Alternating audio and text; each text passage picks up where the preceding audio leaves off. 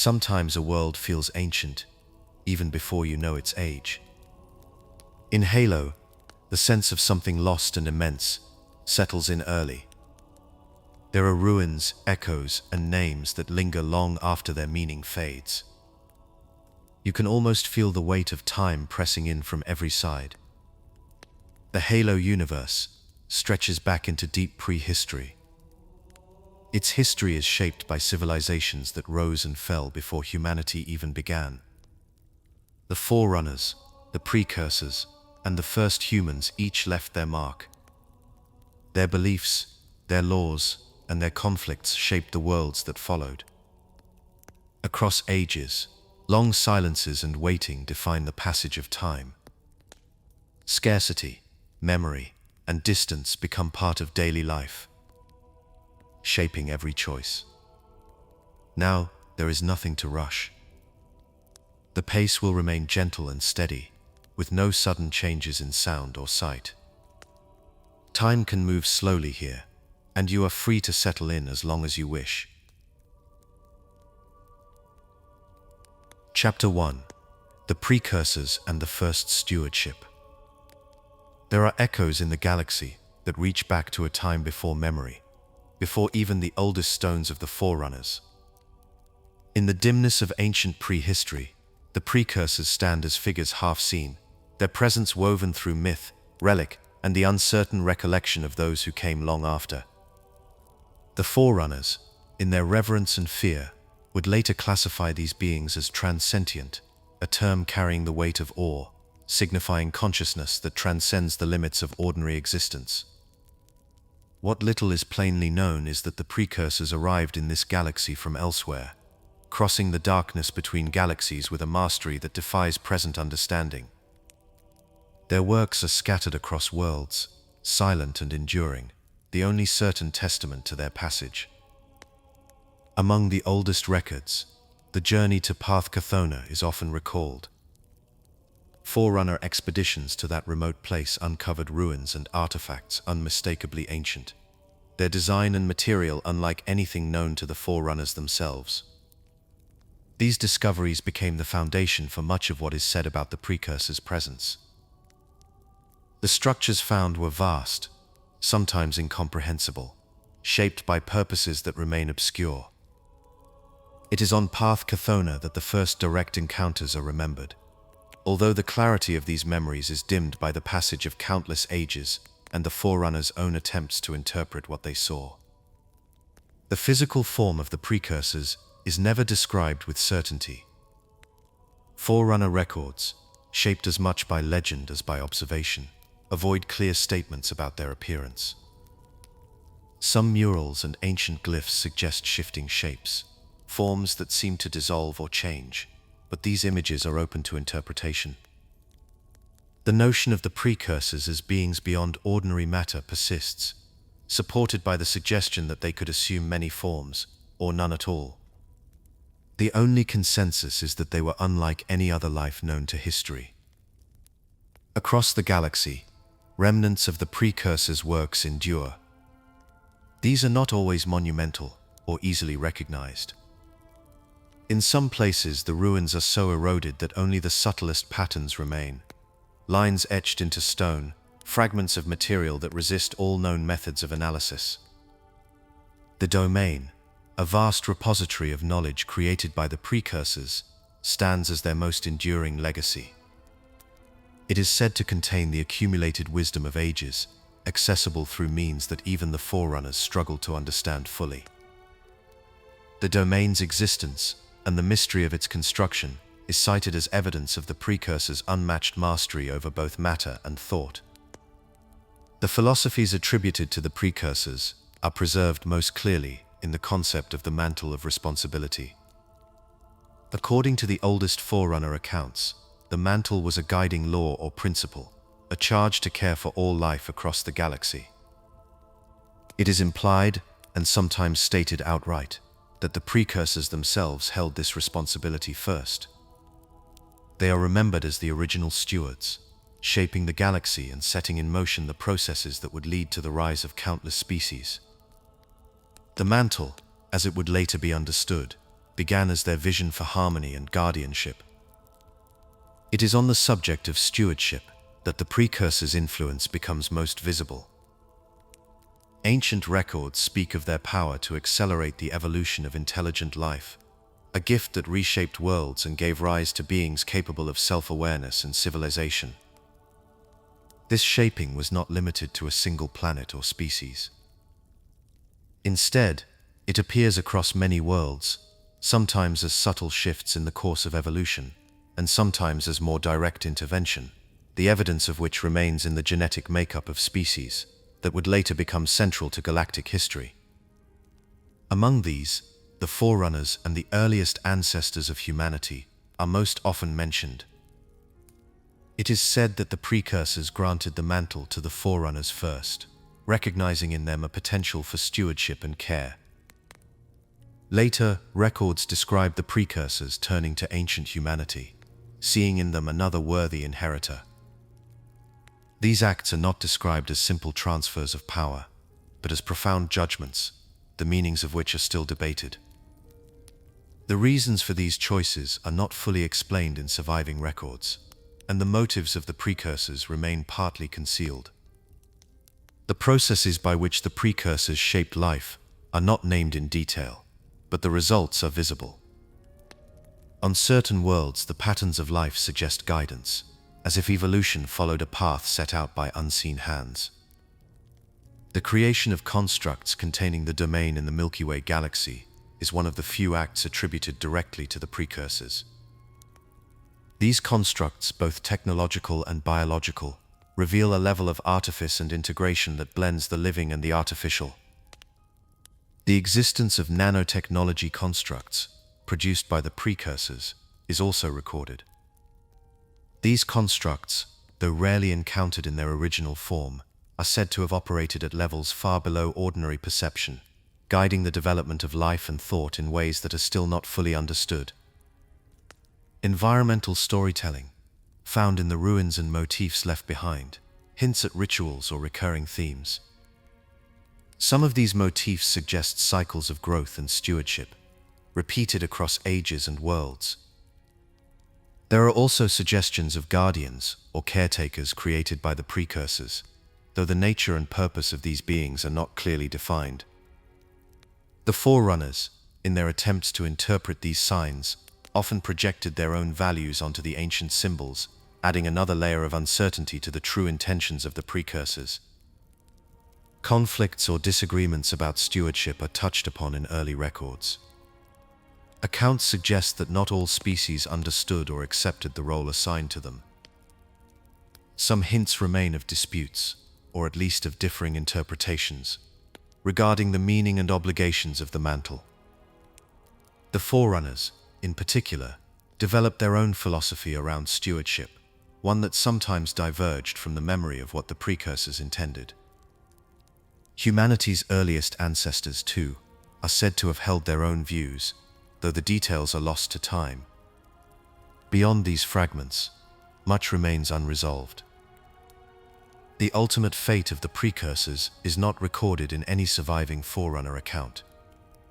Their disappearance, whether sudden or gradual, has left a silence that endures. The exact timeline of their arrival and stewardship is also unrecorded. Ages pass between the earliest traces of their works and the first clear records of Forerunner civilization. The boundaries of their influence are equally unclear. While it is implied that their shaping of life extended across galaxies, the full extent is not defined, and the reasons behind their actions are only partially illuminated.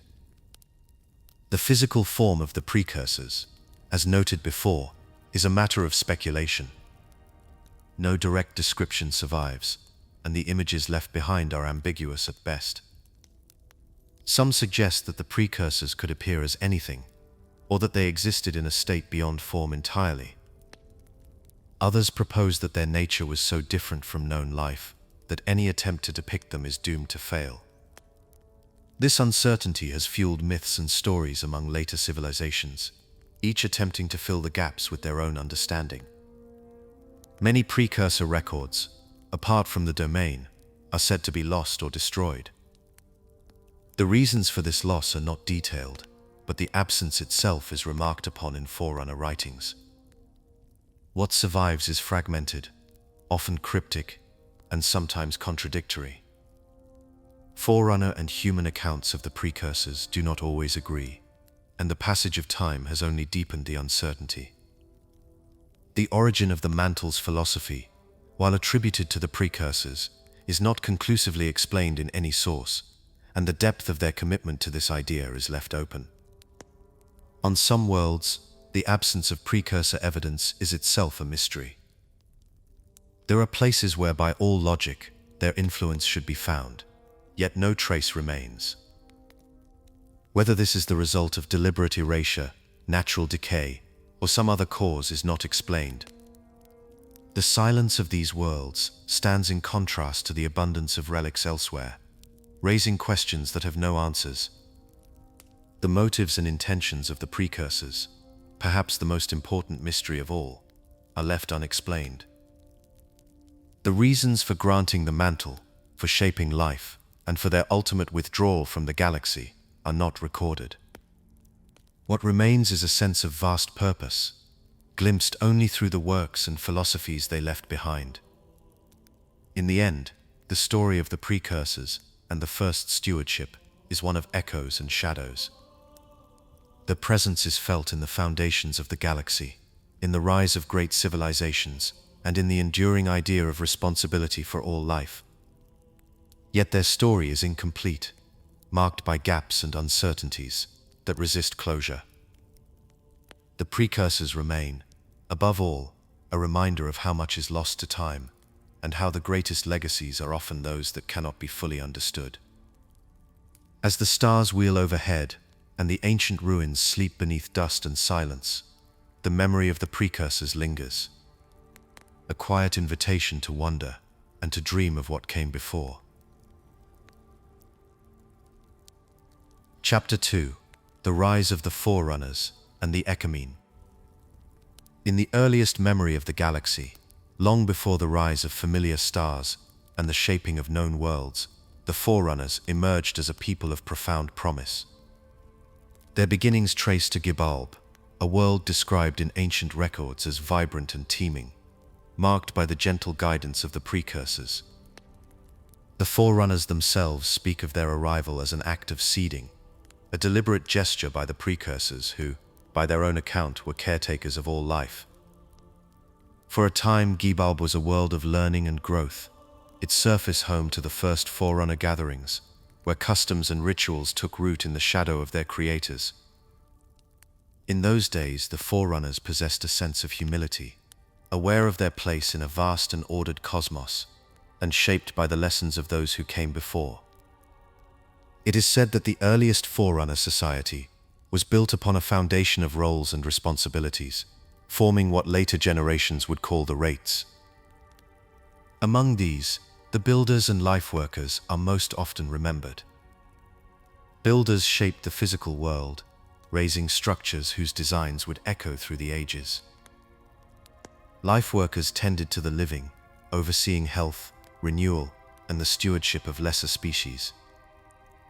Other rates, such as the miners and warriors, served in their own domains, each contributing to the intricate balance of Forerunner civilization. The organization of these rates lent the Forerunners a sense of order, and their rituals reflected the belief that every act, from construction to healing, was a form of service. Over untold generations, the Forerunners expanded beyond Gibalb. The records suggest that the drive to explore and settle new worlds was not merely a quest for dominion, but a fulfillment of duty. The Mantle of Responsibility, as it came to be known, was the guiding principle of their civilization. The Forerunners claimed this mantle as an inheritance from the Precursors, a sacred trust to protect and nurture life across the galaxy. In their own words, they were stewards, not conquerors, and their earliest laws and customs reflected this ideal. Yet even as they adopted the mantle, the Forerunners began to see themselves as rightful heirs, a perception that would shape their actions for millennia. The expansion of the Forerunners gave rise to the Ecumene, a term that appears in ancient murals and codices as the name for their vast interstellar empire. The Ecumene was not founded in a single moment, and no complete record survives to describe its birth. Instead, its rise is glimpsed in fragments: the establishment of new colonies, the unification of distant worlds, and the gradual emergence of a central authority. Mithrilion, the shining capital, became the heart of the Ecumene. Its halls and spires stood as symbols of Forerunner achievement, and its corridors echoed with the voices of the council, the governing body that would oversee the affairs of the empire. Mithrilion itself was constructed with deliberate care, designed to withstand both time and conflict. Its defenses were legendary, and its archives held the wisdom of ages. From this seat of power, the Ecumene Council guided the destiny of the Forerunners, mediating disputes and codifying the laws that would bind the rates together. The council's composition is not fully described in the surviving accounts, but it is clear that representatives from each rate played a role, their deliberations shaping the fate of countless worlds. The council's authority extended across the Ecumene, yet the exact process of succession and the inner workings of its chambers remain shrouded in uncertainty. Beyond Mithrilion, other centers of Forerunner civilization emerged. The Orion complex is named in scattered records, its purpose and grandeur hinted at, but never fully revealed. Such places served as hubs for research, governance, and cultural exchange, each contributing to the tapestry of Forerunner life. Rituals and ceremonies marked the passage of time, and murals adorned the walls of their great halls, depicting stories of ascent and stewardship. In these images, the Forerunners are often shown in communion with the Precursors, their gestures reverent, their postures humble. Yet as the Ecumene expanded, such humility began to give way to a sense of destiny. The technological prowess of the Forerunners was evident in every aspect of their society. They inherited much from the Precursors, adapting and refining advanced tools and machines. Among their greatest achievements was the mastery of slipspace travel, which allowed them to cross vast distances and bring far-flung worlds into the embrace of the Ecumene. The Builders played a central role in this transformation, overseeing the construction of megastructures and the development of new forms of transportation. Relics of these early efforts can still be observed across the galaxy, their forms silent and enduring, testaments to a civilization at the height of its power. Central to the Forerunners' knowledge was the domain, a repository that served as both archive and living memory. The domain's nature is described in reverent tones, its presence woven into the rituals of learning and governance. It is said that the domain offered wisdom beyond the reach of any single mind, linking generations and preserving the lessons of the past. Access to the domain was a privilege, and its contents shaped the decisions of the Council and the rates alike. In times of uncertainty, Forerunners would seek guidance within its depths, hoping to find clarity in the echoes of those who came before. The expansion of the Ecumene brought the Forerunners into contact with a multitude of sentient species. In many cases, they acted as stewards, guiding and uplifting those they deemed worthy. The process for integrating new worlds and peoples is not described in detail, but records suggest a combination of diplomacy, observation, and intervention. Forerunner lifeworkers, in particular, are remembered for their role in nurturing developing civilizations, ensuring their survival and growth. Not all encounters were peaceful, and the boundaries of stewardship often blurred with the realities of power.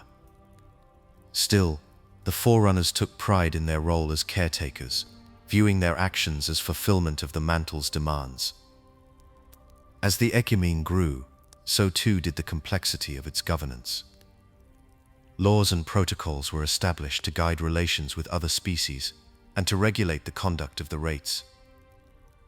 The Builders codified standards for construction and preservation, while the lifeworkers maintained strict guidelines for the treatment of life.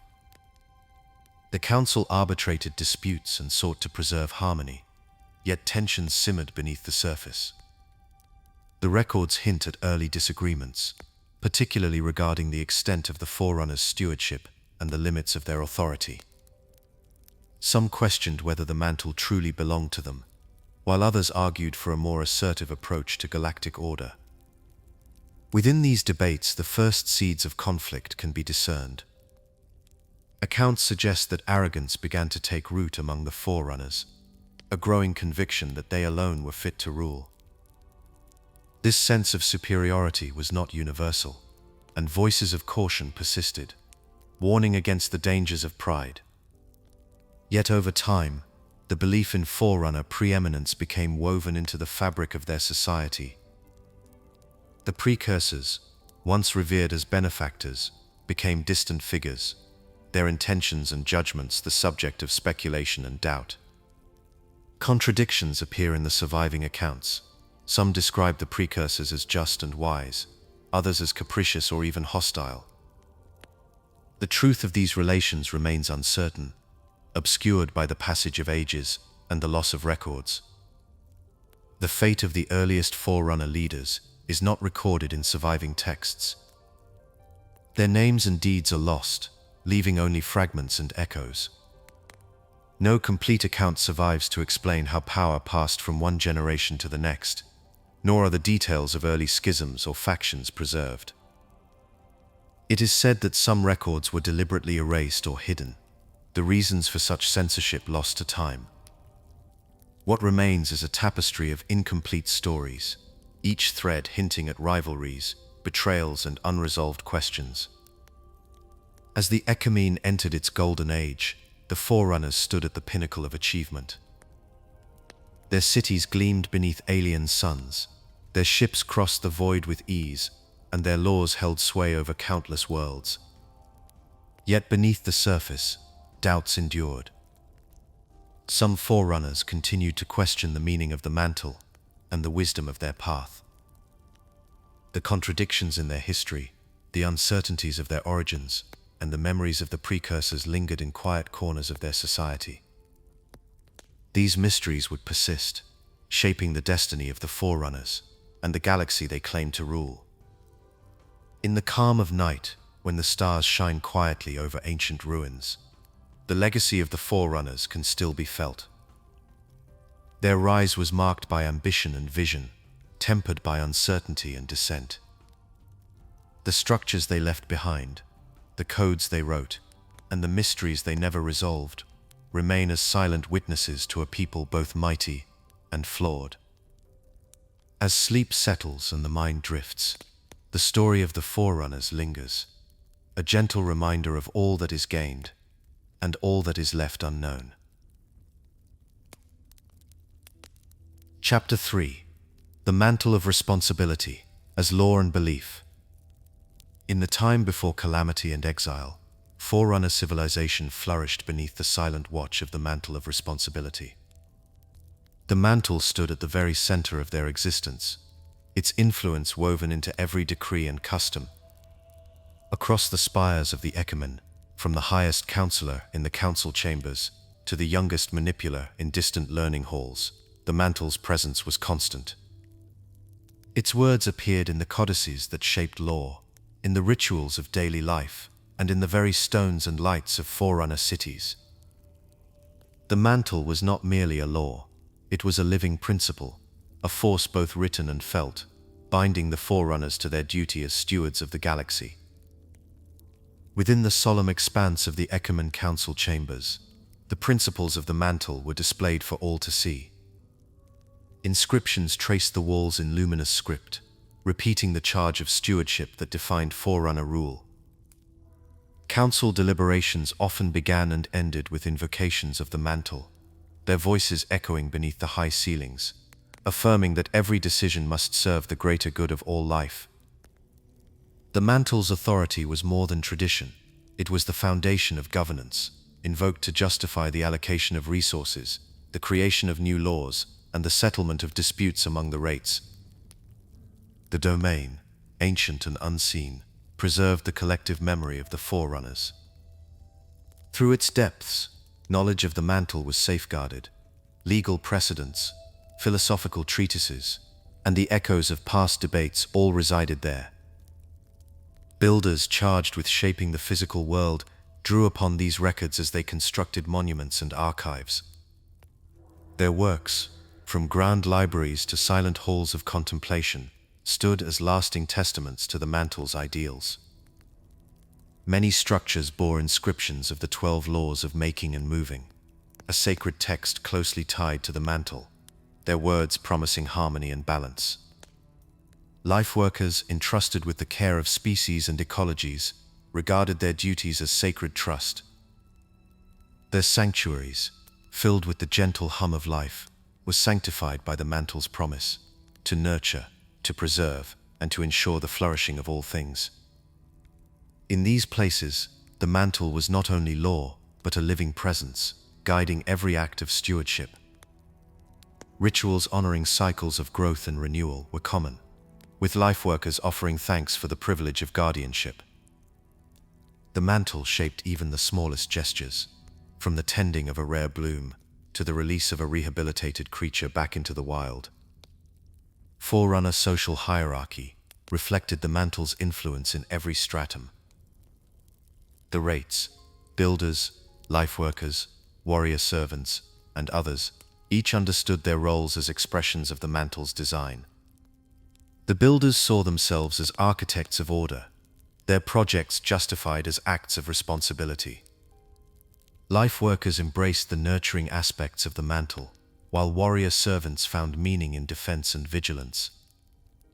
Manipulators, newly initiated into Forerunner society, were taught from their earliest days that every action, no matter how small, contributed to the great stewardship their kind had assumed. The Mantle was not merely recited, it was enacted in the routines and aspirations of each citizen. Records describe ceremonies and rituals dedicated to the Mantle. Among the most solemn was the immolation rite, conducted by a master of the Mantle.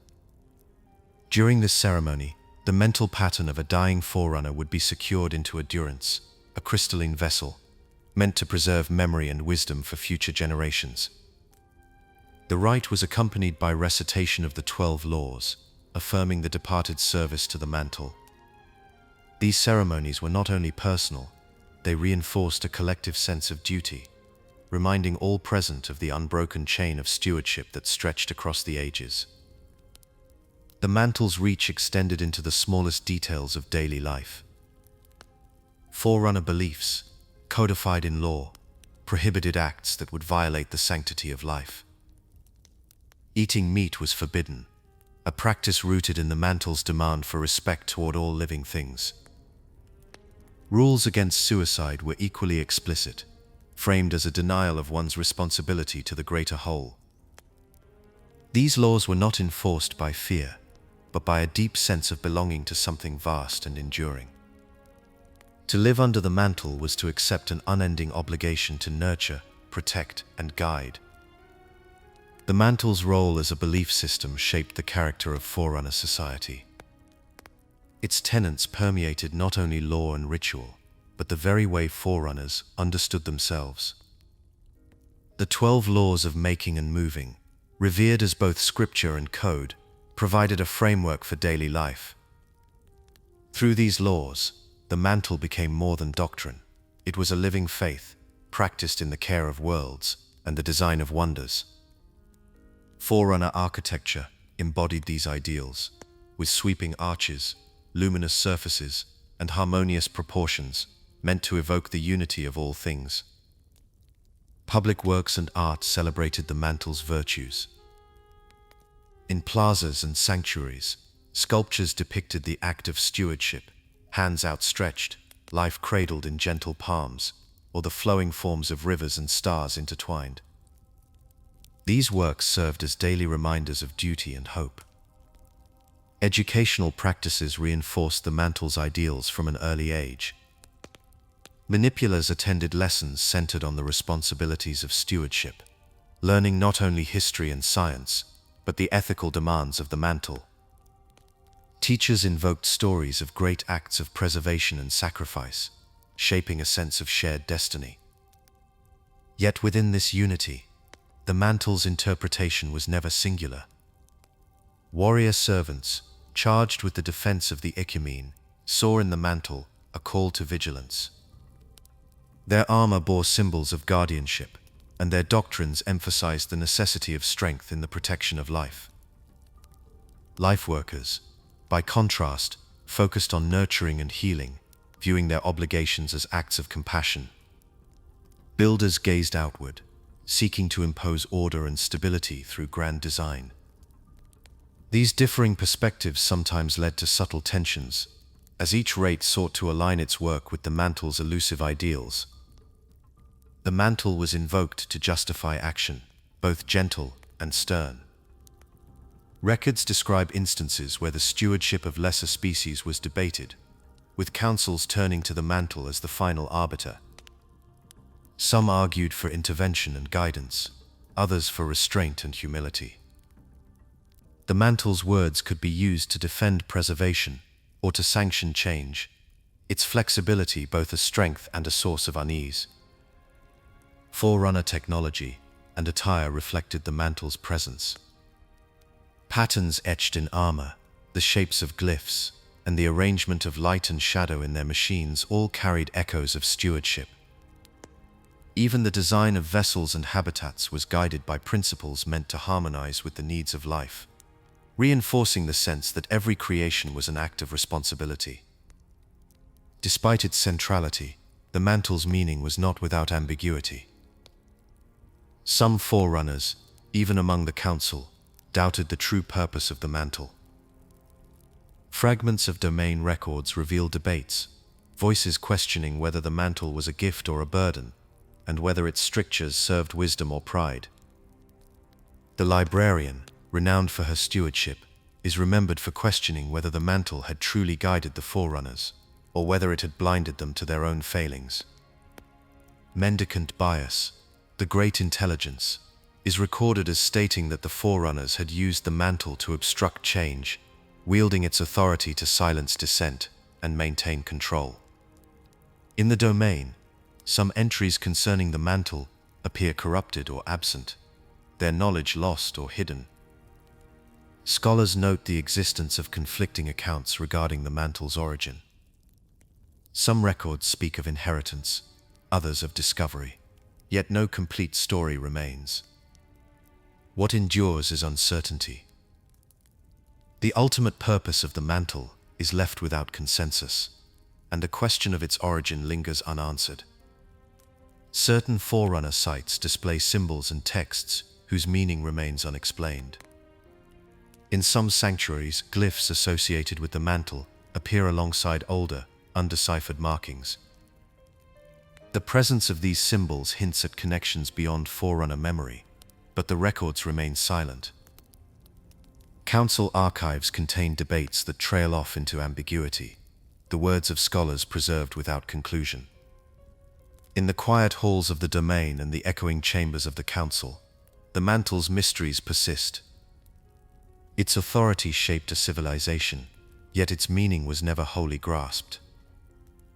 For some, it was the highest calling, a promise of harmony and guardianship. For others, it was a riddle, a source of doubt and division. The mantle of responsibility, both law and belief, stands as the axis upon which Forerunner society turned, its true nature forever just beyond reach. In the stillness of preserved memory, the questions remain, inviting contemplation and humility. Chapter 4: Ancient Humanity, the Sangheili, and the First Flood Crisis. In the distant reaches of time, before the rise of the Covenant and the reshaping of known history, two great civilizations stood at the threshold of the unknown. Ancient humanity and the Sangheili emerged as formidable powers amid the stars, their legacies now traced only through scattered relics, fractured records, and the silent testimony of ruined worlds. Though the passage of more than 100,000 years has faded the details, what endures is a sense of grandeur and ambition that once defined their age. Both species shaped the galactic periphery, forging alliances and rivalries, driven by curiosity, pride, and the ever-present desire to endure. The world of Cheramakor is remembered as a place of union, where ancient humanity and the Sanshumon first joined their destinies. Accounts suggest that on this distant planet, the two species found common cause, binding their fates in the face of shifting galactic fortunes. The San Shuam, whose homeworld Janjakom would later be spoken of with reverence and sorrow, brought with them a tradition of ritual, contemplation, and diplomacy. They were a species marked by their patience and adaptability, crafting societies that balanced faith and reason. In contrast, ancient humanity was a civilization of immense vigor and intellect. Records describe them as larger and stronger than their modern descendants, their minds honed by generations of challenge and exploration. The political structures of these societies reflected their strengths and anxieties. Ancient humanity organized itself through a network of interstellar colonies, each bound to the authority of Charam Hakor. This world, once a precursor stronghold, became the heart of human civilization. Here, the greatest collection of precursor structures yet found stood in silent witness, their function and meaning only partly understood by those who came after. Charam Hakor's halls were filled with scholars, engineers, and leaders who debated the future of their people, always mindful of the legacy they had inherited. The Sanshium, meanwhile, governed through councils and priesthoods, their rituals binding together families and factions. On Janjur-Kom, sacred sites dotted the landscape, each one a place of remembrance and aspiration. The technological achievements of both civilizations were vast. Ancient humanity's advances nearly rivaled those of the Forerunners themselves. Archaeological findings reveal evidence of interstellar travel, with ships capable of traversing the void between stars. On distant moons and barren planets, the remains of habitation domes and transmission towers speak of a species unafraid to challenge the unknown. The Sanshuam, though less numerous, contributed their own innovations.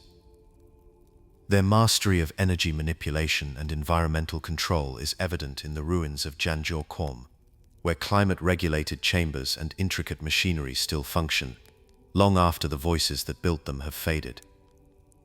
Together, these two peoples created centers of learning and culture, places where art, philosophy, and science flourished in uneasy harmony.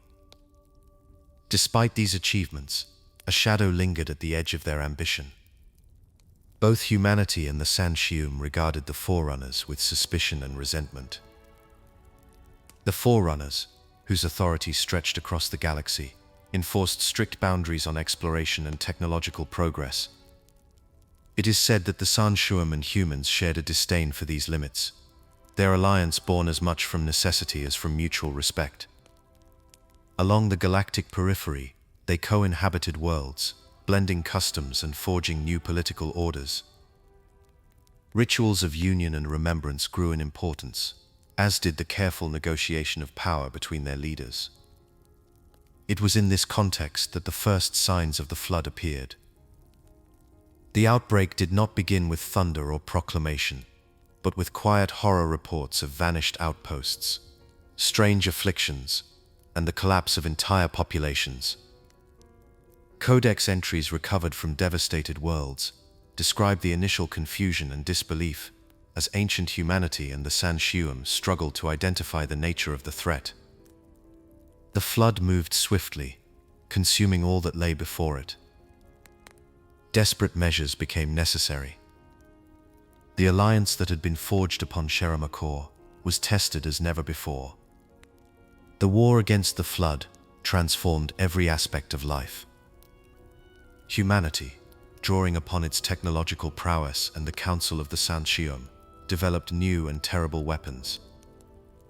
Records describe the creation of offensive military technologies that even the Forerunners' warriors could not withstand. On battlefields strewn with the remains of both ally and foe, advanced armor and directed energy weapons such as particle rifles became common sights. These innovations, though effective, carried a heavy price. The use of such power unsettled even the most resolute commanders, and whispers of forbidden knowledge began to circulate among the ranks. The Sanshim's response was shaped by both faith and pragmatism. On worlds threatened by the flood, they invoked ancient rituals, seeking guidance from their ancestors and the hidden patterns of the universe. Yet when survival demanded action, they did not hesitate to stand alongside their human allies, wielding technology with a precision born of necessity. Accounts from the siege of Charam-Hakor speak of Sanshuam engineers and tacticians coordinating defenses, their voices calm amid the chaos. In these moments, the boundaries between the two peoples blurred, united by the imperative to endure. The Forerunners, long regarded as distant arbiters, could no longer remain apart. Their intervention came with both promise and threat, as they sought to contain the flood and assert control over the embattled worlds. Human and Forerunner infantry, once separated by suspicion and rivalry, now found themselves wielding similar weapons and armor, their fates intertwined in the crucible of war. The balance of power shifted again and again, alliances forming and dissolving in response to the relentless advance of the parasite. As the conflict deepened, the world itself bore witness to the cost. On Charam-Hakor, the great precursor structures were scarred by battle, their secrets lost beneath layers of ash and ruin. Janjor-Kom's sacred sites became places of mourning rather than celebration, the rituals of remembrance now tinged with grief.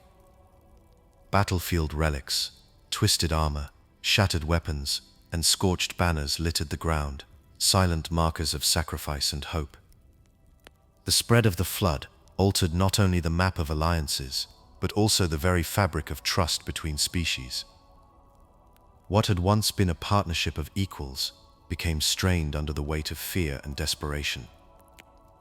In the end, the war's resolution did not bring clarity or peace. The Sansuban, preserved on Installation 00, and later sheltered on the Ark, was set apart from the devastation that followed the activation of the Halo Array. A temperate ecosystem was created for them, a quiet refuge in which to recover and reflect. Yet the cost of survival was profound.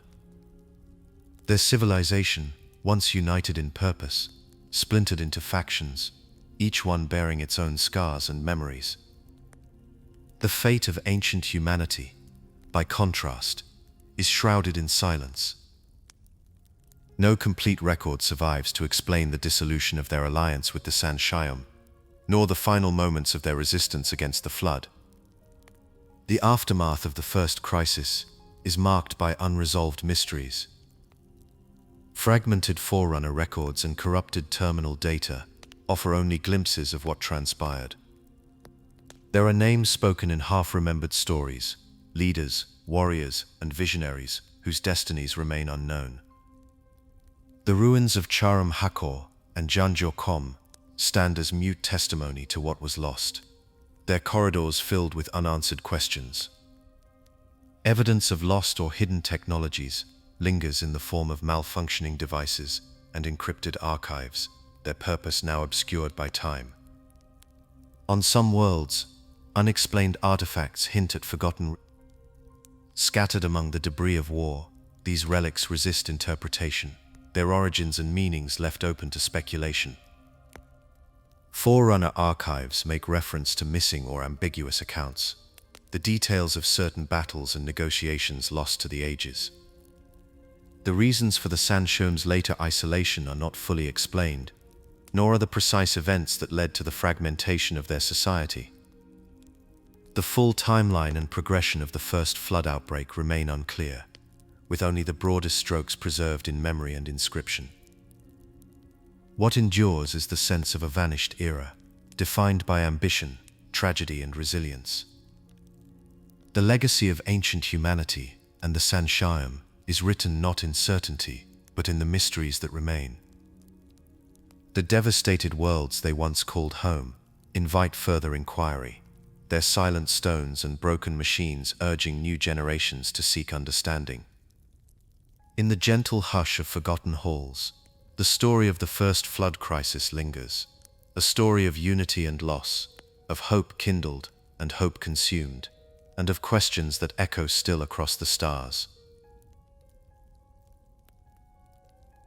Chapter 5: The Human Forerunner Wars and Humanity's Devolution. In the deep past, long before the familiar struggles between humanity and the Covenant, there existed an era defined by ambition, misunderstanding, and devastating war. The story begins with ancient humanity's ascent, a time when their reach extended far beyond a single world. de Tyrene, now known by another name, served as the cradle from which they emerged. In those days, humanity's empire spanned the Orion arm of the Milky Way, linking distant stars through the mastery of technology and the will to explore. Across these worlds, remnants and ruins now whisper of their former glory.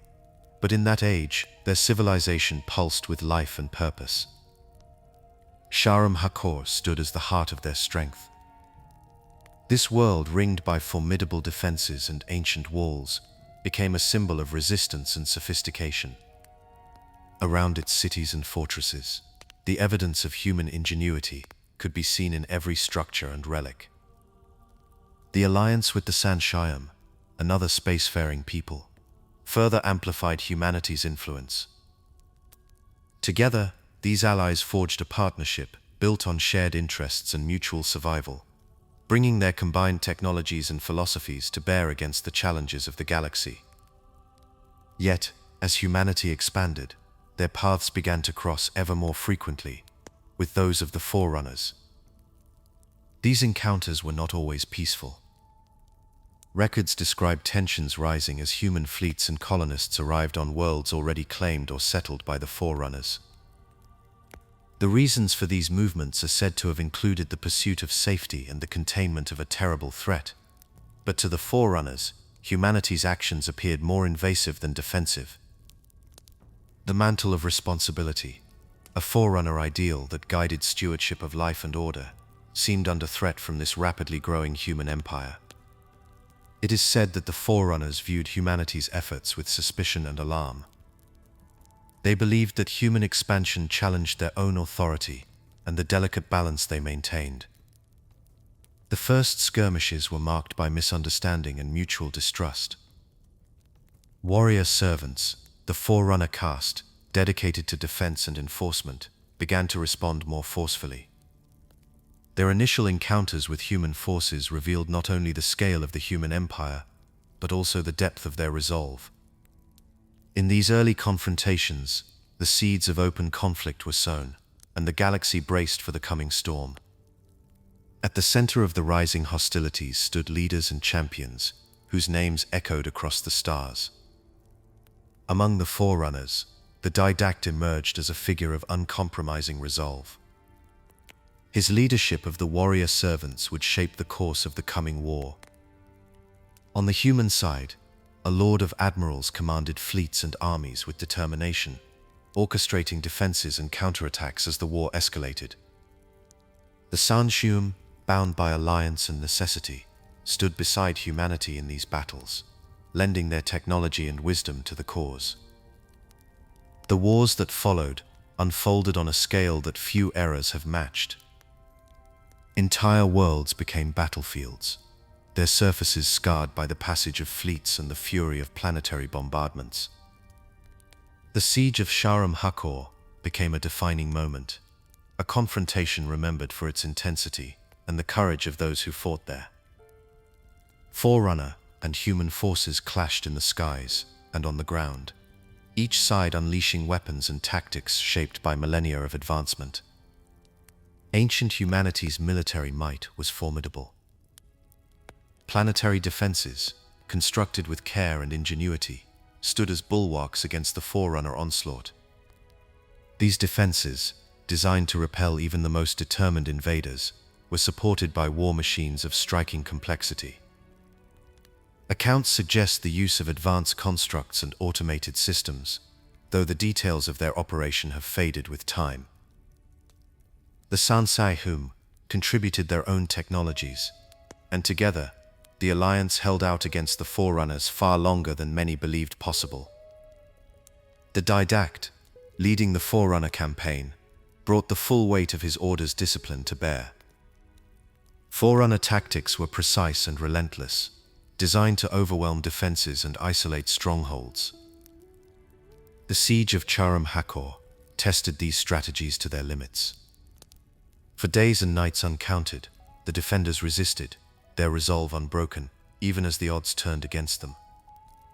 In the end, the Forerunners prevailed, breaching the city's walls and forcing the defenders to withdraw or surrender. This victory marked a turning point, signaling the beginning of the end for the human resistance. As the war dragged on, the balance of power shifted inexorably toward the Forerunners. The cumulative weight of their resources, technology, and organization began to tell. Human worlds fell, one by one, their populations scattered or destroyed. The alliance with the Sangheili endured, but even this partnership could not change the outcome. In the later stages of the conflict, the didact strategies became ever more decisive. The extermination of species on Forerunner resettled planets, carried out under the direction of the human Lord of Admirals, did little to stem the tide. The Forerunners adapted, countered, and pressed their advantage until the last bastions of human resistance collapsed. When the fighting finally ceased, the cost was immense. The Forerunners had achieved victory, but the galaxy bore the scars of a war that had raged across thousands of years and countless worlds. The fate of humanity now rested in the hands of their conquerors. The Forerunners did not simply dismantle the remnants of the human empire. They sought to ensure that such a challenge would never arise again. In the aftermath, the didact oversaw the punishment imposed upon humanity. The Forerunners gathered the surviving populations from across the galaxy, bringing them together on Attrition. Here, away from the ruins of their former empire, humanity faced a future stripped of its past. The Forerunners enacted a process of devolution, employing their technologies to alter the very nature of the human species. The knowledge and advancement that had once defined humanity were now lost, replaced by a simpler existence and a profound sense of displacement. The method of devolution remains a subject of somber reflection. Forerunner installations, vast and enigmatic, became the sites where this transformation occurred. The process itself is described as both physical and cultural, reducing humanity to a pre-technological state. The didact's role in overseeing this punishment is recorded, his actions guided by a belief in necessity and the dictates of the mantle. Yet, not all Forerunners agreed with this path. The librarian, a figure of compassion and foresight, stood before the Ecumene Council and argued for humanity's preservation. Her pleas ensured that, though changed, humanity would endure. What followed was an era of silence and loss. The knowledge amassed over eons was swept away, scattered or destroyed. The ruins of cities, the remnants of defenses, and the echoes of once great fleets lingered as mute witnesses to what had been. It is unclear how much of this knowledge could be preserved, or whether any fragments survived the transition. The full extent of the devolution's impact remains uncertain, but its consequences shaped the path of human evolution for millennia to come. In the landscapes of Attrition, one can still find traces of this ancient trauma. Symbols and motifs carved into stone, or hidden within abandoned sites, hint at a memory of transformation. The scars of war and the weight of exile are etched into the land itself, reminders of a time when humanity stood among the stars and then fell. The ambiguity surrounding the fate of some survivors and the ultimate preservation of their legacy persists, leaving open questions that echo through the ages. The human Forerunner Wars and their aftermath marked a turning point in the history of both civilizations. For humanity, it was an age of loss and enforced humility, a forced return to beginnings under the watchful eyes of their conquerors.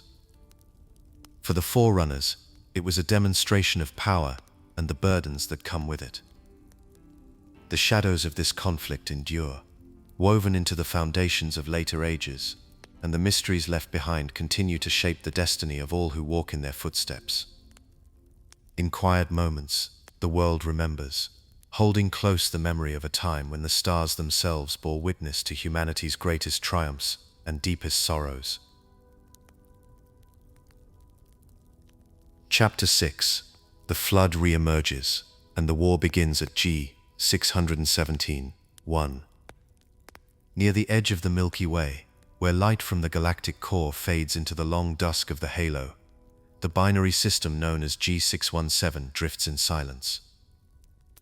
Among the worlds that circle its twin stars, one in particular, designated G617G1 by the Forerunners, stands at the threshold of a calamity that would soon echo across the stars.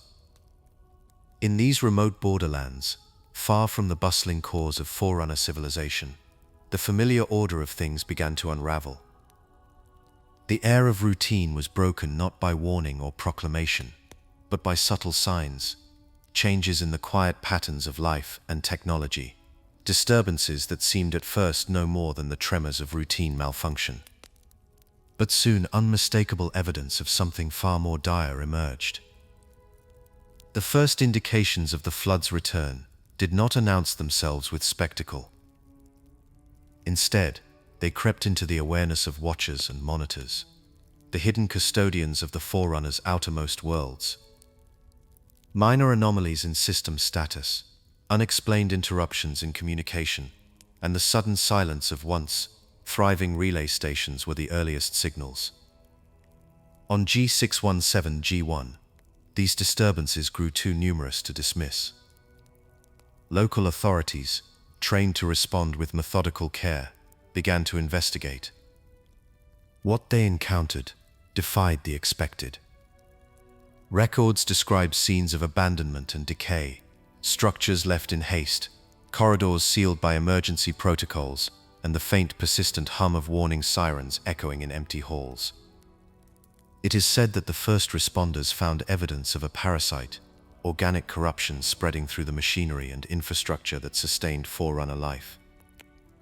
The flood, long a memory and a warning in Forerunner history, had re-emerged. The initial infection moved swiftly. What began as isolated incidents soon became a pattern, as entire sectors of G617G1 slipped out of contact. Attempts to contain the spread met with confusion. The protocols designed for lesser crises faltered against an adversary that adapted and multiplied with alarming speed. The Forerunners' response was shaped by the gravity of the threat and the uncertainty that surrounded it. Defensive systems, so often dormant, activated across the outpost world.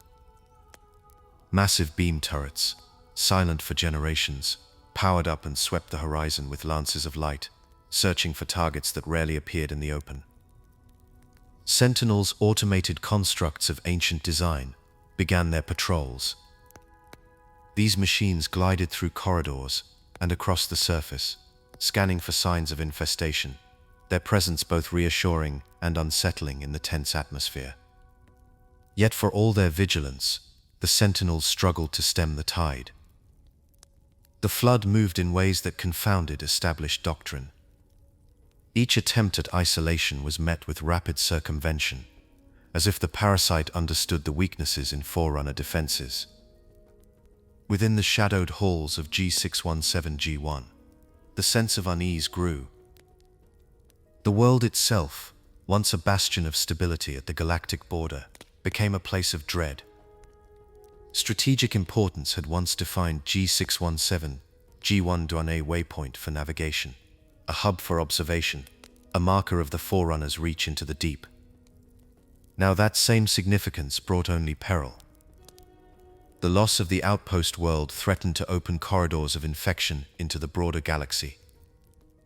The fate of nearby colonies, such as the once inhabited Seaward, became a matter of urgent speculation.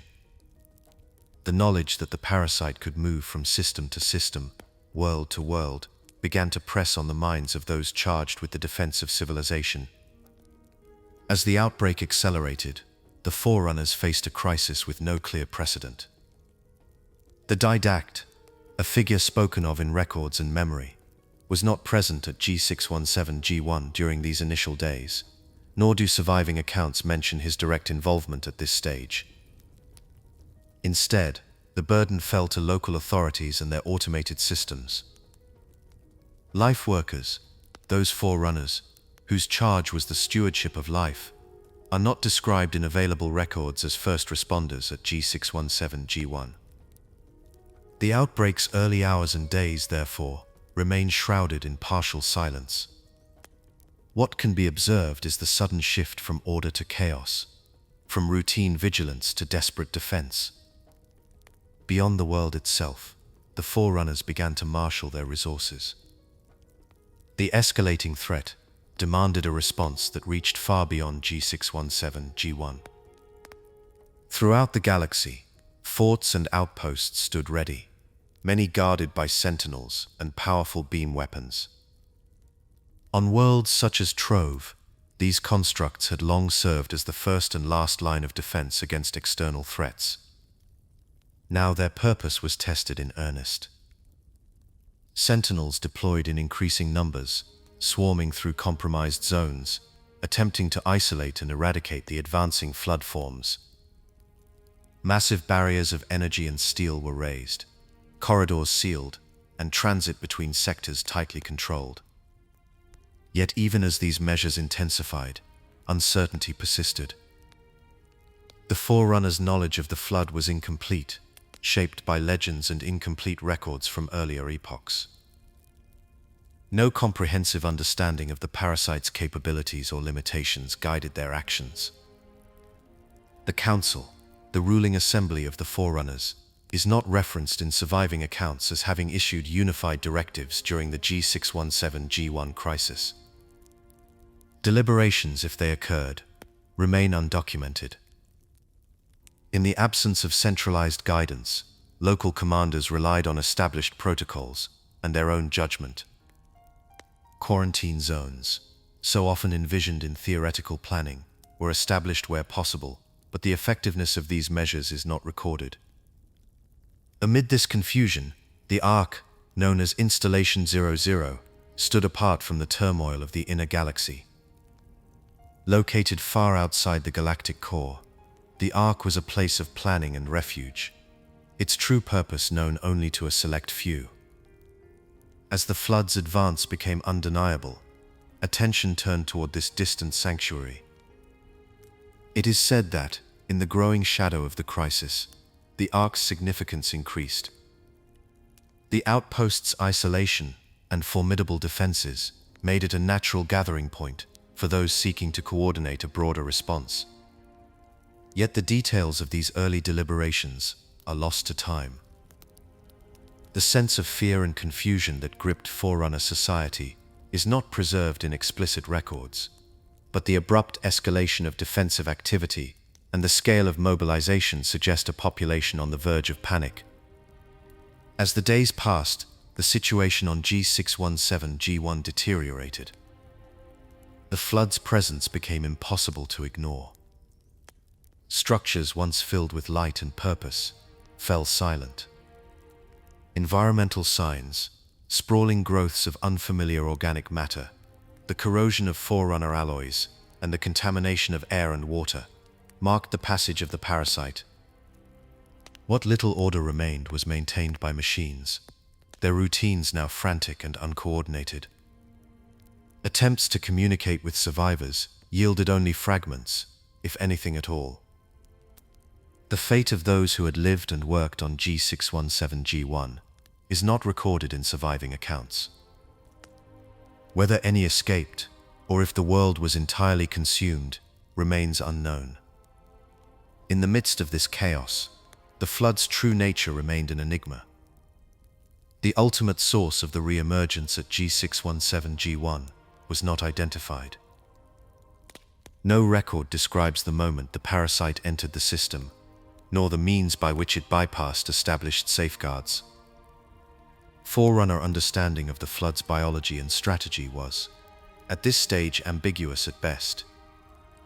The adaptability of the parasite, its ability to circumvent barriers and exploit vulnerabilities, was observed with growing alarm, but the mechanisms remained a matter of speculation. Unknown variables, potential triggers, hidden carriers, or external influences were not referenced in the accounts that survive. As for the broader consequences, the full extent of the flood's spread from G617G1 is not documented. Some suggest that the infection leapt quickly across the void, reaching other worlds before a coordinated response could be mounted. Others believe the outbreak was for a time contained. The truth lies somewhere between rumor and silence. What is certain is that the Forerunners found themselves confronting a foe unlike any they had faced. The limits of their knowledge and the gaps in their preparations became painfully clear. Throughout this period, motifs of uncertainty and loss recur. The great works of the Forerunners, so long a testament to their mastery of the galaxy, now seemed fragile. The routines of daily life gave way to emergency measures, and the confidence of an era faded into doubt. The silence that followed each new loss was filled not with answers, but with questions about the nature of the flood, the fate of lost worlds, and the possibility of victory. For every action taken, there remained the shadow of the unknown. The Forerunners, despite their wisdom and power, found themselves searching for meaning in the face of disaster. In the aftermath of the outbreak at G617G1, the galaxy stood at the threshold of war. The events on that distant world marked only the beginning. The flood, once thought contained or vanished, had returned. Its presence forced the Forerunners to reconsider the foundations of their society and the limits of their control. The crisis that began in the quiet borderlands would soon reach every corner of the galaxy, shaping the fate of worlds and the memory of all who survived. Yet in these early days, the story remains one of confusion, fear, and unanswered questions, a testament to the fragility of order in the face of the unknown. Chapter 7: 3 Centuries of Attrition and Forerunner Division. The long struggle between the Forerunners and the Flood entered a grim and unyielding stalemate as the years pressed on. The Forerunner Ecumene, once a tapestry of brilliant worlds and ordered realms, began to unravel at its edges. The capital, heart of Forerunner civilization and seat of the Ecumene Council, stood as a beacon of authority and deliberation. Here the great leaders gathered, their words measured and their burdens immense, as they faced a relentless enemy that neither strategy nor strength could truly overcome. Around them the war's shadow stretched wider each season, pressing upon the once prosperous sectors that had long enjoyed the peace and prosperity of Forerunner rule. In these years the Forerunner fleets moved with purpose, but found no lasting victories. Reports filtered back to the capital, chronicling the loss of vital installations and the encroachment of the Flood into regions that had once thrived under Forerunner stewardship. The names of fallen worlds faded from Council records, their histories eclipsed by silence and ruin. In the outer sectors, devastation became a constant companion. The great works of the builders, the ordered domains of the life workers, and the martial bastions of the warrior servants all bore scars from the ceaseless conflict. The sense of security that had defined the Forerunner age slowly eroded, replaced by a growing awareness of vulnerability. Within shield worlds and remote installations, remnants of civilization persisted. The architecture of these sanctuaries suggested both hope and desperation. Structures designed to withstand the Flood's advance stood as silent witnesses to the era's uncertainty. In some, the halls rang hollow, their intended occupants absent, their purposes unclear. The environmental details, overgrown corridors, sealed vaults, and half-lit command centers hinted at hurried evacuations and plans left unfinished. It is said that these places became both refuge and tomb, their secrets guarded by silence. The war's attrition pressed upon the Forerunner military in ways that are not fully recorded. While the full extent of resource depletion remains unclear, it is observed that the scale and frequency of Forerunner engagements diminished over time. The didacted, commander of the warrior servants, led his fleets with determination, yet the tide of battle rarely turned for long. Some accounts suggest that the Forerunners adapted their technologies, deploying new weapons and defensive measures in response to the flood's evolving tactics. The evidence of these efforts lingers in the design of installations and the remnants of once mighty war machines scattered across battle-scarred worlds. Inside the capital, anxiety grew as the flood's reach extended. The atmosphere among the Ecumene Council and their advisors shifted from confident deliberation to urgent debate. The records that survive do not preserve the full weight of this psychological toll, but the decisions made in these chambers shaped the destiny of the Forerunner civilization. Each strategy, each new deployment, carried with it the shadow of uncertainty. The knowledge that no path led to certain victory, gnawed at the resolve of even the most steadfast leaders. As the war dragged on without resolution, the unity that had long defined Forerunner society began to fracture. The great divisions within the Ecumene became increasingly pronounced. Among the builders, warriors, and life workers, differences of philosophy and purpose gave rise to distinct factions. The builders, architects of the Halo Array, and stewards of Forerunner infrastructure, pressed for solutions that would end the flood threat decisively. Many within their ranks argued for the activation of measures whose consequences were not fully understood. The warrior servants, led by the didact, remained committed to martial resistance, believing that the flood could yet be contained or destroyed through force of arms. The life workers, guardians of biological knowledge and conservation, advocated for the protection of life and the preservation of species wherever possible. The council chamber became the stage for heated debate. Here, the voices of the three factions clashed, each seeking to shape the course of the war and the fate of the galaxy. Disagreements over the use and purpose of the Halo Array surfaced in these gatherings, sometimes openly, sometimes beneath the surface of polite discourse. The builders' influence grew as their designs and technologies offered the promise of finality, even as the cost of such measures remained shrouded in uncertainty. The life workers, led by figures of quiet conviction, warned of the moral consequences of total destruction. Their efforts to conserve and index species became a point of contention, viewed by some as a distraction from the urgent need for victory. Accounts from this era imply that political maneuvering and power shifts shaped the internal dynamics of Forerunner leadership. The precise nature of these struggles is not fully preserved, yet it is observed that decisions were made, alliances formed, and authority contested. The interplay between the primary factions influenced every major response to the flood crisis.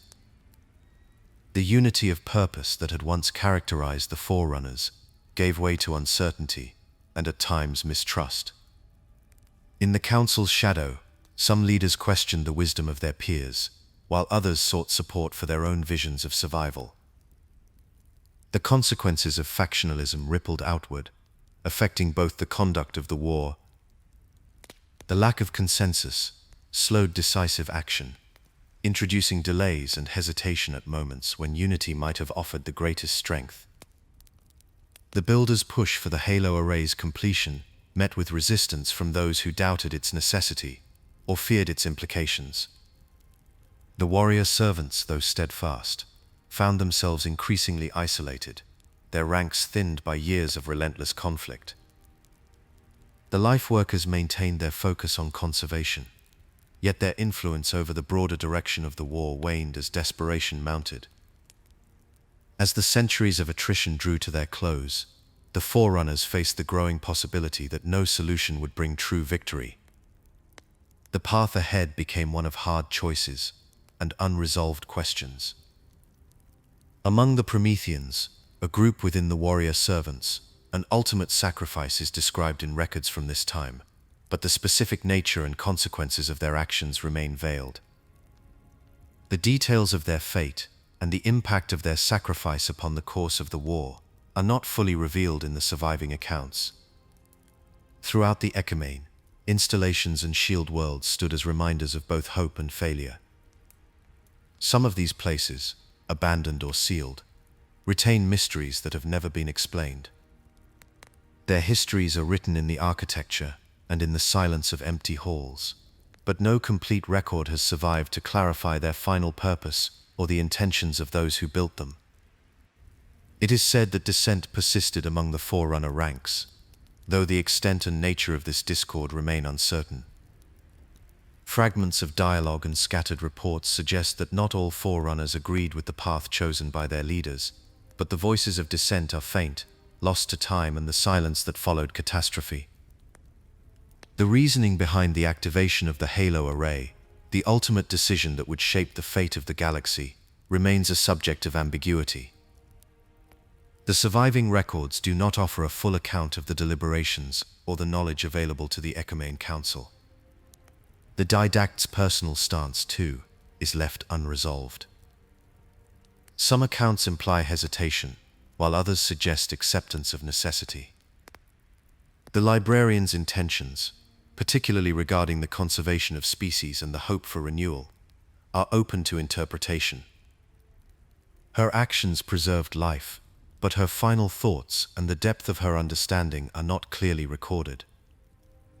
As the final hours approached, the extent of Forerunner knowledge about the flood's true nature was incomplete.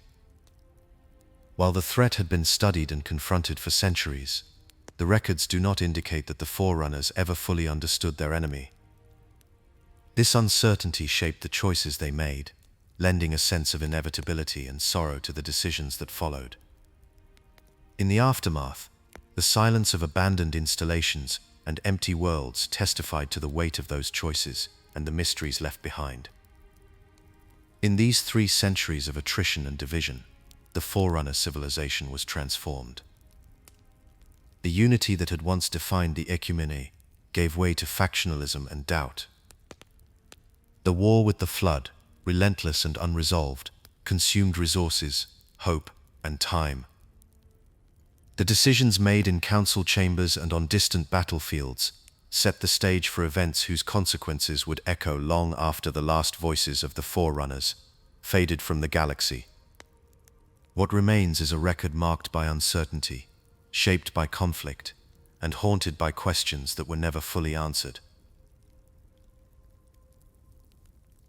Chapter 8: The Great Purification and the Halo Array Fires. The moment that would be remembered as the Great Purification arrived in the year 97, 445 before the current era. The galaxy, already battered and hollowed by the relentless advance of the flood, stood on the threshold of irreversible change. Within the serenity of the Ark, an immense structure hidden beyond the galactic rim, the final decision was made. The Isodidact, once a student of the Didact, and now shaped by the gravity of war, assumed the burden of command. Around him gathered the last of the Forerunners' council, each bearing the weight of countless vanished worlds and the knowledge that all other options had failed. The Ark's halls, vast and echoing, became the stage for a plan conceived in desperation and executed with precision. The Halo Array, a ring of 7 titanic installations, each one capable of erasing sentient life across thousands of light years, stood ready. The Ark itself, concealed from the reach of the flood and the devastation soon to follow, functioned as the master control.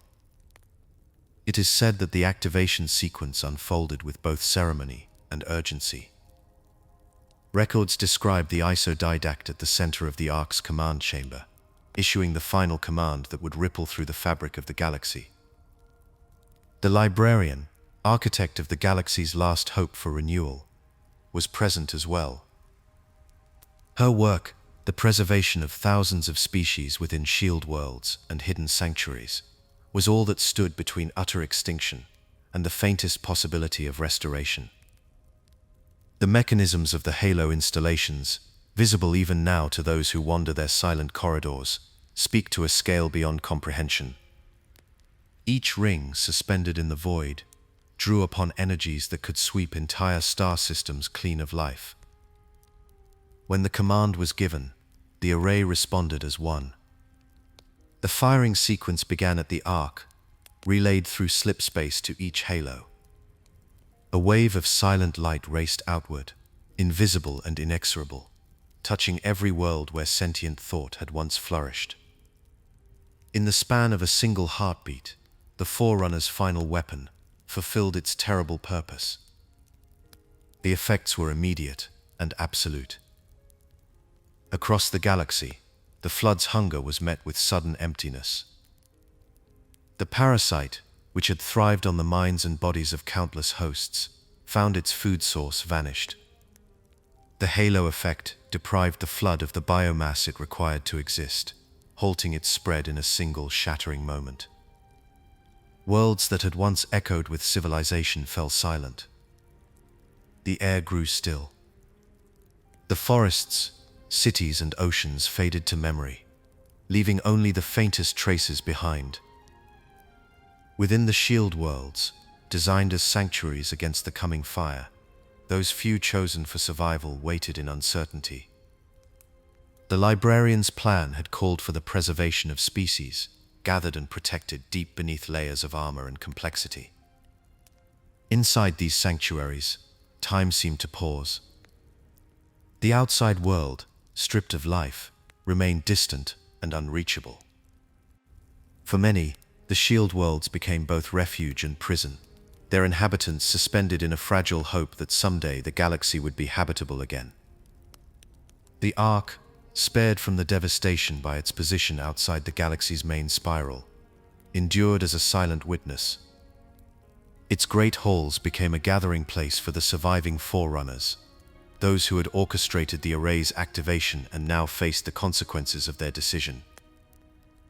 The sense of loss hung thick in the air.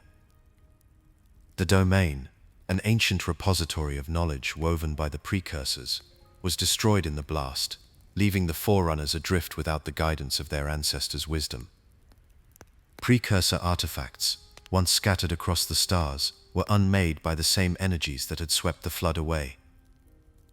The survivors within the Ark and the Shield worlds found themselves in a changed universe. The immediate aftermath was marked by silence, a galaxy emptied of voices and motion. The Forerunners' victory, if it could be called that, carried with it a profound sorrow. The records that remain speak in muted tones of regret and exhaustion.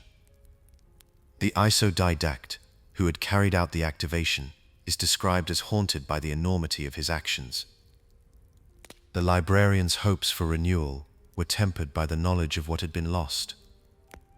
The scale of destruction, the deliberate erasure of so many lives and histories, cast a long shadow over those left behind.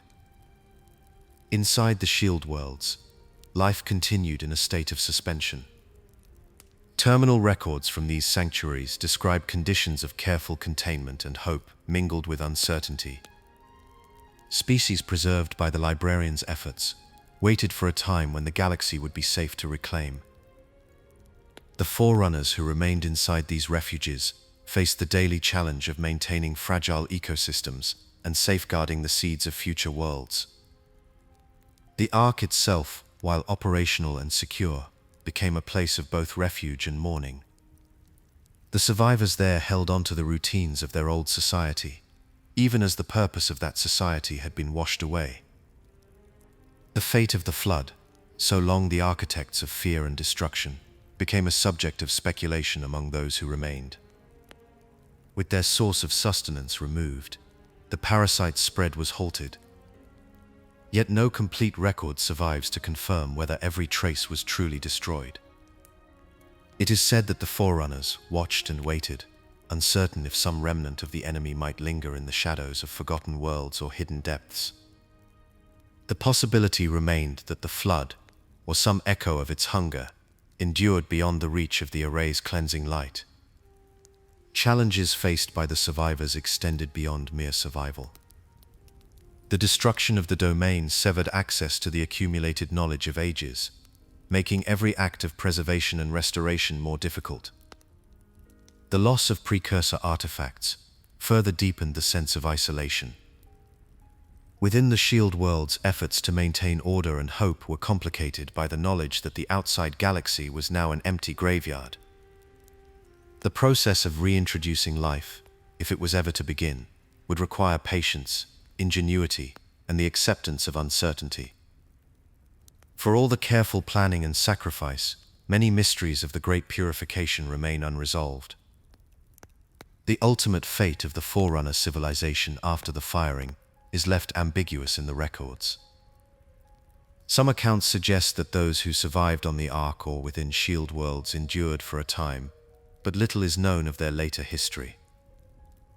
The completeness of the Ark's preservation efforts, too, is open to interpretation. Some environmental clues found in abandoned installations hint at the possibility of undiscovered refuges or survivors, but no definitive evidence has emerged.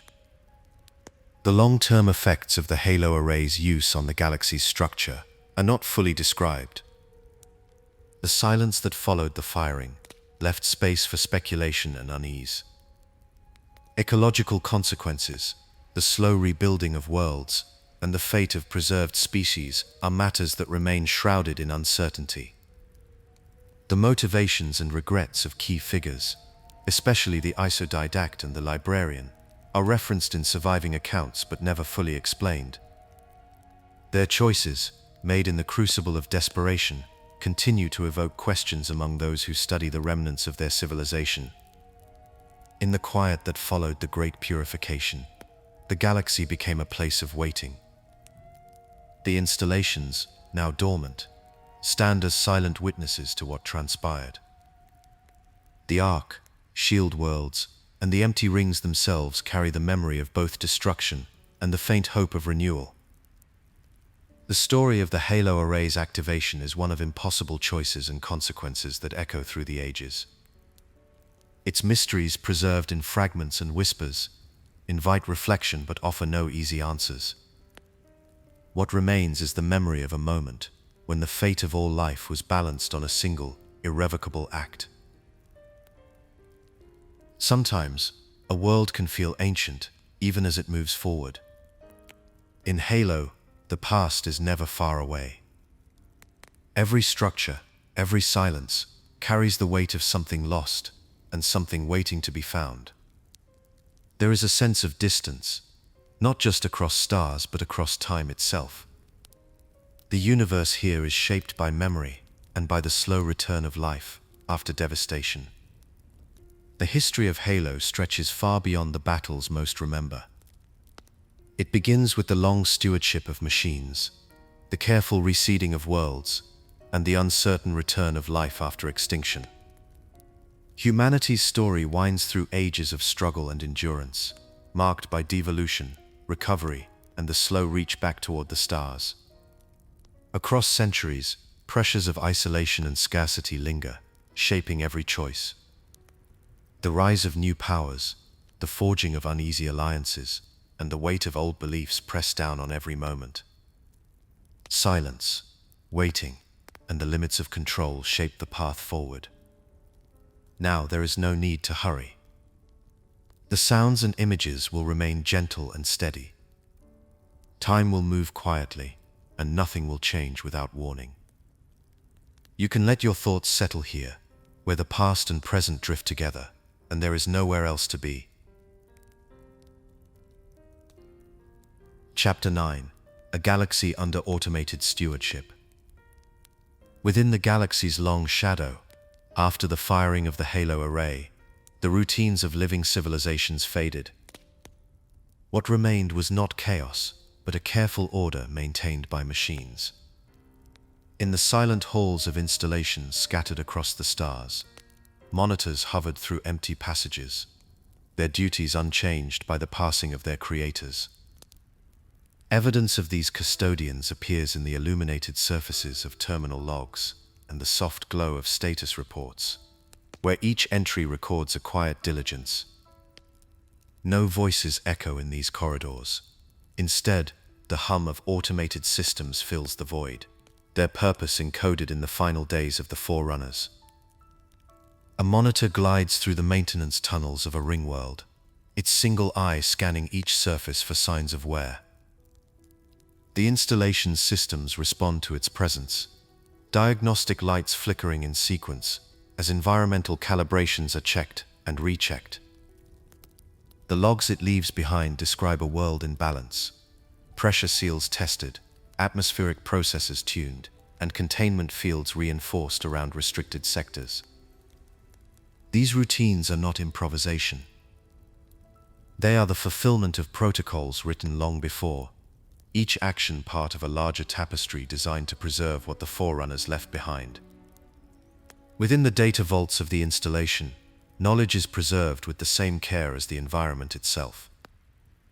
Libraries of biological records and technological blueprints remain intact, accessible only to the monitor and the systems it commands. The monitor's mandate is clear in the records: maintain the integrity of the archive, ensure that no data is lost, and prevent unauthorized access at any cost. In the absence of living authority, the monitor's judgment is absolute, guided by the logic of its programming and the boundaries set by the Forerunner's last commands. The installations themselves are not identical. Each serves a unique purpose, shaped by its mandate and the threats it was built to contain. One ring world is tasked with holding dangerous artifacts, its inner chambers sealed by layered security fields. Another acts as a sanctuary, preserving the conditions necessary for life to return. The Ark, vast and distant, coordinates the status of the rings and houses its own array of automated stewards. Across shield worlds and lesser-known facilities, these differences are reflected in the designs of the structures and the routines of their monitors. Some installations focus on environmental stability, others on the secure containment of knowledge and relics. Throughout these sites, the absence of living Forerunner leadership is not hidden. System status updates and monitor dialogue reference the silence at the top. There are no new directives, no voices to override existing protocols. The monitors acknowledge this condition, yet continue their work without pause. The installations remain operational, their surfaces clean of decay, their machinery responsive and precise. In rare moments, cinematic sequences reveal monitors interacting with dormant machinery, activating diagnostic routines and recording their findings. These actions are not for any audience. They are the performance of duty for its own sake, a testament to the enduring purpose left behind by the vanished Forerunners. Beyond the ring worlds and shielded vaults, the influence of life-worker planning persists in quieter forms. Deep within the Ark and other preservation sites, automated systems execute the plans set in motion before the halos fired. Here, the life-worker's legacy is found not in grand architecture, but in the careful organization of life itself. Genetic repositories line the corridors, each chamber filled with the encoded essence of a different species.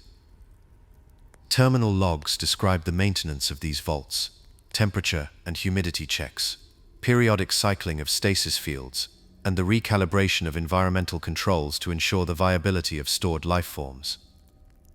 The protocols for species preservation are detailed in archival records, each step planned and recorded in advance. Automated systems monitor the status of containment chambers, running diagnostics and adjusting parameters as needed. When anomalies are detected, the routines respond automatically, isolating affected samples or deploying repair drones to maintain integrity. The design of these facilities reflects a single priority: stability over time. Cryogenic chambers and stasis vaults are built to endure for millennia, with redundant systems and layers of fail-safes.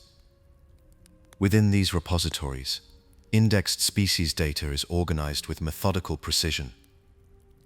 Lifeworker systems catalog each genome, each ecological profile, and the conditions required for eventual reintroduction. AI dialogue within the system reports confirms the absence of living caretakers. No voices issue commands, and no hands tend the vaults. Instead, the work continues under the guidance of routines programmed long ago. The only interruptions are the periodic broadcasts of life-worker beacons, which carry genetic imprints and GIS instructions to preserved humans, ensuring that the knowledge of survival and adaptation is not lost. The Ark's map data reveals the extent of preservation. Vast vaults dedicated to different ecological niches, each one sealed and monitored. Item descriptions found in hidden data caches outline the criteria for reseeding, specifying environmental triggers and genetic thresholds that must be met before life can be restored. These records do not speak of hope or anticipation. Instead, they reflect a careful patience, a willingness to wait as long as necessary for conditions to become favorable. Throughout this era, the galaxy itself is transformed by the absence of organized life. No spacefaring civilizations remain. The final entries in Forerunner codices confirm the silence. The last transmissions fade, and the network of communication signals collapses. Across the stars, once busy systems fall quiet. Abandoned Forerunner structures persist, their forms visible on the surfaces of worlds and in the darkness between stars. Cities stand empty, their walkways overgrown by time, their lights extinguished. Slipspace portals, once gateways to distant realms, remain inactive, their surfaces cold and unresponsive. The evidence of this silence is found in environmental storytelling. On shield worlds, the ruins of Forerunner cities stretch across the landscape, untouched and undisturbed. In some places, the only movement comes from maintenance drones, or the occasional flicker of automated lighting. Terminal logs accessed within these structures note the lack of incoming or outgoing signals, confirming the absence of new societies. Codex entries reference the indefinite passage of time, with no records of rising civilizations or organized activity. Cinematic sequences sometimes offer a glimpse of this emptiness. The camera pans across a deserted installation, the only sound a low hum from deep within the structure. The machines continue their routines, undisturbed by the lack of observers. In the heart of a shield world, a monitor reviews system logs, records a status update, and moves on to the next checkpoint. There is no sign of change, no hint of impatience. The galaxy waits, its stewards content to fulfill their roles in the absence of any living audience. The duration of this silent era is not named in any record. The passage of time is marked only by the unbroken routines of the machines and the slow decay of memory in places untouched by maintenance. No organized societies arise, and no new signals break the silence. The galaxy remains in this state for an undefined span, a pause between the end of one age and the beginning of another.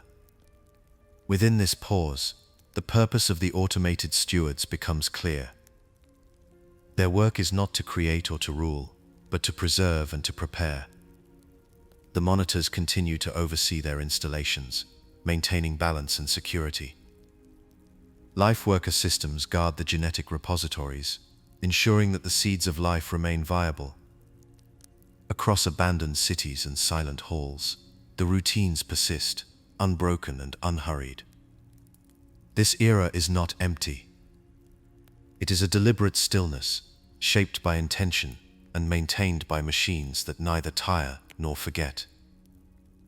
In the silence, knowledge is preserved, environments are stabilized, and the conditions for life's return are quietly maintained. The galaxy endures, watched over by the last works of the Forerunners, waiting for the moment when the routines will once again yield to the presence of living minds. Until then, the machines move through their cycles, guardians of memory, in a world at rest. Chapter 10: Reseeding and the Uneven Return of Life. In the long quiet that followed the activation of the Halo Array, the galaxy drifted in silence. Worlds once alive with voices and motion, now bore only the hush of wind and the slow drift of dust. Yet beneath the surface of this stillness, the work of restoration had already begun. The life workers, their plans etched into the machinery of the Ark and the memory banks of scattered installations, had set in motion a process both immense and precise. From the depths of the Ark's control chambers, automated systems stirred. Terminal logs record the first stirrings, the unlocking of stasis vaults, the careful calibration of environmental modules, and the awakening of species preserved for this moment. Every detail of the reintroduction was measured against the records that survived. Genetic archives held the blueprints for each life form, while environmental logs detailed the climates, soils, and skies of their lost homeworlds. A conservation measure, orchestrated in the final days before the array's firing, had gathered countless species. Now, as the galaxy's silence lingered, these preserved specimens waited in the Ark's vast holds, each one marked for return. Release did not come all at once. The process unfolded in waves, each species assigned to its own schedule and method. Key ships, those great vessels of Forerunner design, served as the first messengers of life's return. Their holds, once filled with stasis chambers, now opened above barren worlds. Automated drones deployed, each carrying precious cargo, seeds, spores, and living creatures, all matched to the world below. On the surface, shield worlds and ring installations became temporary sanctuaries. Here, environmental conditions could be controlled with care. Climate was adjusted, soil enriched, and water purified, ensuring that each species had the best chance to thrive. The Ark itself remained the grand architect of this restoration. Its reseeding bays, described in codex entries and visible in environmental design, were built for precision. Each bay could mimic the conditions of a dozen worlds, allowing for acclimation before release. Drones moved between modules, shifting life forms from stasis to containment, then from containment to open environments. Some species returned through direct placement, set down in chosen valleys or forests, where the land had been prepared in advance. Others entered their worlds through more subtle means, spores released into the wind, aquatic life introduced upstream, or plant seeds scattered across wide plains. Records from shield worlds document the gradual repopulation of entire ecosystems. Logs track the first signs of new life, sprouts pushing through the soil, the movement of small animals, the slow return of complex food webs. In some places, environmental manipulation was needed to restore balance. Climate controls shifted rainfall and sunlight, while atmospheric processes adjusted the air itself. Artificial rivers and lakes were seeded with microscopic life, beginning the slow climb towards stability. The process was not uniform. Each world, each habitat, demanded its own approach. Some required only gentle guidance. Others needed years of careful intervention, with drones and monitors adjusting conditions until life could sustain itself unaided. Throughout this period, the records remain silent on precise dates. The timeline of recovery is lost amid the vastness of the task. What remains is the memory of method, the release of preserved species, the use of key ships and drones, the careful preparation of worlds for the return of life.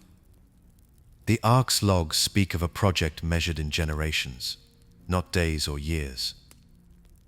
The focus is always on the mechanism, on the act of restoration, not its completion. As the first green returned to scorched landscapes, the consequences of the array's silence became clear. Each reseeded world began its own journey, shaped by the conditions it inherited and the species it received.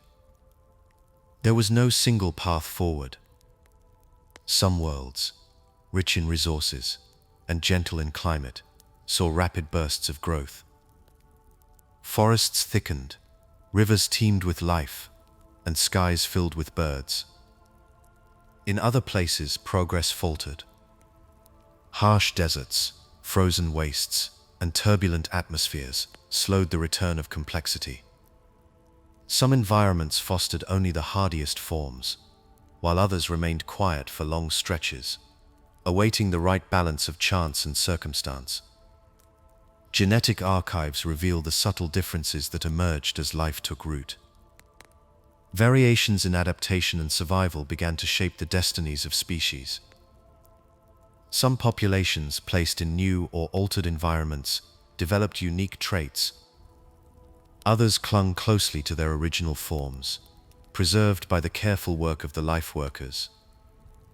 The process was not simply one of restoration, but of divergence. Each world became a stage for new stories, guided by the interplay of genetics and environment. Archaeological sites on many worlds bear witness to the uneven pace of recovery. In some valleys, settlers left behind evidence of early societies, simple tools, fire pits, and the remains of communal shelters. In other regions, only scattered bones and the marks of animal trails remain, with no sign of social development. The presence of Forerunner artifacts added another layer of complexity. On certain worlds, relics survived the array's cleansing fire. These objects, discovered by reseeded species, became sources of wonder and confusion. Mission records describe how some societies wove these artifacts into myth, seeing them as gifts or omens. On harvest, relics lay buried for millennia, their purpose forgotten, but their influence felt in the stories that grew around them. The impact of Forerunner technology was never consistent. In some places, the discovery of a relic spurred the formation of new beliefs or institutions. The Sangheili, upon finding Forerunner objects on their homeworld, built a religion around them. In other regions, artifacts were ignored, misunderstood, or simply lost to time. The uneven distribution of these remnants ensured that no two societies developed along the same lines.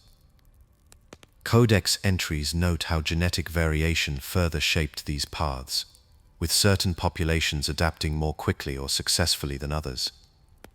Stagnation and regression were as common as progress. Archival logs from Shield worlds note periods where entire populations failed to thrive, held back by harsh climates or limited resources. Some worlds, once rich with promise, saw centuries of little change.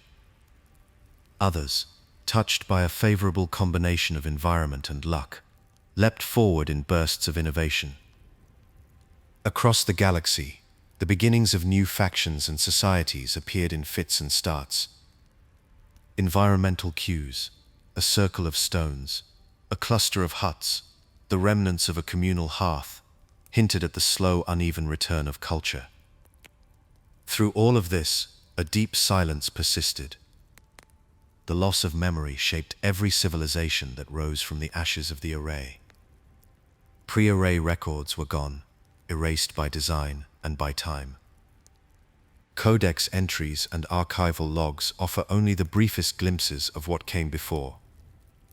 Ancient ruins, scattered across countless worlds, became the focus of myth and ritual. In the heart of a new settlement, villagers might gather around a towering Forerunner obelisk, its true function lost, but its presence undeniable. Environmental storytelling describes these moments: the weaving of legend, the performance of rituals, the search for meaning in the stones and shapes left behind. The absence of continuity is clear in every record. Genetic archives, rich with the details of species forms, hold no memory of past achievements. The knowledge of pre-array civilizations is gone, replaced by the need to rediscover even the most basic truths. Forerunner artifacts, when found, are misunderstood. Item descriptions recount how objects designed for specific purposes are repurposed as tools, symbols, or objects of authority. AI dialogue within settlements sometimes references these relics, noting their mysterious origins but offering no answers. The result is a galaxy filled with amnesia. Each society, each world, must find its own way forward, unburdened by the weight of history. The silence regarding prior achievements is echoed in codex entries, which speak only of the present and the immediate past. The need to rediscover, to build anew, becomes the defining challenge of every emerging culture. Environmental cues, murals, carvings, the arrangement of stones record the first steps of this new journey. In this era, the galaxy is a patchwork of beginnings. Life has returned, shaped by the designs of the life-workers and the machinery of the Ark, but its path is uncertain and its memory lost. The evidence remains all around: the logs of automated systems, the scars on ancient land, the myths that grow in the shadow of forgotten machines. Each species, each world, carries the mark of this great reseeding, a process as uneven and mysterious as the silence that came before. The work of restoration continues, measured not in years but in the quiet persistence of life, and in the stories that will one day rise from the dust. Chapter 11: Humanity after Devolution and the Long Return to Space. After the end of the Forerunner human war, the world known as Attrition became quiet. The sky, once marked by the passage of ships and the lights of distant colonies, returned to its old silence. On this world, humanity found itself changed. The memory of stars and the knowledge of distant worlds slipped away, leaving only the land and sky of Earth. In the long shadow of devolution, people moved across forests, mountains, and empty plains, carrying nothing but their bodies and the instinct to survive. The old cities, once alive with movement and purpose, fell into ruin. Stone and metal were reclaimed by wind and water, their outlines softened and broken. Nothing remained of the machines that had once hummed and glowed. In the valleys and on the hillsides, small groups gathered around fires. They built shelters from wood, bone, and stone. Their tools were shaped by hand and sharpened on rocks. In the absence of memory, survival became the only guide.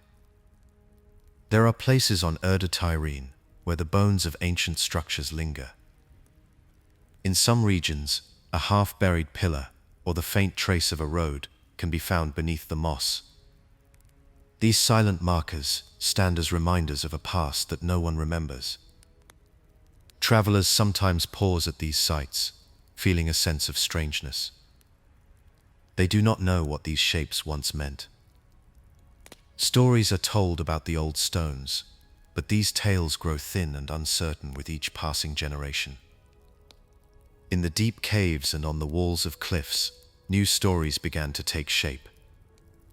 Paint and soot marked the stone with images of animals and people. Scenes of hunting, gathering, and the passing of seasons appeared. These drawings recorded the world as it was seen, not as it had been lost. Over time, these marks became the first traces of new cultures. Each group, shaped by the land and the hardships they faced, began to speak in its own way. Words changed, customs grew apart, and the world filled with many voices. Life was hard. The forest gave food, but sometimes it took more than it gave. The rivers flooded and receded. Winters came, and with them hunger and cold. People learned to watch the sky and the ground for signs. They followed the paths of animals, gathered roots and berries, and waited for the return of spring. In hard times, small groups joined together for safety. In better times, they split apart, each seeking its own place. There are no records from this age. What can be seen are the remains that time did not erase. Simple tools, shaped from flint and bone, lie buried in the earth. Fragments of pottery, marked with rough patterns, appear in the soil. These small things tell of hands that worked and minds that remembered the lessons of each season. Yet there is no sign of the old technologies. No engines, no circuits, no memory of flight or distant stars. As the generations passed, the world changed again. Some groups learned to plant seeds and tend crops. They watched as fields of grain rose where forests once stood. Animals were tamed, and the rhythm of the hunt gave way to the rhythm of harvest. Small villages grew near rivers and lakes. People built walls from earth and stone to keep out the wind and the cold. The world became more settled, though dangers remained. In some places, the remains of larger structures can still be found. Great stones placed in circles or rows stand silent under the open sky. Their purpose is lost, but they mark the places where people gathered. Fires burned at their center, and voices carried songs and stories from one generation to the next. Though the old knowledge was gone, a sense of wonder remained. People looked at the stars and wondered what lay beyond. New languages took root. Words drifted and changed as people moved across valleys, rivers, and mountains. Songs turned into new forms, and stories grew with each retelling. Myths began to circle around the idea of lost ages, of times when the world was different. Some tales spoke of a fall from greatness, or of gifts that were lost long ago. These stories were shaped by dreams and fears, not by memory. Still, in the quiet moments, they carried the echo of something deeper. The world's face changed over centuries. Forests gave way to fields, and small villages grew into towns. People learned to shape metal, to fire clay, and to build with stone. Simple markets formed, where goods could be traded. Writings appeared, first as marks on bone or clay, then as symbols that could record the words of a people. Each advance was hard-won, born from need and the slow sharing of ideas. No one remembered the time before. The knowledge of other worlds, of ships and stars, remained lost. There are hints, in songs or in the shapes of old monuments, of a longing for something greater. Some tales speak of travelers who came from the sky, or of doors that opened onto other lands, but these are dreams, not memories. Each step forward was taken without guidance from the past. Innovation came in waves. Some places discovered fire, others learned to shape iron. Writing spread from one valley to the next, carried by traders and wanderers. The knowledge of farming, building, and healing grew with each generation. Cities rose along rivers and at crossroads. Walls and towers marked the landscape, and people gathered in numbers that had not been seen since the old world's fall. With each new age, the land of Terrene filled with the signs of human effort. Roads stretched between towns, and bridges crossed wide rivers. Temples and meeting halls rose from the earth.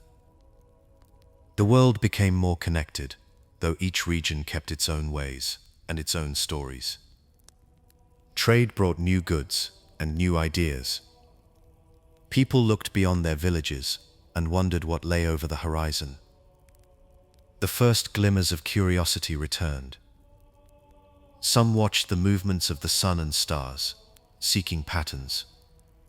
Others asked how things worked, or why the world changed with the seasons. Slowly, the idea of learning for its own sake took root. Scholars gathered in quiet rooms to record what they saw and heard.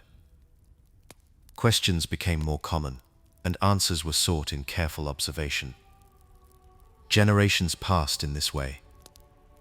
Humanity changed, but always remembered the lessons of hardship and endurance. The land was never easy.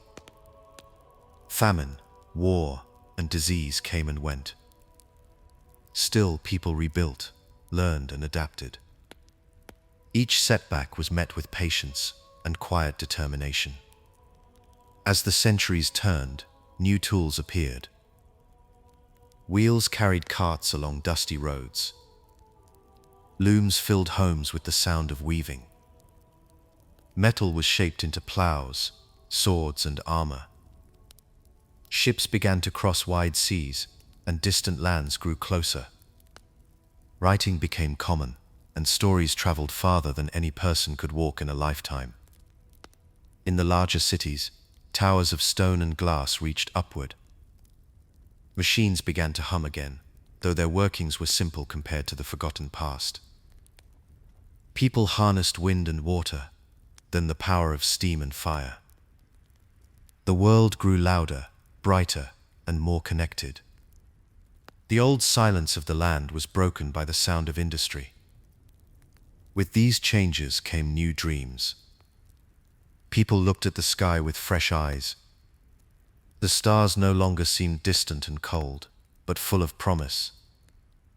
The idea of flight, once lost, returned in stories and in plans. Balloons and gliders rose above the fields. The first engines carried people across land and sea, and then into the sky itself. The journey back to space was not sudden. It began with questions and small experiments. In laboratories and workshops, people built machines that could reach higher and farther. The first rockets climbed above the clouds, carrying hopes and fears with them. Satellites circled the world, silent and watchful.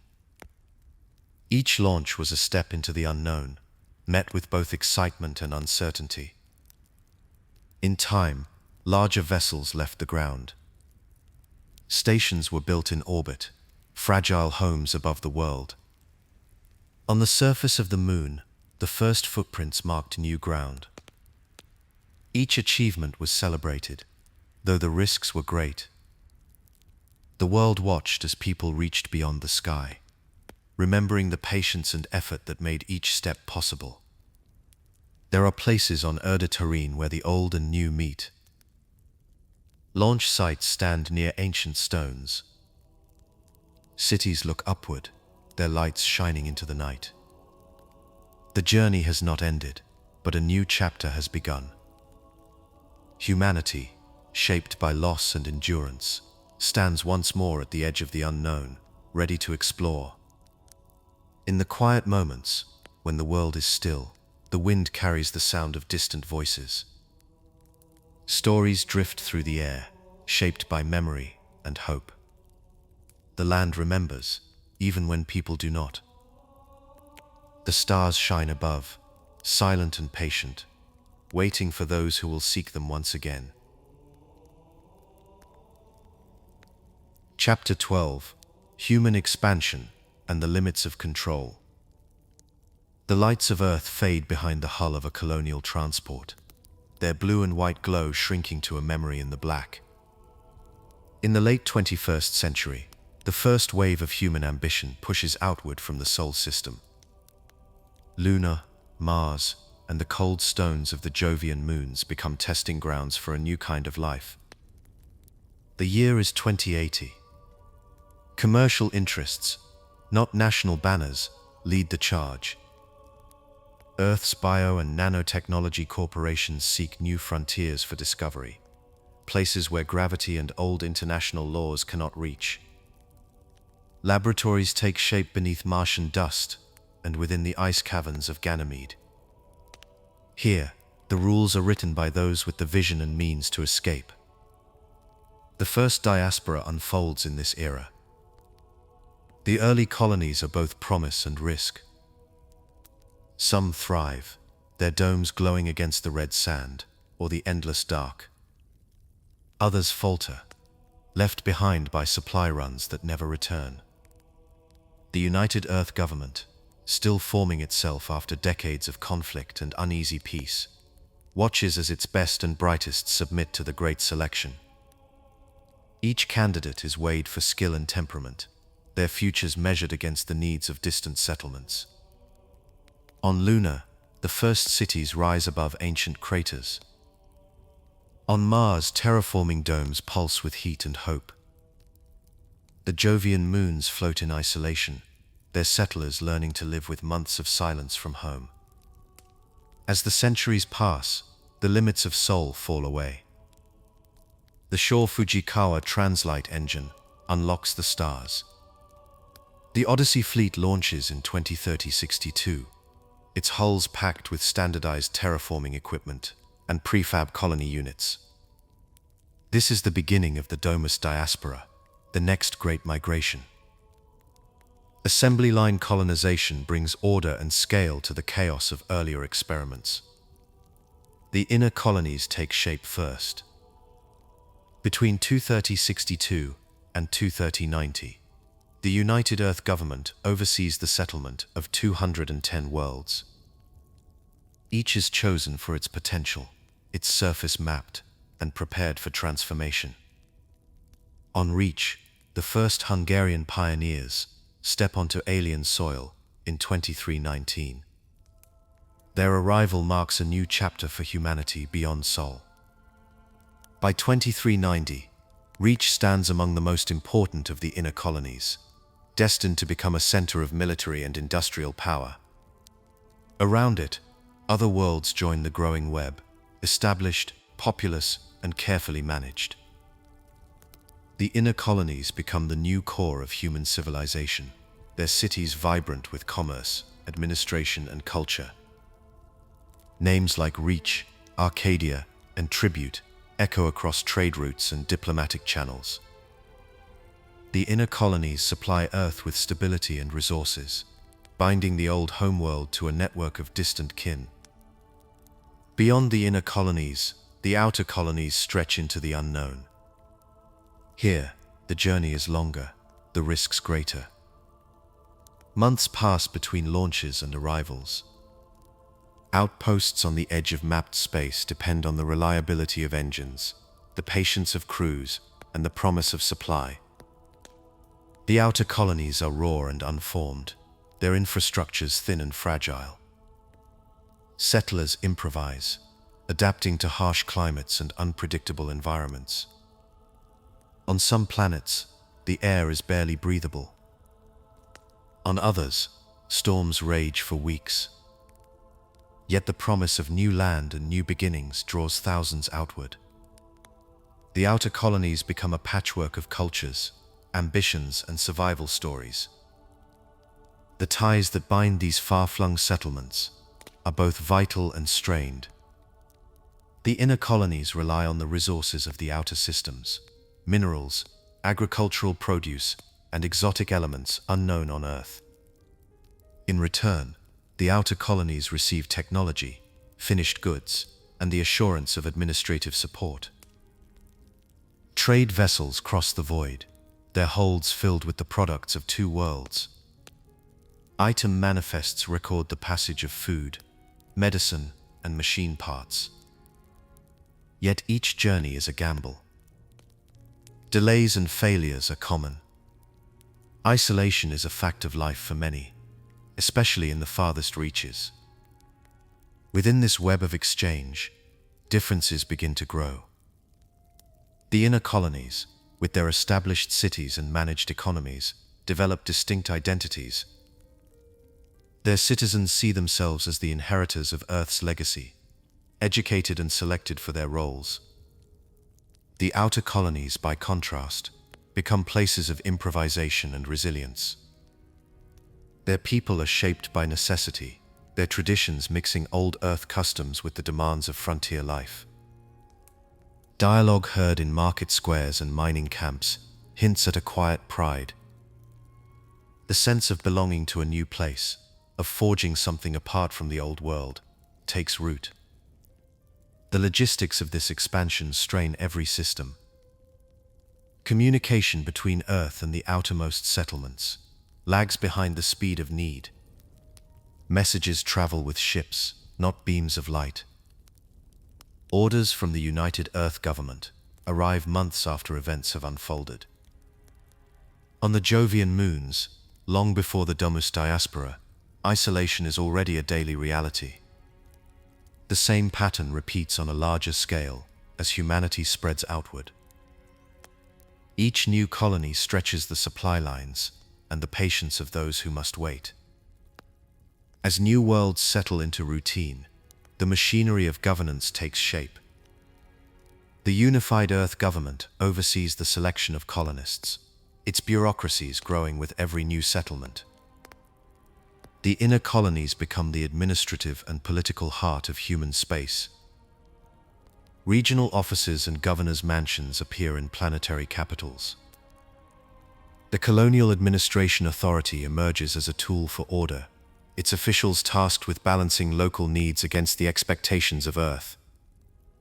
Laws are written, but their enforcement depends on the willingness and ability of distant administrators to act.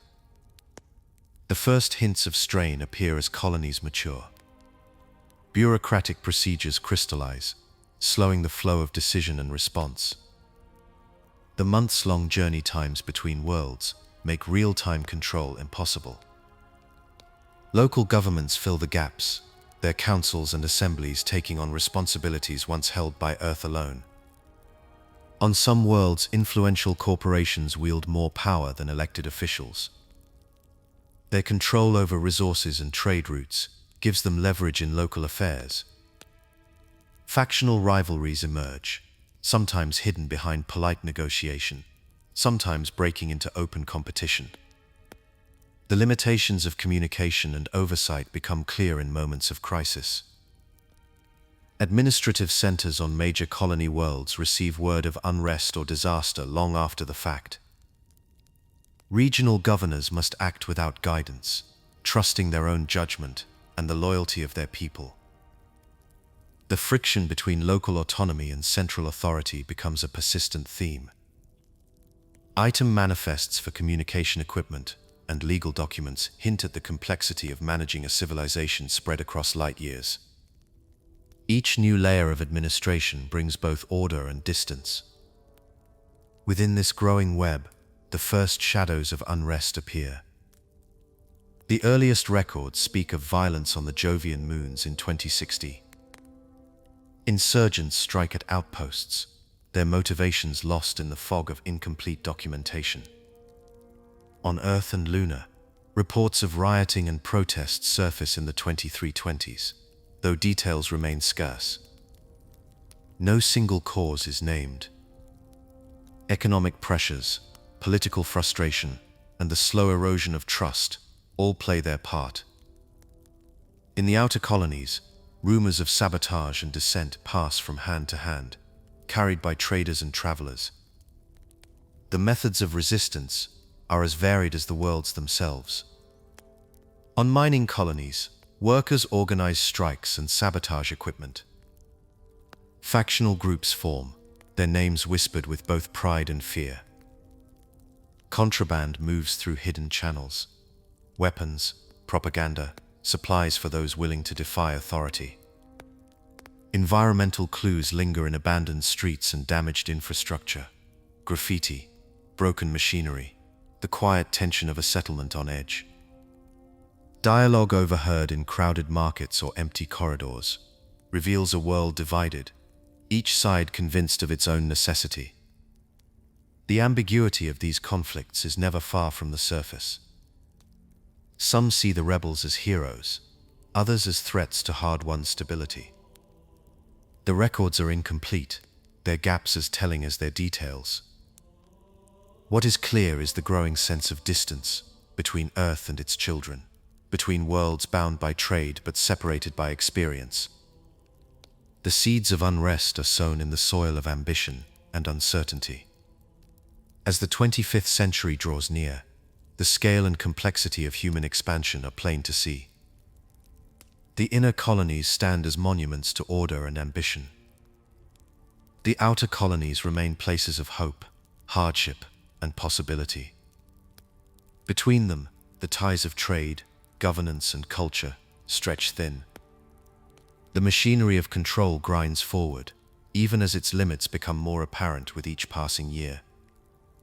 In the quiet moments between arrivals and departures, a sense of anticipation lingers. The future remains unwritten, shaped by the choices and challenges of those who call the stars their home. Chapter 13: The Insurrection and the Militarization of Human Authority. In the early decades of the 25th century, the divide between the core worlds and the distant colonies grows wide and difficult to ignore. Across the outer systems, in places like Eridanus II and the Epsilon Indi system, a sense of frustration settles over entire communities. The journey from these colonies to Earth is long, and the distance is not just measured in light years. It lives in every message that takes days to arrive, every request for assistance that is met with silence or delay. On Eridanus II, the feeling of being watched but not heard lingers in the air. In mining settlements and agricultural valleys, residents gather in public halls to voice complaints, but the answers they receive often come from visiting UNSC administrators, who recite policy rather than offer solutions. In one log recovered from a transport hub on Eridanus II, the mood of a crowded town hall is preserved. Local miners stand shoulder to shoulder, their faces lined with fatigue and dust. They confront a UNSC official about water shortages and the rising quotas for mineral exports. The administrator, uniform crisp and voice measured, refers to directives from Earth. The crowd listens, but a note of anger runs through each question. One speaker, voice raised above the rest, accuses the central government of treating the colony as a resource pit. The words echo in the chamber, drawing quiet nods of agreement. Later, in a codex entry from the same period, the formation of a local committee is recorded. Its members draft a petition for greater autonomy, determined to bring their grievances to the attention of distant authorities. In homes and workplaces, news broadcasts relay these developments, capturing the growing sense of resentment among colonists who feel their needs are ignored. As weeks turn into months, these frustrations do not fade. Instead, they settle into a pattern. Official UNSC reports begin to describe a new mood in the outer colonies, one marked by suspicion and discontent. Civilian logs and intercepted messages reveal the same theme, the sense that the UNSC, once seen as a protector, now acts as an occupying force. Factions begin to form, drawing in those who believe that only organized resistance will earn the attention of Earth. Among these groups, the United Rebel Front emerges. Its supporters share a common belief that the time for negotiation has passed. On Eridanus II, in hidden rooms and quiet gatherings, plans are drawn up. The language of protest shifts to the language of defiance. The UNSC, for its part, monitors these developments with growing concern. Communications from the Epsilon Indi system and other frontier worlds report similar patterns of unrest. Disputes over resource allocation, taxation, and the lack of local representation appear in mission briefings and administrative logs. As the months pass, what began as scattered complaints becomes a chorus of dissent. The word insurrection creeps into official records, though its use is not always consistent. In some reports it appears as a warning, in others as an accusation. The meaning is clear enough: the old order is under threat. Tensions rise, and the mood shifts from frustration to action. Isolated protests give way to coordinated acts of sabotage. In early 2494, the Eridanus system becomes the focus of open conflict. Insurrectionists seized the UNSC corvette Callisto during a daring boarding operation. The event marks a turning point. The UNSC responds with force, deploying a battle group that includes the destroyers Jericho, Burano, Ceres, and Las Vegas. Their orders are clear: restore control, recover lost assets. The deployment signals a new phase in the struggle. The days of negotiation and warning are over. In the Eridanus system, the rebels retreat into the asteroid belt, establishing a hidden base among the tumbling rocks of Eridanus Secundus. From here they launch raids and coordinate their resistance. UNC mission briefings describe the destruction of communications relays and the sabotage of supply lines. Each attack is met with a new wave of security measures. Military police patrol the streets of colonial settlements. Combat units are deployed to restive regions. Curfews are imposed, and mass detentions become a tool of order. Item descriptions and logs from this period mention the introduction of advanced surveillance drones. Their presence a constant reminder that privacy is no longer guaranteed.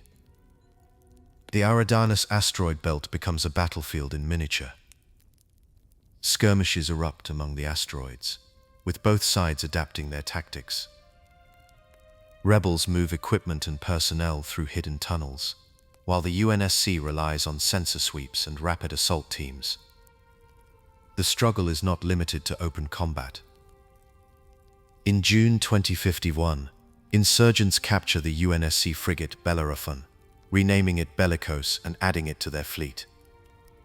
Each action feeds the cycle of escalation. New emergency laws are enacted, granting local commanders broad authority to detain suspects and restrict movement. Terminals and legal codices from the period record these changes. The language is clinical, but the effect is unmistakable. The rules of engagement shift, and the boundaries between civilian and combatant blur. Within the UNSC, the mood grows tense. Item logs and terminal entries record conversations among Marines and officers. In one exchange, a Marine expresses unease about the new regulations, recalling a recent raid where civilians were caught in the crossfire. The line between enforcement and occupation becomes thin. Some officers question the wisdom of sweeping security measures, but the pressure to restore order is constant. The deployment of surveillance technologies is justified as a necessary response to a dangerous threat. In the field, the distinction between rebel and bystander becomes difficult to maintain. As the conflict drags on, the UNSC turns inward. High-level communications, though rarely preserved in detail, hint at closed-door debates among military leaders. The challenge of countering a dispersed and determined enemy forces, a re-evaluation of strategy. In official trailers and cinematic records, the faces of admirals and commanders appear, their expressions grave. The question of how far to go in pursuit of stability hangs in the air. Some advocate for the creation of specialized units capable of operating behind enemy lines. Others argue for the expansion of emergency powers, even at the cost of civil liberties. On the worlds of the inner colonies, the public sees the conflict through the lens of propaganda. Posters and recruitment materials appear in cities like Reach. The images are striking. A soldier stands guard over a silent city, accompanied by the words "order above all." The themes of loyalty and sacrifice recur. The message is clear: stability must come before reform. In broadcast addresses and printed statements, civilian leaders warn of the dangers of unchecked authority. Their words are careful, but the concern is evident. The price of security is high, and not all are willing to pay it. Inside the UNSC, dissent simmers beneath the surface. While records do not detail specific arguments, the existence of internal debate is clear enough in the tone of official communications. Some officers worry that the escalation of force risks alienating the very populations they are meant to protect. Others insist that only decisive action will end the cycle of violence. The balance between order and freedom becomes a central question, one that has no easy answer. The Insurrection, as it comes to be known, reshapes the relationship between Earth and its colonies. Emergency powers become routine. Surveillance is woven into daily life. The distinction between civilian and soldier erodes, replaced by a constant state of vigilance. The outer colonies, once hopeful for greater autonomy, become battlegrounds for competing visions of human authority. The UNSC, transformed by the demands of conflict, emerges as an instrument of control rather than consensus. By the middle of the 25th century, the lessons of the insurrection are etched into the routines of daily life. Checkpoints, patrols, and security screens become familiar sights. In homes and meeting halls, conversations turn to the realities of living under watchful eyes. The promise of reform, once voiced in petitions and public forums, gives way to the reality of enforced stability. The world has changed, and the path to peace is no longer clear. The insurrection's origins lie in the simple desire for representation and fairness. Its legacy is a new order, shaped by fear, necessity, and the enduring struggle for control. Chapter 14. The Spartan-II Program, Before the Covenant. The corridors of ONI headquarters remain quiet long after midnight, their silence broken only by the muted hum of concealed machinery. Here, the earliest memoranda on the Spartan-II program take shape, drafted in the shadow of mounting unrest. The year is 2510, and the outer colonies simmer with rebellion. Reports from Eridanus II and other rim worlds speak of failed deployments, lost patrols, and rebel cells that slip away before the boots of Marines ever touch soil. In an internal document, marked for senior eyes only, the assessment is blunt. Conventional forces, even in overwhelming numbers, are not enough. The insurrection spreads like a slow fire, fanned by local support and knowledge of the land. Each failed operation is recorded in terse language, objectives unmet, casualties high, insurgents unbroken. The pattern repeats. In the aftermath of the Orion Project's deactivation, officers and analysts alike search for a solution that can succeed where battalions and warships have not. It is not only battlefield failures that set the stage. In the years before the program's inception, a chilling report by Dr. Elias Carver circulates among policymakers. Carver's predictions are dire. He warns that rebellion, if left unchecked, could spiral into 30 years of conflict and see billions perish. The document is cited often. It becomes a touchstone in high-level strategy sessions, a number whispered in the halls to justify desperate measures. A sense of urgency grows. In recruitment logs, the language shifts. The search is no longer for the strongest or the bravest, but for those who display adaptability and resilience, traits that cannot be measured by medals or scores. Selection criteria are revised with each new failure on the frontier. In a recorded briefing, a senior ONI officer addresses a room of weary staff. His tone is flat, the words practiced by repetition. The old ways aren't working. We need a force that can end these fights before they begin. The message is clear. The threat of losing entire colonies hangs over every decision. Discussions turn to the possibility of losing not just territory, but the very stability of human space. Memos circulate, detailing the cost of conventional pacification. Too many Marines lost. Too many civilians caught in crossfire. There is a call for rapid surgical intervention, a new breed of soldier, able to strike before rebellion takes root. The Spartan-II program is approved in this climate, its goals written in precise terms. Create elite operatives who can subdue uprisings at their inception, minimize civilian casualties, and restore order with a fraction of the force and cost. The program's structure is built on secrecy from the beginning. Candidate selection is handled by a small insulated team within ONI. Training facility records, locked behind layers of clearance, list the names and backgrounds of children drawn from across the colonies. Each file is sparse, reduced to genetic markers and psychological profiles. The candidates are 6 years old, chosen for traits that set them apart from their peers: physical promise, mental acuity, and a capacity for discipline. In the quiet of night, these children are taken from their homes. The records note only that they are replaced with clones, the details omitted.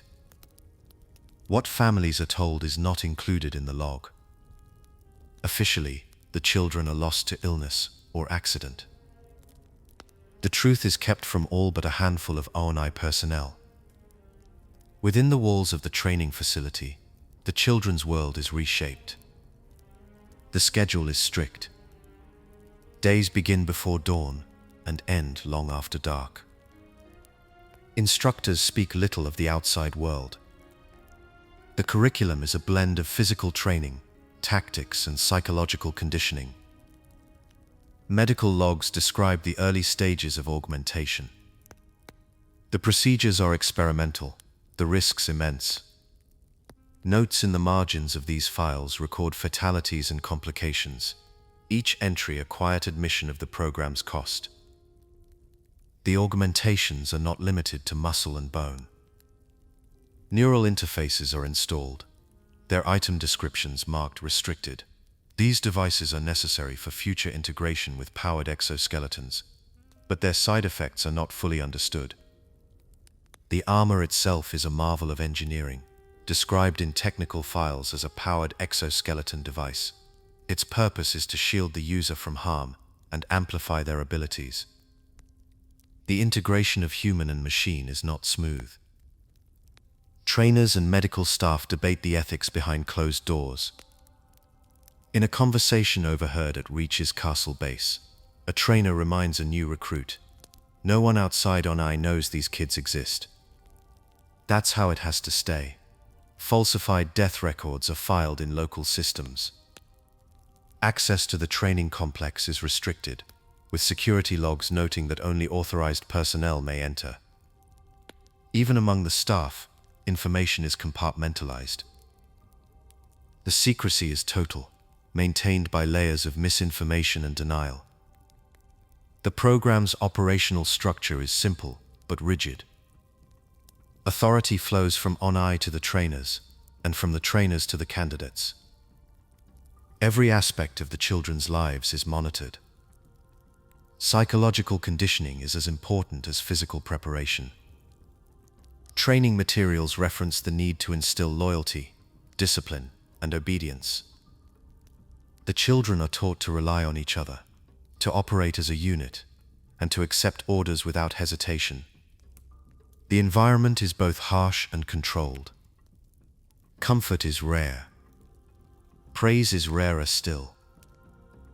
Early deployments of the Spartan-IIs are shrouded in as much secrecy as their training. Mission briefings detail operations against entrenched insurrectionist positions on remote worlds.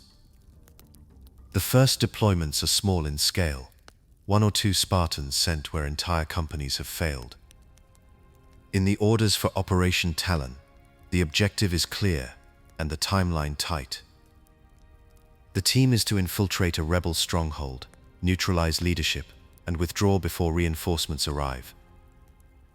The after-action report is terse. The mission is a success. The rebel cell is destroyed, but there are unconfirmed reports of civilian casualties. The report notes this ambiguity, offering no further comment.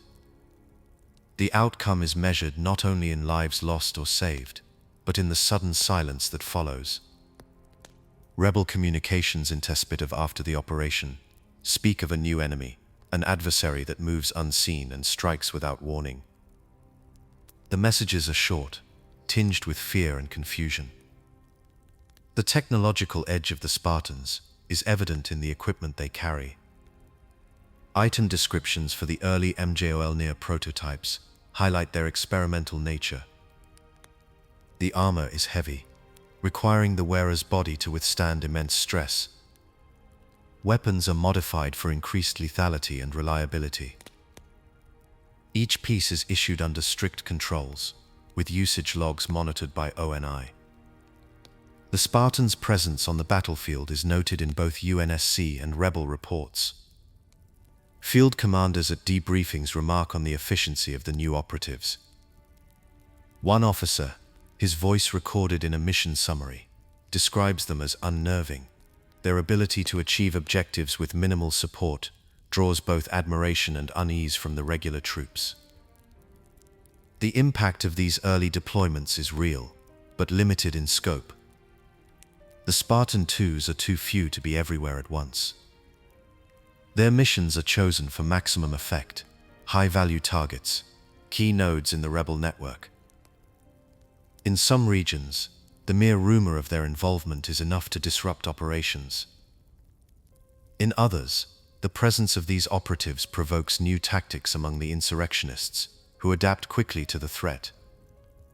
The ambiguity surrounding civilian casualties and collateral damage persists. Official reports are careful, recording only what can be confirmed. The true cost of these missions, in lives and in trust, is left unspoken. Within the program, the children, now young soldiers, are aware of little beyond their training and objectives. Their lives are shaped by routine and order. The outside world is a distant memory, replaced by the demands of discipline and the promise of survival. Trainers watch for signs of doubt or hesitation. Those who falter are quietly removed, their names struck from the roster. For those who remain, the line between necessity and sacrifice blurs with each passing day. Across the colonies, the insurrection continues. The presence of the Spartan-IIs shifts the balance in places, but does not end the conflict.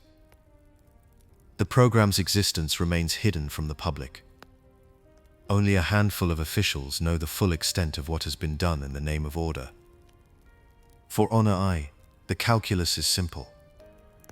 Every mission completed by a Spartan is one less battle for a marine company, one less planet at risk of open war. The costs are high, the methods controversial, but the alternative, 30 years of chaos, billions dead, looms over every decision. As the early years of the program unfold, its legacy remains uncertain. The children taken from their homes become legends, whispered in the halls of ONI, their deeds recorded in files marked eyes only. The world outside continues to turn, unaware of the quiet storm gathering within the shadows of its own defenses. In the silence of the training barracks and the aftermath of each operation, the consequences of the Spartan-II program settle like dust, waiting for the next order, the next mission, the next quiet reckoning. Chapter 15: The Sangheili-Sanshium Conflict and the Birth of the Covenant. Beneath the cold light of distant stars, the world of Ulgathon lies quiet and ancient, its surface marked by the passage of ages and the silent watch of Forerunner relics. Here in the year 938 before the Common Era, a new presence disturbs the silence. Sleek vessels descend through the upper atmosphere, their forms unfamiliar against the horizon. The Sangheili, drawn from their homeworld by rumors of untouched Forerunner technology, set foot upon Ulgathon's sacred ground. Their landing craft settle in the shadow of towering monoliths, where dormant constructs and silent glyphs hint at secrets long buried. The Sangheili move with purpose, their scholars and envoys eager to unlock the mysteries of the past, their every step guided by a blend of reverence and ambition. The Sangheili, guardians of Ulgathon's relics, observe these newcomers from the edges of the plains. For them, the Forerunners are not simply architects of lost wonders, but gods whose works must be honored and preserved. The sudden arrival of outsiders, openly examining sacred technology, is seen as a deep violation. Word spreads swiftly through the Sangheili settlements. Warriors gather, blades drawn, as the council debates the meaning of this intrusion. Among the Sangheili, tradition holds that to tamper with Forerunner relics is is to risk divine wrath. The elders recall ancient teachings, inscribed on stone tablets and recited in shadowed halls, warning against the arrogance of those who would meddle with the gifts of the gods. Tension builds as the two groups near one another at the edge of a great Forerunner structure, half buried in the dust of ages.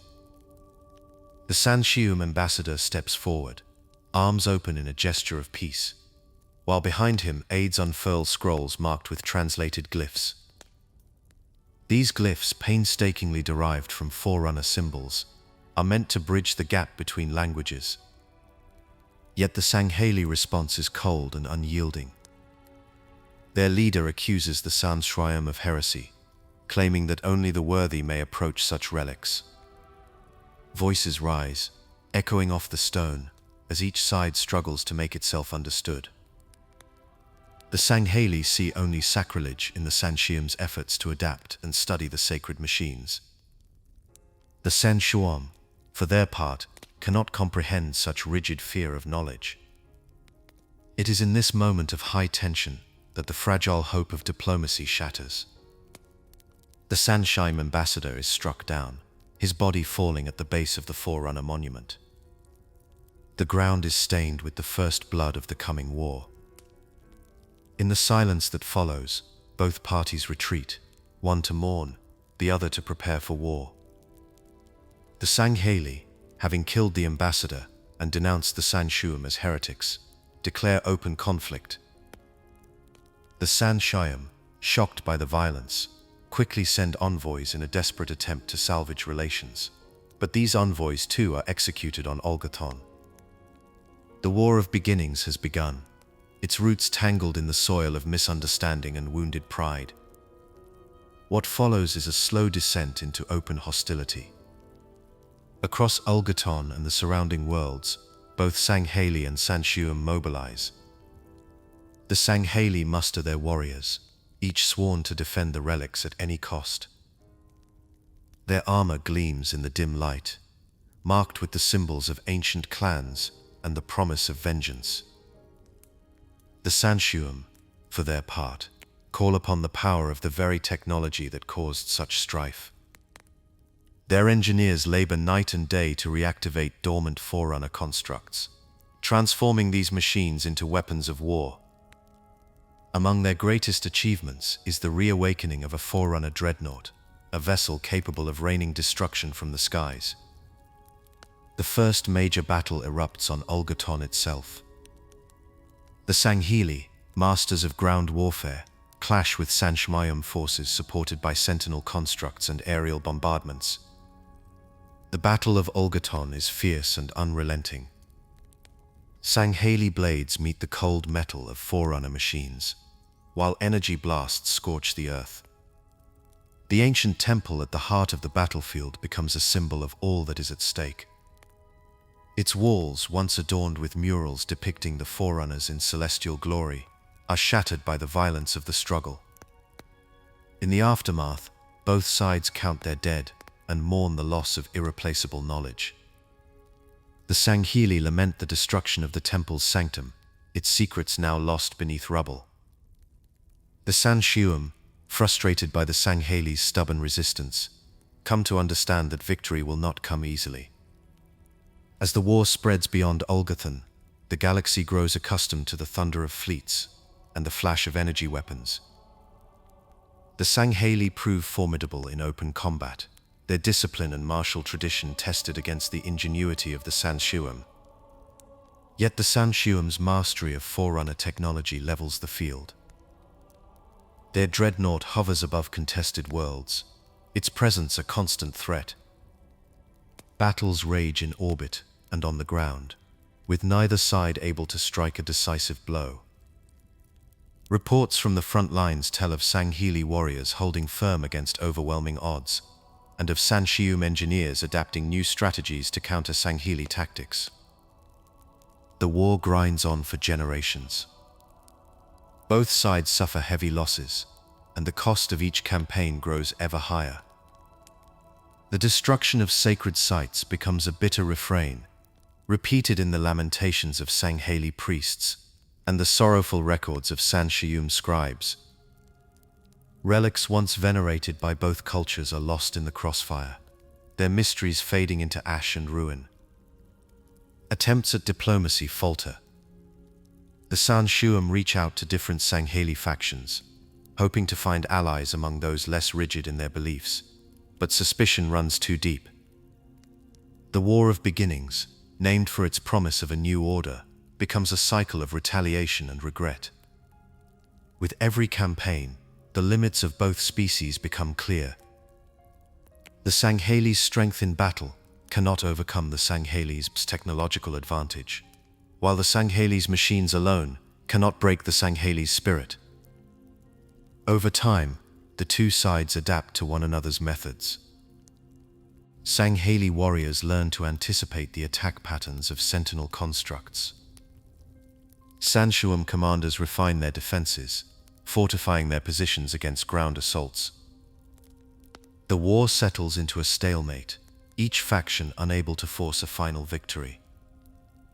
The galaxy, once stirred by the fires of conflict, grows weary as hope for a swift end fades.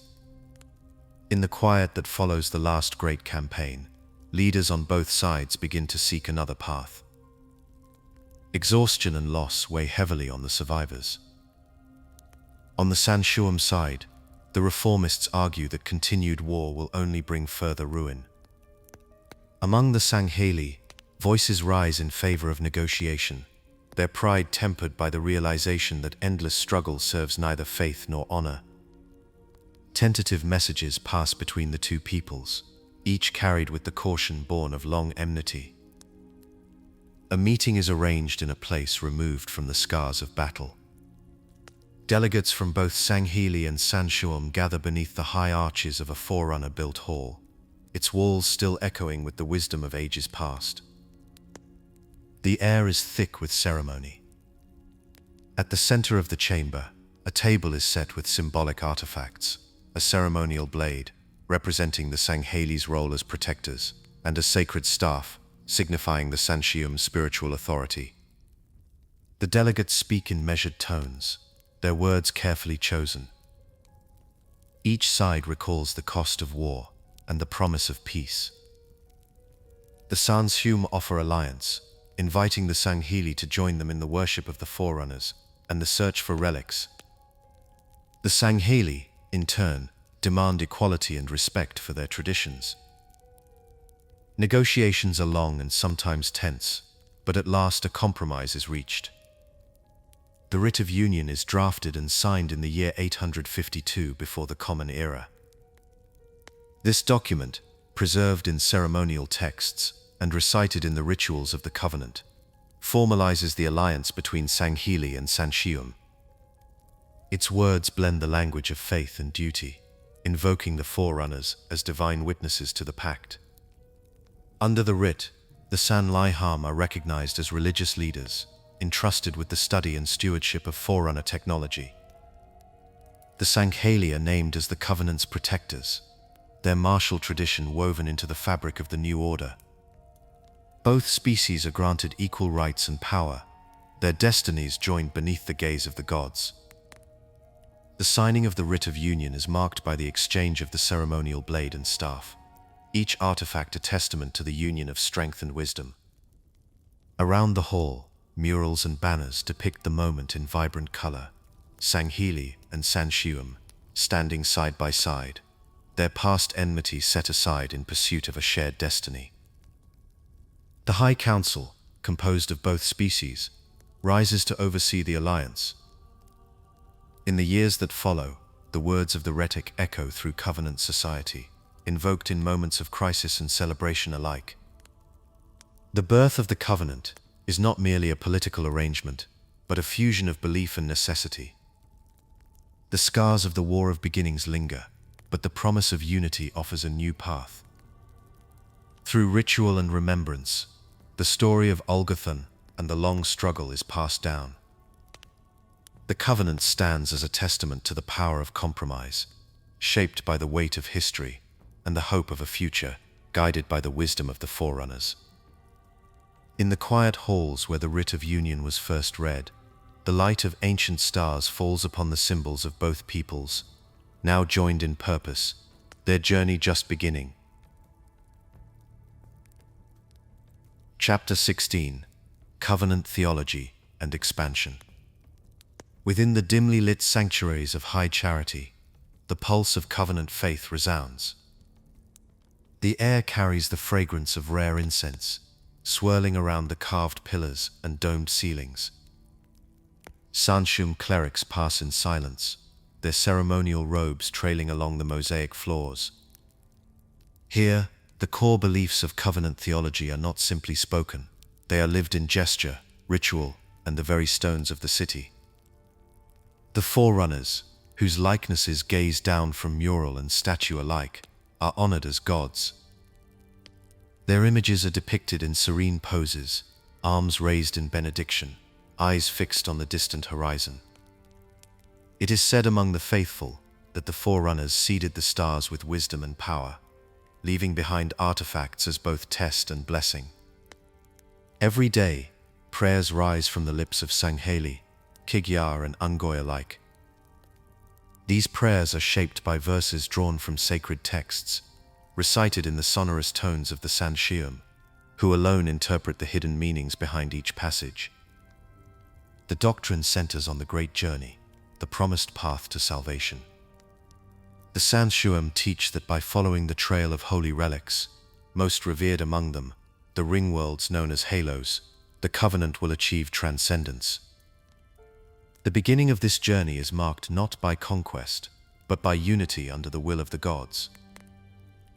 Sermons often recall the ancient pact, the writ of union, when the Sanshium and Sangheili bound themselves together in service of a higher purpose. In the sanctuaries, relics recovered from distant worlds rest upon altars of silver and crystal. Each artifact is treated with reverence, its function often unclear but its presence a testament to Forerunner grace. The Sanshium recall tales of their own ancestors, who, it is said, once walked among the Forerunners and received their favor. These stories are repeated in ritual, reinforcing the faith of all who serve beneath the Covenant's banner. Ceremonial artifacts play a central role in worship. Descriptions of the hierarch's staff, inlaid with Forerunner glyphs and crowned with a shard of ancient alloy, speak to the blending of divine legacy and present authority. Each staff is unique, passed from one high prophet to the next, its surface worn smooth by centuries of ritual use. During major ceremonies, the staff is held aloft as sacred verses are chanted. The congregation answers in unison, voices echoing from the chamber walls. The item's presence signals the direct connection between the Sanshium and the gods they serve. Alongside the staff, other objects, crimson sashes, crystal tablets, and engraved circlets, bear inscriptions in the Forerunner script. Their meanings are closely guarded by the clerics, who offer only fragments to the wider faithful. The walls of high charity itself are a testament to doctrine. Murals stretch from floor to ceiling, each panel a scene from the Forerunner mythos. One shows the gods ascending in radiant ships, their followers gathered below in awe. Another depicts the forging of the covenant, with Sanshium and Sangheili kneeling before a luminous artifact. The architectural motifs repeat the same message, unity in pursuit of the divine. Every arch and spire points upward, drawing the gaze toward the heavens. The Mantle of Responsibility, a phrase spoken in hushed tones among the clergy, is sometimes inscribed above doorways or woven into the design of ceremonial garments. Its meaning is never fully explained, but within these halls, it stands as a silent command to serve, protect, and obey. When a new species is brought into the covenant, the process is marked by ritual and instruction. Recruits are led into the sanctum, heads bowed, while a Sanshium hierarch recites the oaths of unity. They listen to the verses, some in languages unfamiliar, others translated by interpreters. The ceremony is both a welcome and a warning, To join the covenant is to accept its doctrines without question. After the oaths, each initiate touches a relic, symbolizing their bond to the faith. Doctrinal instruction follows, often lasting weeks or months. During this time, new members learn the prayers, the history, and the expectations of service. Only when they have demonstrated true understanding are they permitted to take part in public worship. The Sangheili maintain their authority through official proclamations. These edicts are spoken from the pulpit, carried by runners throughout high charity, and recorded in codices for posterity. A proclamation might reaffirm the divine mandate of the hierarchs, or declare a new interpretation of prophecy. The faithful gather to hear these words, trusting that the Sangheili alone can discern the will of the gods. On occasion, a proclamation introduces new rituals or expands upon existing ones, always with the aim of reinforcing unity. In the eyes of the covenant, faith and obedience are inseparable. As the covenant expands, its mechanisms of integration grow ever more elaborate. High charity stands at the center of this process, a city of impossible scale floating amidst the stars. Its towers rise above the clouds, each one dedicated to a different purpose: worship, governance, diplomacy, or study. When a new species is considered for membership, emissaries are dispatched to their homeworld. These delegations carry gifts and relics, symbols of the covenant's power. Meetings begin with ritualized negotiation, overseen by the Sangheili and their Sangheili counterparts. The offer is always the same: peace, prosperity, and purpose, in exchange for loyalty and faith. Technological demonstrations often follow. Before a gathering of local leaders, the Sangheili unveil relics that defy explanation: levitating objects, luminous crystals, or devices that heal or destroy with a word. These displays are not threats, but reminders of the covenant's divine favor. The message is clear: those who join the alliance will share in its blessings. Those who refuse risk exclusion, or worse. Once an agreement is reached, the induction ceremony is held within the halls of high charity. Delegates from all member species attend, dressed in ceremonial garb. The names of the new members are added to the rolls, and their leaders are assigned roles within the covenant hierarchy. Factional records detail the responsibilities given to each group. The Lekgolo, for example, are recognized as engineers and guardians, their unique abilities valued in the protection of sacred sites. The Ungoys serve as laborers and foot soldiers, their numbers unmatched. The Sangheili, bound by ancient oath, enforce the will of the Sangheili and maintain order. Each role is formalized in law, with ceremonial logs recording the proceedings. The assignment of duties is both practical and symbolic, reinforcing the unity of the whole. At the conclusion of each induction, a formal edict is read aloud. This document binds the new members to the laws and faith of the covenant, and outlines the consequences of disobedience. The event ends with a communal feast, where food and drink are shared in abundance. In these moments, the boundaries between species blur, replaced by the shared identity of the faithful. High charity, with its vast chambers and endless corridors, becomes a living symbol of unity. Beneath the surface of ritual and law, the covenant's cohesion is maintained through a complex web of tradition. Ceremonial records outline the codes of conduct expected of every member, from the highest hierarch to the lowest acolyte. These laws govern worship, hierarchy, and daily life. They dictate how relics are to be handled, who may speak in council, and the proper form of address in prayer. Item descriptions of ritual objects often note their disputed purposes. An ancient orb passed from monk to monk is said to contain a fragment of the god's wisdom, but its true function is known only to the hierarchs. On certain feast days, the orb is displayed for the faithful, who gaze upon it in silence. Not all is certainty within the covenant.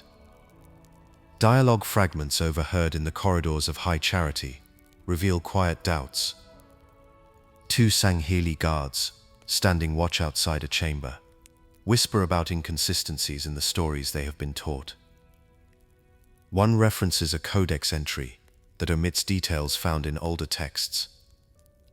Another wonders if the gods truly walked among mortals, or if these tales have grown in the telling. The murals along the inner sanctum sometimes hint at knowledge not shared with the masses. Faded scenes depict figures and symbols not mentioned in the sermons, their meanings left unexplained. The existence of secret relics and hidden sites is acknowledged only in rumor. Some records speak of chambers deep within high charity, accessible only to the highest echelons of the Sanctum. It is said that within these rooms, relics of unknown origin are studied and debated. The process for resolving theological disputes is never made public. Instead, the hierarchs meet in private, consulting ancient records and interpreting the will of the gods as they see fit. When disagreement arises, it is resolved through tradition, not debate. Gaps and ambiguities persist within the religious texts. The communications from mendicant bias, a being said to have shaped the early faith of the Sangheili, are believed by some to have been altered or misunderstood over time. Certain passages are missing, others contradict themselves. The Governors of Contradiction, a group known for their alternative readings of prophecy, are tolerated but rarely acknowledged in official gatherings. Their presence serves as a reminder that, even in a society founded on unity, questions remain. In the quiet aftermath of each ceremony, as the crowds disperse and the lights dim, the mysteries endure. The faithful continue to pray, to serve, and to believe. The covenant's laws and rituals bind them together, yet the shadows along the muraled walls speak of secrets still kept. Within the heart of high charity, the promise of the great journey remains unbroken, its truth known only to the gods and those who claim to speak in their name. Sometimes a war begins not with a declaration, but with a signal drifting through the dark. Halo's universe stretches far beyond the surface of any one world. It is a place shaped by ancient silence, uneasy alliances, and the long shadow of things forgotten. The first meeting between humanity and the Covenant did not bring understanding. It brought a question that reached across stars: what survives when trust is lost and time keeps moving? The years that followed became a test of endurance. Worlds were lost one by one. Human space grew smaller as the Covenant pressed forward, guided by faith and secrecy. In this time, Spartans became more than soldiers. The silence between battles often felt heavier than the fighting itself. Even as new threats emerged from the past, the old pressures of waiting and uncertainty never lifted. Every decision seemed to stretch out beneath the weight of history.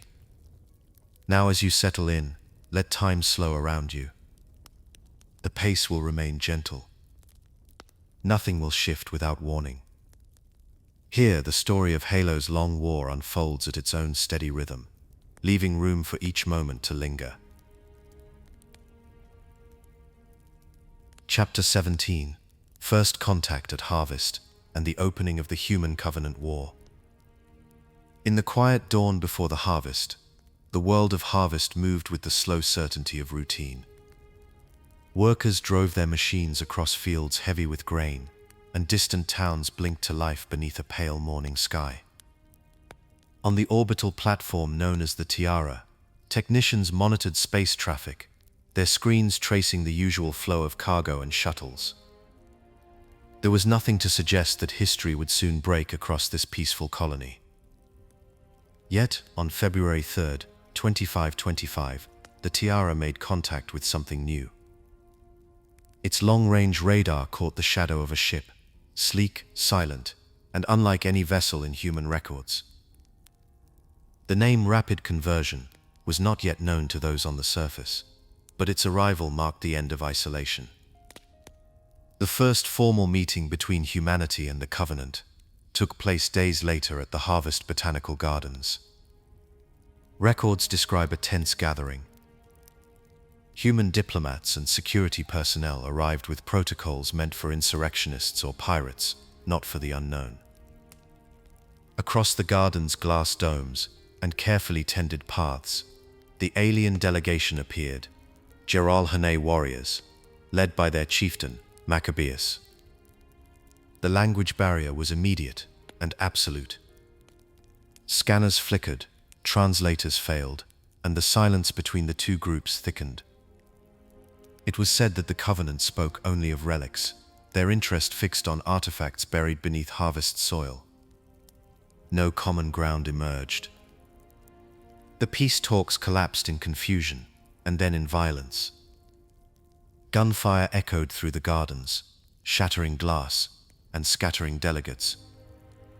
What began as a chance for understanding ended as a firefight, its consequences rippling outward. Within hours, the town of Gladsheim became the stage for the first full-scale assault. The rapid conversion descended from orbit, its weapons lighting the night sky. Emergency channels filled with overlapping calls for help. In the town's center, civilians ran for shelter as Covenant forces advanced. Plasma burned through stone and metal. Witnesses recalled the shapes of alien machines moving with single-minded purpose, indifferent to pleas or warning shots. At the Tierra and the reactor complex, UNSC militia and hastily armed workers took their positions. Reports from these battles describe confusion and fear, defenders outmatched by technology they could scarcely imagine. The Covenant pressed forward, overwhelming resistance at every turn. During the chaos, attempts were made to evacuate civilians.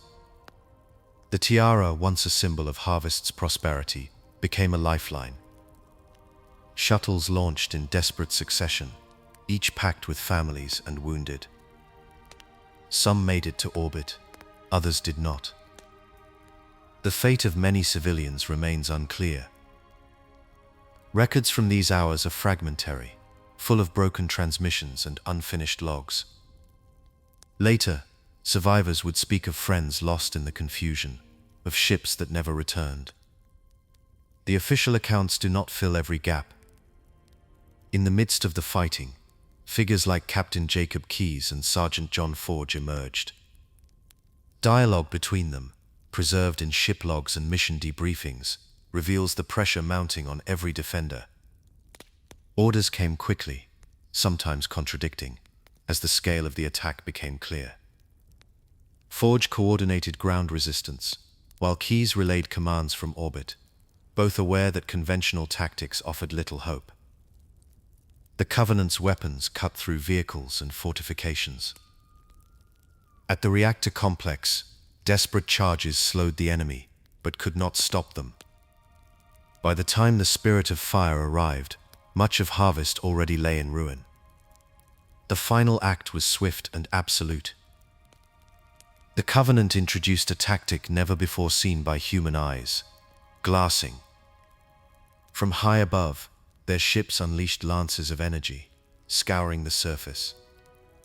Fields, towns, and forests vanished in fire. Later missions would show the aftermath: a world left lifeless, its surface turned to black glass. The air itself shimmered with heat. Environmental details in these missions reveal the totality of the loss: silence where there had been voices, shadow where there had been color and life. For those who watched from orbit, the destruction of Harvest was more than a defeat. It was a message, plain and final. The peace had been shattered. Word of the attack spread unevenly across human space. At first, confusion reigned. The colonial military administration dispatched the Argo to investigate, but it too was lost, destroyed by the rapid conversion in April. As the months passed, other ships followed: the Heracles, Arabia, and Vostok, all part of Battle Group 4. Their engagement at Harvest in October ended with heavy losses. Only Hercules returned, limping back to Reach with news of an enemy beyond anything the UNSC had prepared for. The fall of Harvest set events in motion that could not be reversed. Colonies across the outer and inner colonies received reports of unknown attackers. On Alpha Corvi 2, the Covenant struck with the same efficiency, overwhelming defenses on December 3rd. Each new contact revealed fresh horrors, new weapons, new species, and tactics that left little hope for survivors. The colonial military administration moved to full alert, mobilizing fleets and issuing evacuation orders where possible. At Reach, the heart of military planning, new defensive lines were drawn. Ship manifests from this period list the arrival of reinforcements, while environmental details in mission briefings depict hurried construction and tense preparations. In Arcadia, the pattern repeated. Covenant vessels descended, their dropships filling the sky. Mission logs and trailers show Arcadia City under siege, with civilians fleeing through shattered streets. New enemy types appeared for the first time, their forms and weapons unfamiliar to defenders on the ground. The evacuation centers, hastily abandoned, told their own story, possessions left behind, messages scrawled in panic, and silence settling where thousands had gathered only hours before. The UNSC struggled to adapt, deploying fleets and shifting tactics, but the pace of attacks left little time for reflection. Each world lost sharpened the sense of crisis. The war, once unimaginable, was now inescapable. As the conflict spread, so too did uncertainty. The Office of Naval Intelligence, already wary of insurrection on Harvest, found itself chasing rumors and incomplete reports. Files from this period are often redacted, with entire sections blacked out or missing.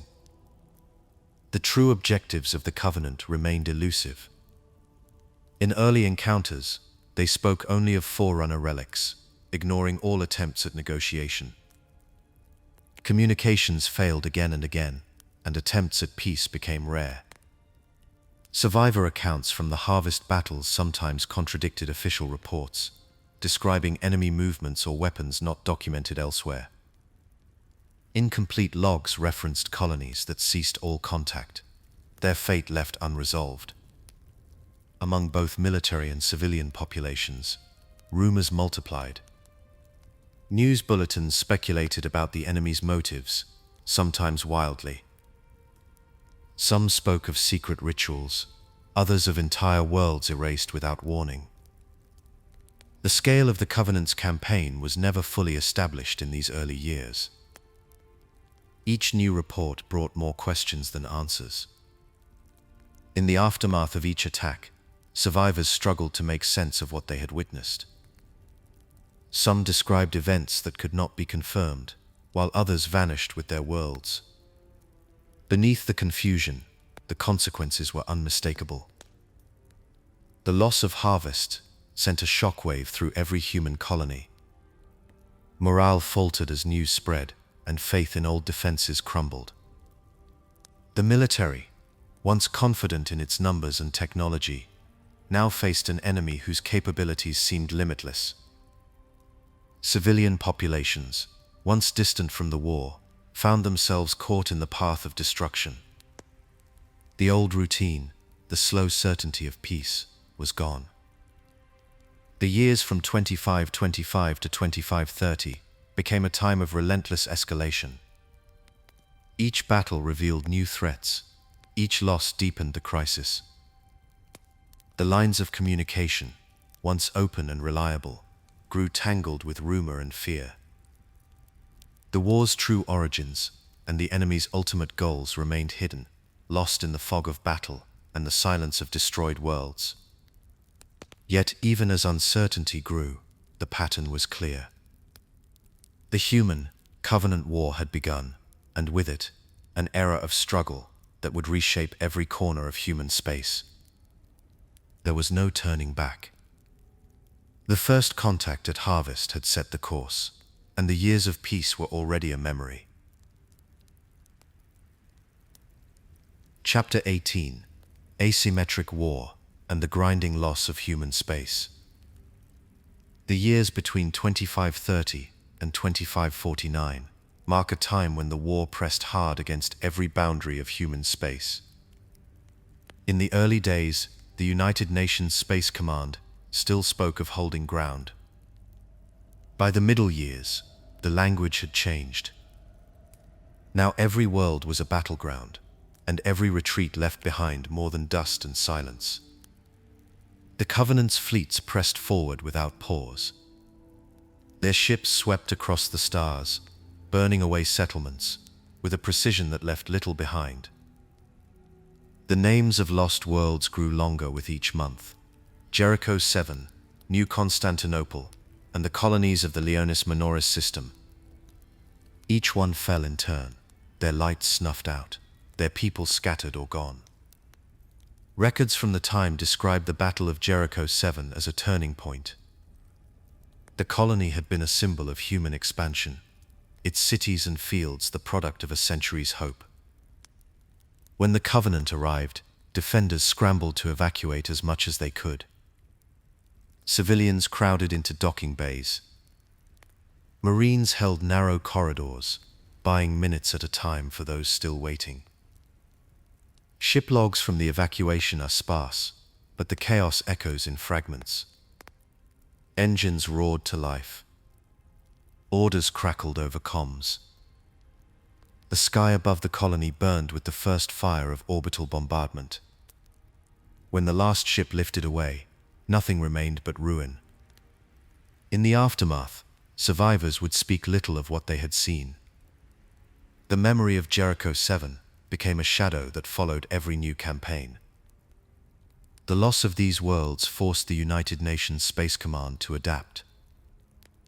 In 2535, the Cole Protocol entered service.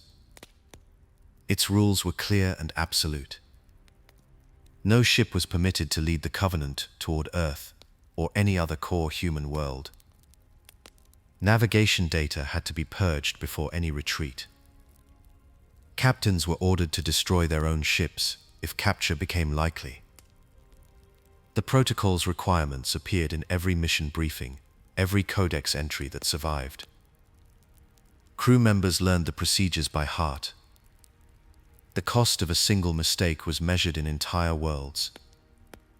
The protocol changed the flow of every battle. Ships broke off rather than risk pursuit. Fleets scattered.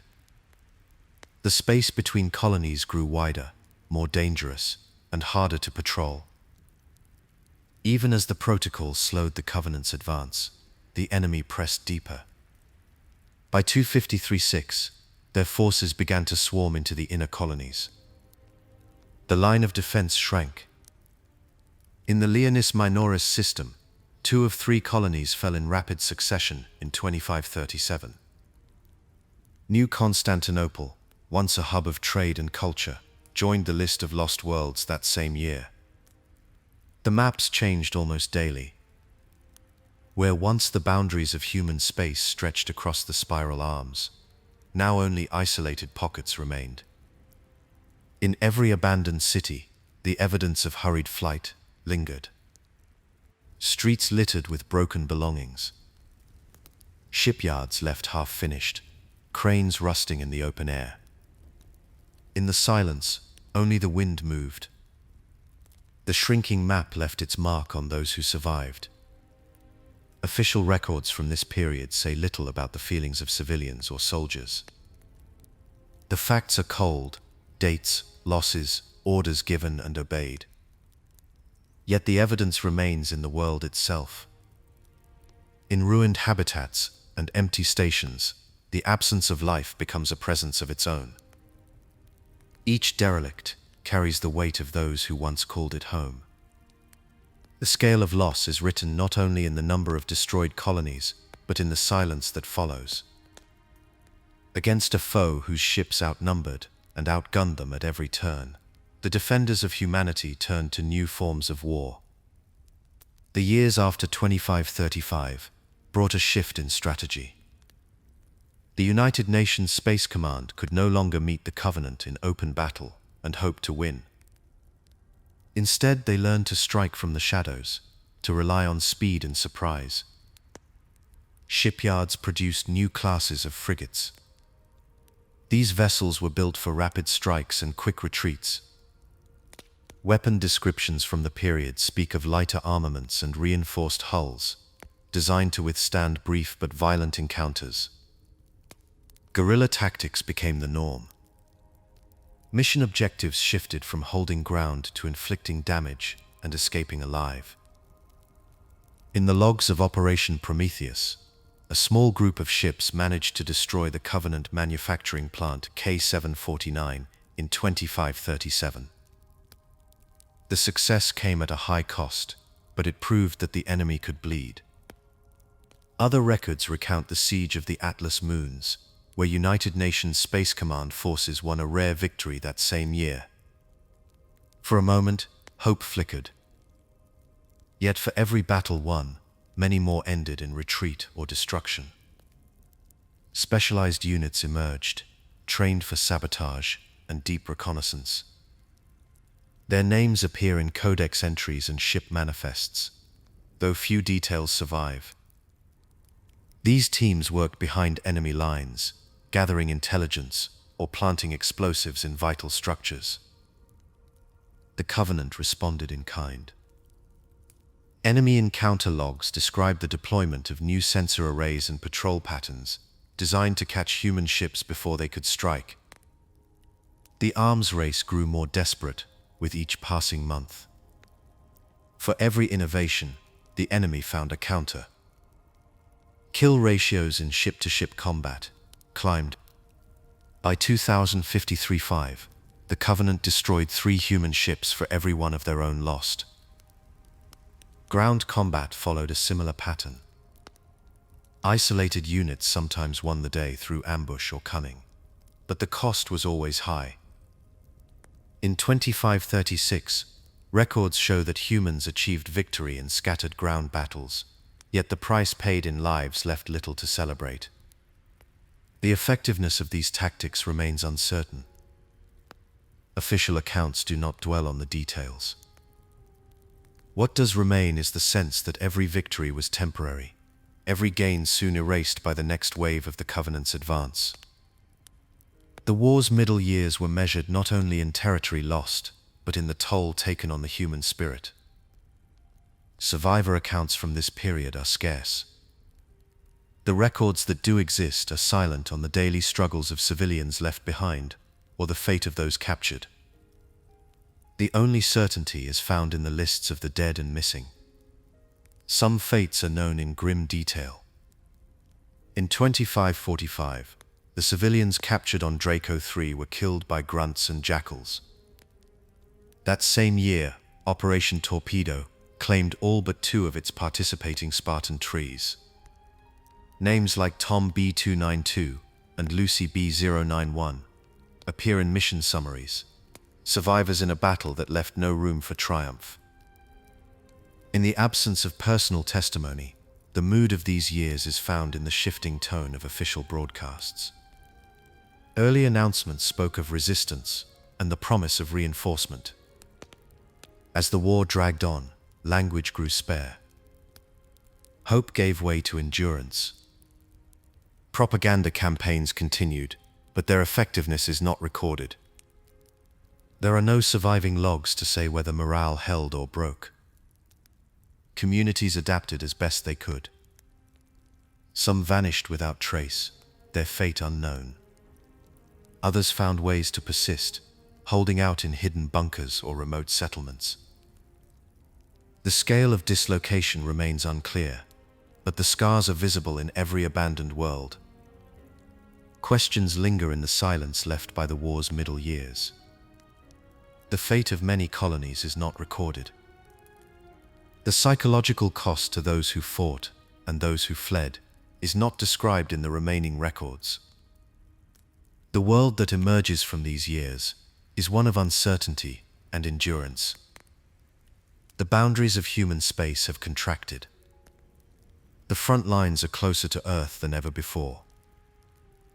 The sense of inevitability grows heavier with each passing season.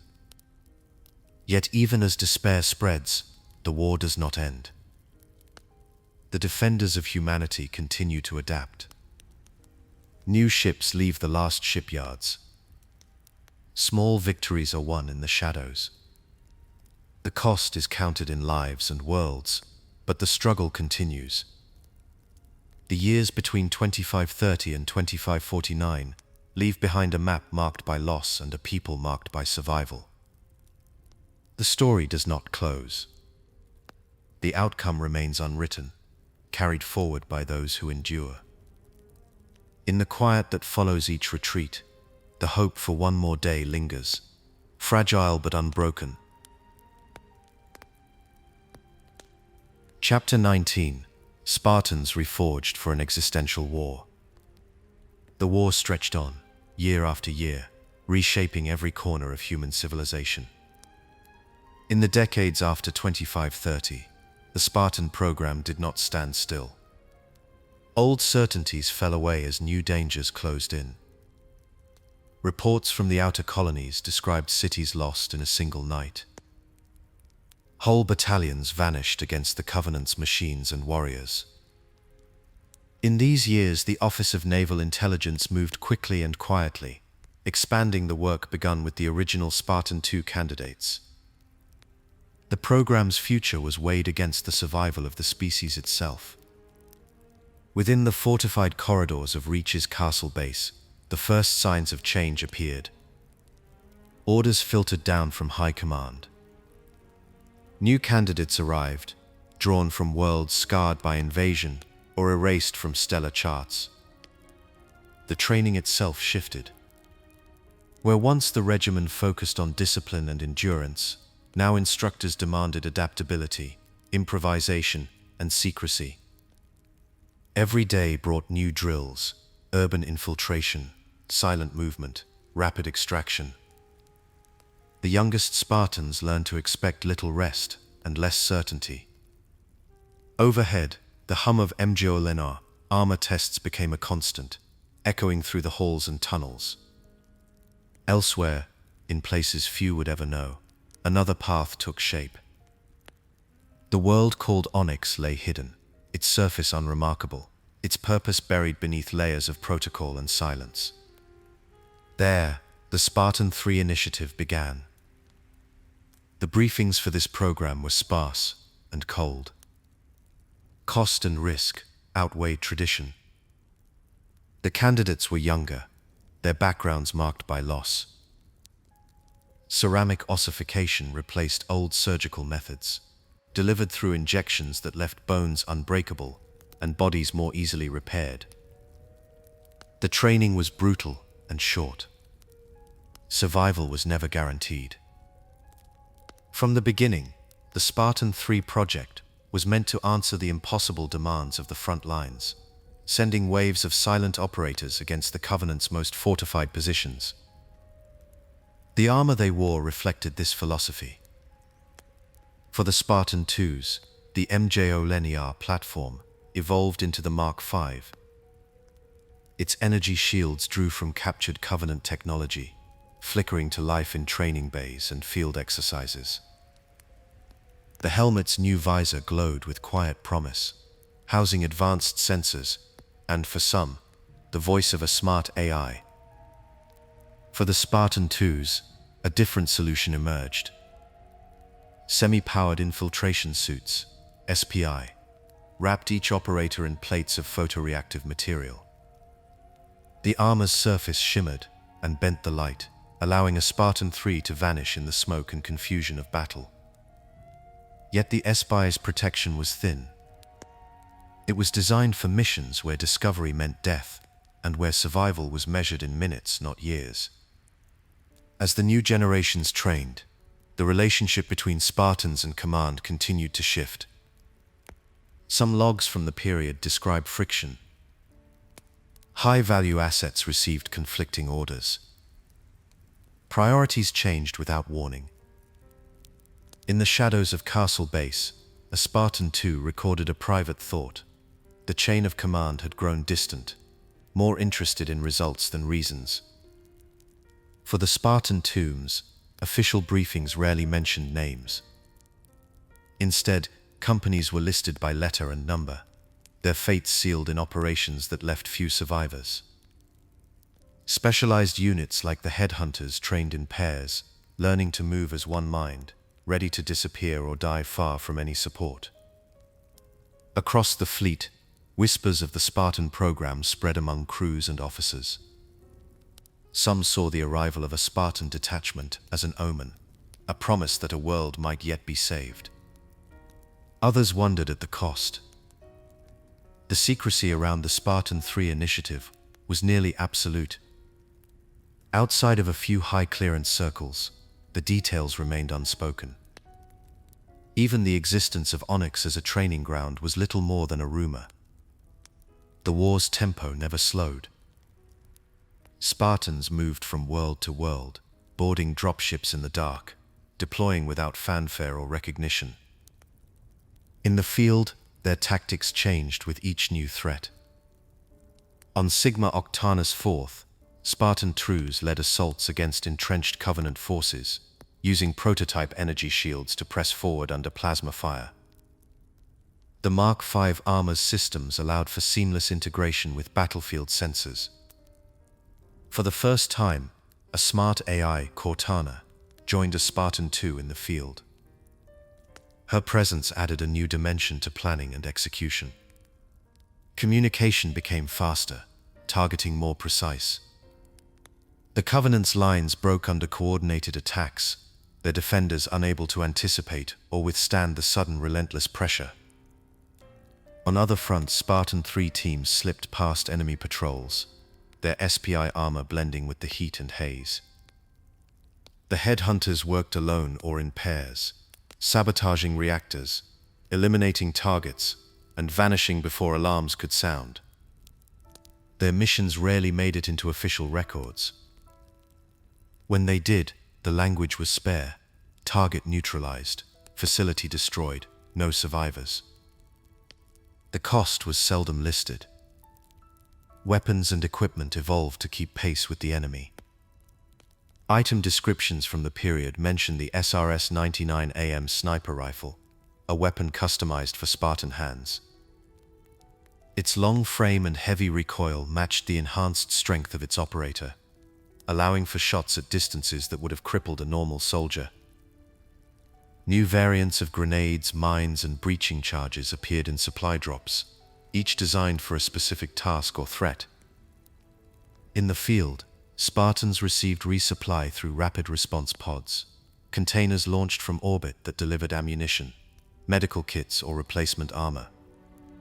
The logistics behind these operations remained invisible to most, but to the Spartans, the arrival of a fresh magazine or a new battery could mean the difference between mission success and total loss. The presence of a Spartan on the battlefield carried weight. Marines and officers often spoke in hushed tones when a Spartan appeared among them. A single armored figure could rally a retreating line or hold a breach until reinforcements arrived. These moments were rarely recorded in reports, but the effect lingered in the memories of those who survived. Among the Covenant, the silhouette of a Spartan became a sign of resistance. Some accounts suggest moments of hesitation or panic among enemy ranks, though official records offer no confirmation. The legend grew on both sides, shaped by what was seen and what was imagined. Yet for every victory, there were losses that never made the headlines. The fate of many Spartan-III companies remains unknown. ONI logs from these years are often incomplete, with casualty figures left blank or entire pages blacked out.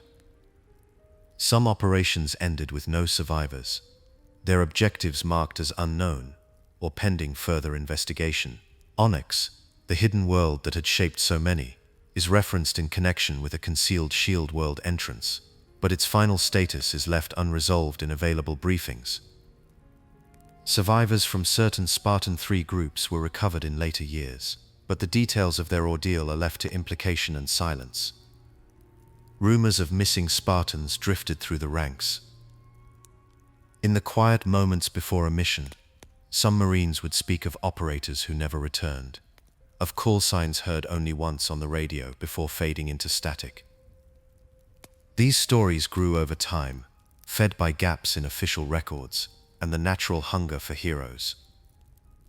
Among the armories and workshops, prototypes for new armor modules and weapons appeared in technical documents, yet few ever saw service in the field. The reasons for their absence remain unspoken.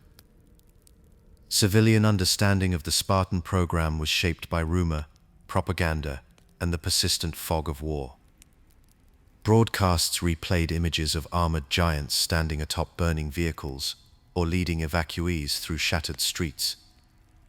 Fact and legend blended together. For many, the Spartans were more than soldiers. They became symbols of hope, sacrifice, and the possibility of victory against impossible odds.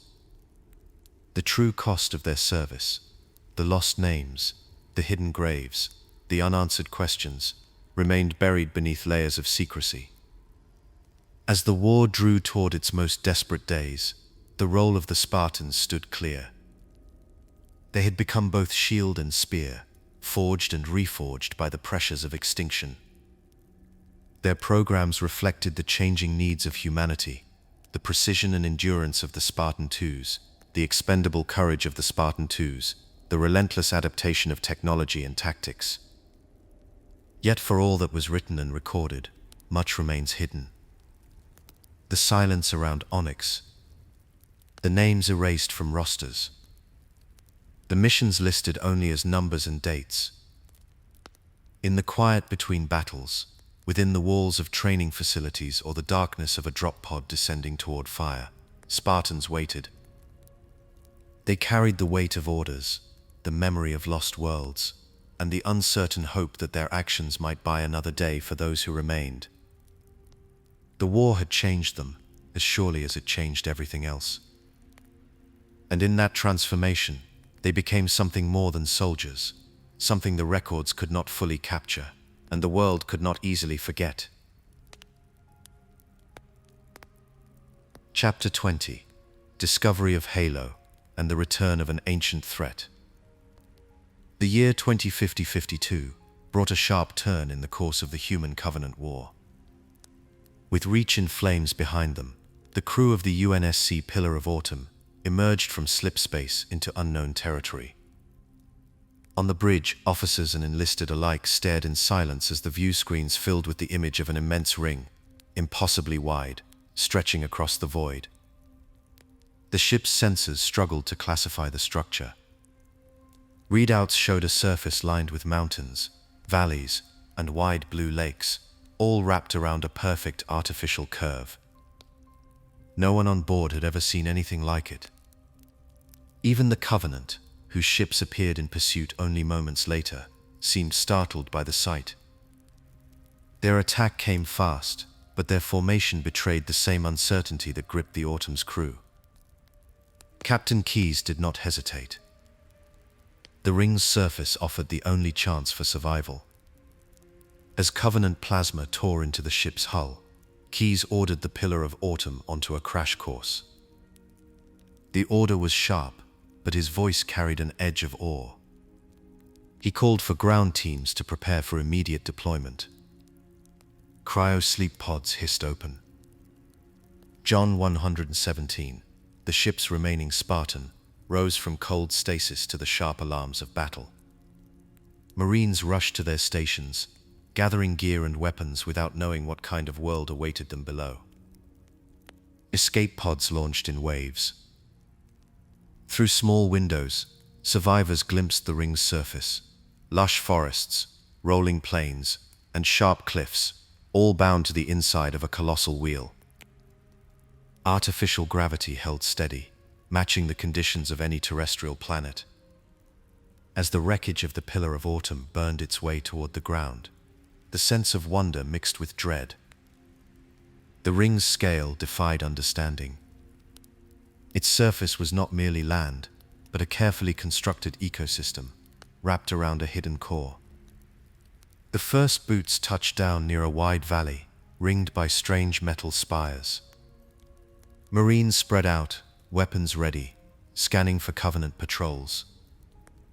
The ground beneath their feet felt real, but the sky above curved in a way no sky should. In the distance, they saw silver towers and bridges, their shapes too clean and regular to be natural.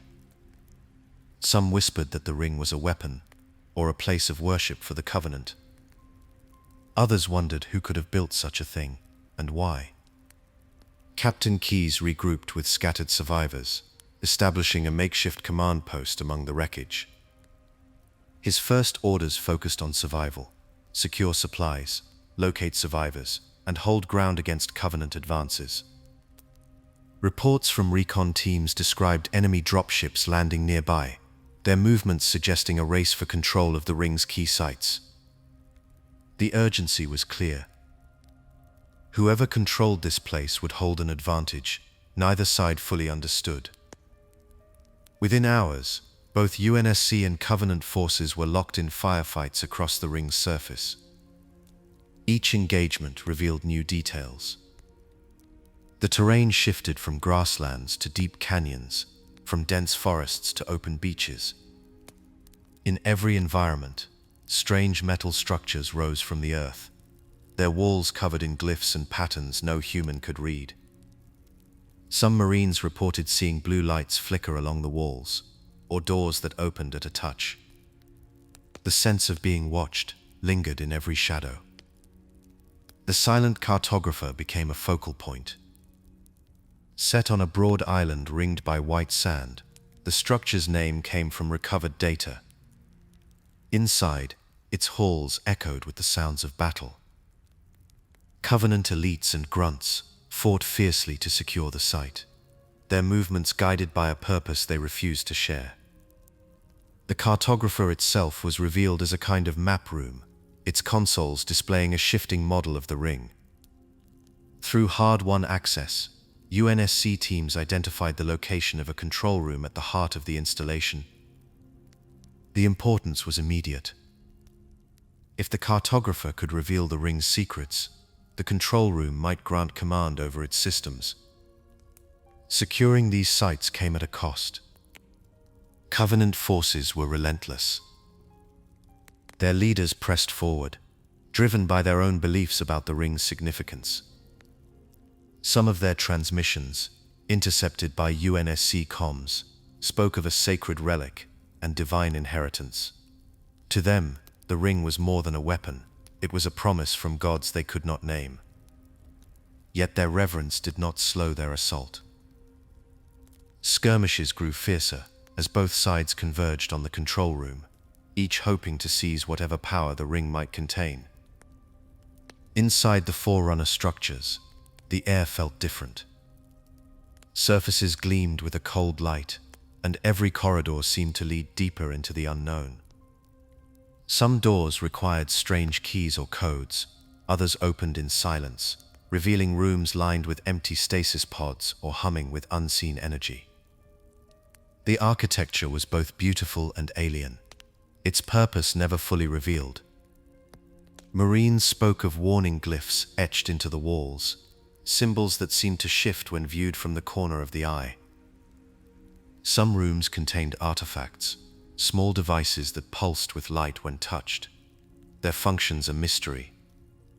As the UNSC advanced, they found evidence of containment areas, sealed for unknown reasons. Reports described heavy blast doors, reinforced beyond any clear need. In one such facility, teams broke through, expecting Covenant resistance. What they found instead was older and far more dangerous. The flood, long dormant, burst from their cells in a wave of violence. The parasite overwhelmed Marines and Covenant alike. Firefights turned to chaos as infected bodies rose again, driven by a hunger that ignored pain or fear. Panic spread through the ranks. Radio transmissions filled with shouts and static, Marines calling for help, officers issuing orders to fall back or seal doors behind retreating squads. Covenant forces, too, were caught off guard. Their tactics, so precise in battle, faltered against the relentless advance of the flood. Some attempted to burn the infected, others simply fled. The ring's corridors echoed with the sounds of running feet, weapons fire, and the inhuman cries of the newly possessed. In the midst of this crisis, dormant defense systems awoke. Automated turrets tracked movement, firing on anything not recognized by long-forgotten protocols. Some Marines described being guided by a floating construct, its eye glowing blue as it spoke in clipped formal tones. The construct, later known as Guilty Spark, offered assistance, but its motives remained unclear. It led John 117 and others deeper into the ring, toward the control room and the heart of the outbreak. Attempts to contain the flood met with little success. Sealing doors and activating security systems brought only moments of respite. The parasite moved quickly, using vents and access shafts to bypass defenses. Official reports from the front lines grew grim. Command posts were lost. Squads fell silent. In the control room, consoles flickered with warnings in an unknown language. Every new discovery raised more questions than it answered. As the battle for Installation 04 raged, the true nature of the ring began to emerge. Data recovered from terminals and consoles hinted at a purpose beyond anything the UNSC had imagined. The Halo was a superweapon, designed not simply as a fortress or a sanctuary, but as a means to cleanse the galaxy of life. The flood, once unleashed, represented a threat so dire that only total annihilation could contain it. Yet the details were incomplete. Protocols referenced in the data remained only partially translated. Some files were corrupted, others locked behind layers of security no one could break. References to other installations appeared in the ring's records. The language was vague, speaking of sibling rings and arrays. No coordinates were given, no clear instructions left behind. The existence of other halos was certain, but their locations and purposes remained out of reach. Guilty Spark, for all its knowledge, spoke in riddles. It guided with one hand and withheld with the other, its true intentions obscured by layers of protocol and secrecy. The flood's origin was no clearer. Reports from On-I described the parasite only as an unknown vector. The first encounters gave no hint of where it had come from or how long it had been sealed away. Some logs speculated about ancient wars. Others simply recorded the facts: containment breached, infection spreading, all available forces in retreat. The sense of mystery deepened as the situation grew more desperate. Among the Forerunner constructs, ambiguity reigned. The functions of many devices and protocols were never fully explained. Some terminals referenced reclamation and activation, but what these terms meant was left unresolved.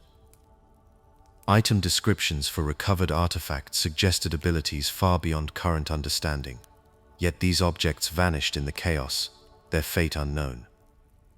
After the ring's destruction, official reports grew sparse. The control room's last moments were not recorded. The silent cartographer's final status was left out of dispatches. In the aftermath, only fragments remained. The story of Halo's discovery is one of awe, confusion, and terror. For the crew of the Pillar of Autumn, the ring offered a fleeting hope of escape and a new battlefield, unlike any before. For the Covenant, it was a sacred promise and a site of bitter loss. For all who set foot upon its surface, the ring revealed the limits of their knowledge and the dangers that come with awakening what should remain sealed. In the quiet that follows, many questions linger. The true intentions of the Forerunners, the full scope of the Halo array, and the final fate of the ancient threat remain shrouded in uncertainty. Only the echoes of battle and the silence of the ring endure. Chapter 21. The Collapse of Covenant, Certainty, and the Great Schism. Within the vast halls of high charity, the Covenant's city and seat of power, tension moved like a silent current. The year was 250-52, and the alliance that had endured for ages now stood on the verge of collapse. The prophets, once regarded as the unwavering voice of the gods, grew secretive and distant. Their decisions, once accepted without question, began to stir unrest. The destruction of the unyielding Hierophant and Truth's mighty fleet had left the Covenant's military strength wounded. Yet it was not this loss alone that threatened the alliance. It was the shadow of betrayal that crept through council chambers and echoed in hurried whispers among the ranks.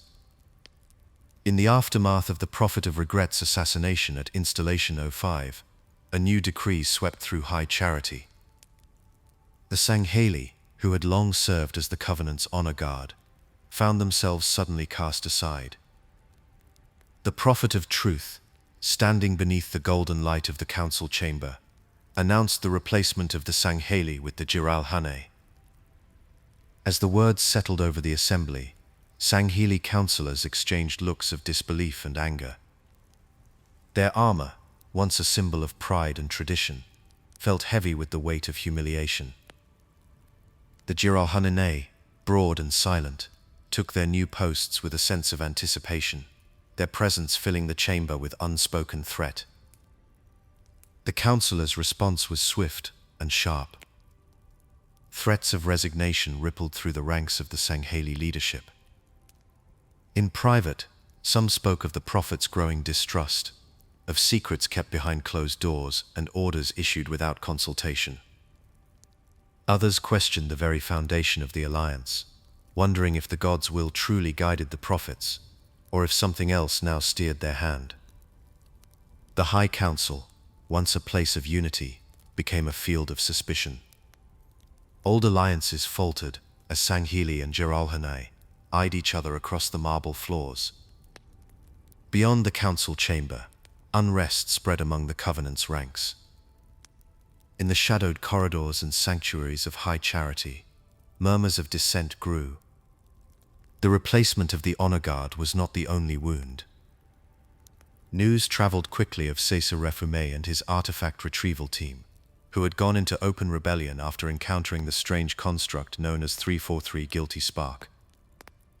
Their claims, whispered among the Sangheili, spoke of a truth hidden for generations. The arbiter, Theology, was sent to silence this rebellion. Yet in the gas mines of Threshold, he listened to the words of Refume and the revelations of the ancient monitor. Doubt took root. The arbiter's journey revealed more than the prophets intended. He saw the cracks in covenant dogma, the possibility that the great journey itself was a lie. With each new revelation, the certainty that had bound the alliance began to unravel. The Sangheili, once the prophets' staunchest enforcers, now faced the reality that their faith had been manipulated for purposes unknown. The prophets' religious rhetoric, once a source of unity, now felt hollow to many who heard it. The seeds of the schism were sown, and the first fractures in covenant leadership appeared. As November drew near, the tension that had simmered for weeks finally erupted. On November 3rd, the Great Schism began. The Covenant, once a single, unified force, split along lines of loyalty and belief. The Sangheili, joined by those who still trusted their leadership, turned against the prophets and the Jiralhane. The prophets, for their part, placed their faith in the brutes, elevating them to positions of command and turning them against their former allies. The corridors of high charity, once filled with the orderly march of unified troops, became battlegrounds. The sound of energy swords and spiker fire echoed through the sanctuaries as Sangheili and Jiralhane clashed. Within the fleet of righteous vigilance, betrayal struck with deadly force. The prophet of conviction, a figure of authority, fell to one of his own shipmasters after it was revealed that he had ordered the killings of Sangheili counselors. Trust, already fragile, shattered completely. Across ships and outposts, orders were questioned and loyalties divided. The command structure that had held the Covenant together now lay in ruins, replaced by chaos and fear.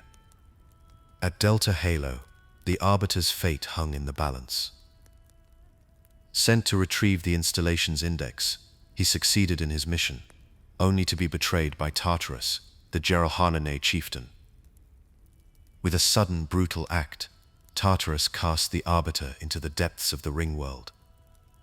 There, in darkness, the Arbiter was captured by the Gravemind, the voice of the Flood. In a strange alliance, the Gravemind brought together the Arbiter and the Master Chief. Both now saw the Prophet's plan for what it was, and both understood that the future of the galaxy depended on stopping the activation of Installation 05. While divided Covenant forces fought among themselves, a new threat emerged. The Flood, using the captured human ship in amber-clad, breached High Charity's defenses. Infection spread rapidly, turning the heart of the Covenant into a nightmare of panic and violence. The Prophet of Mercy fell to the Flood, his final moments marked by terror and regret. The city's inhabitants, caught between civil war and infection, scattered. Corridors once filled with ritual and ceremony became hunting grounds for the Flood. The chaos of the Schism touched every member species. The Ungoi, long pressed into service by their superiors, faced impossible choices. Some fought alongside the Sangheili, others remained loyal to the prophets, and many simply tried to survive. The Kigyar, ever pragmatic, weighed their options carefully, shifting allegiances as the tides of battle changed. For many, confusion reigned. Orders conflicted, leaders vanished, and the familiar structure of Covenant life dissolved into disorder. Reports from the front lines described desperate actions. Terminals and logs captured the voices of Sangheili commanders, urging their troops to hold the line, even as the enemy wore familiar colors. In the sanctuaries of High Charity, firefights raged between former allies. The Schism's violence spread outward, touching the outer colonies and distant fleets. Skirmishes erupted in places far from the eyes of the prophets. Some of these battles were never formally recorded, their outcomes left to rumor and memory. The Flood's incursion into High Charity added another layer of uncertainty. Former enemies, facing extinction, sometimes found themselves fighting side by side. These alliances rarely lasted. The threat of infection left trust in short supply. Survivors moved in small groups, avoiding both the Flood and the enemy they once called brother. The city's great spires, symbols of power and unity, fell silent as the infection spread. As the civil war burned through the Covenant, the prophets clung to their authority. Their words, broadcast across what remained of the Covenant's networks, called for faith and obedience. Yet with each passing day, fewer listened. The Sangheili, now convinced that the prophets had deceived them, gathered their followers and prepared for a new future.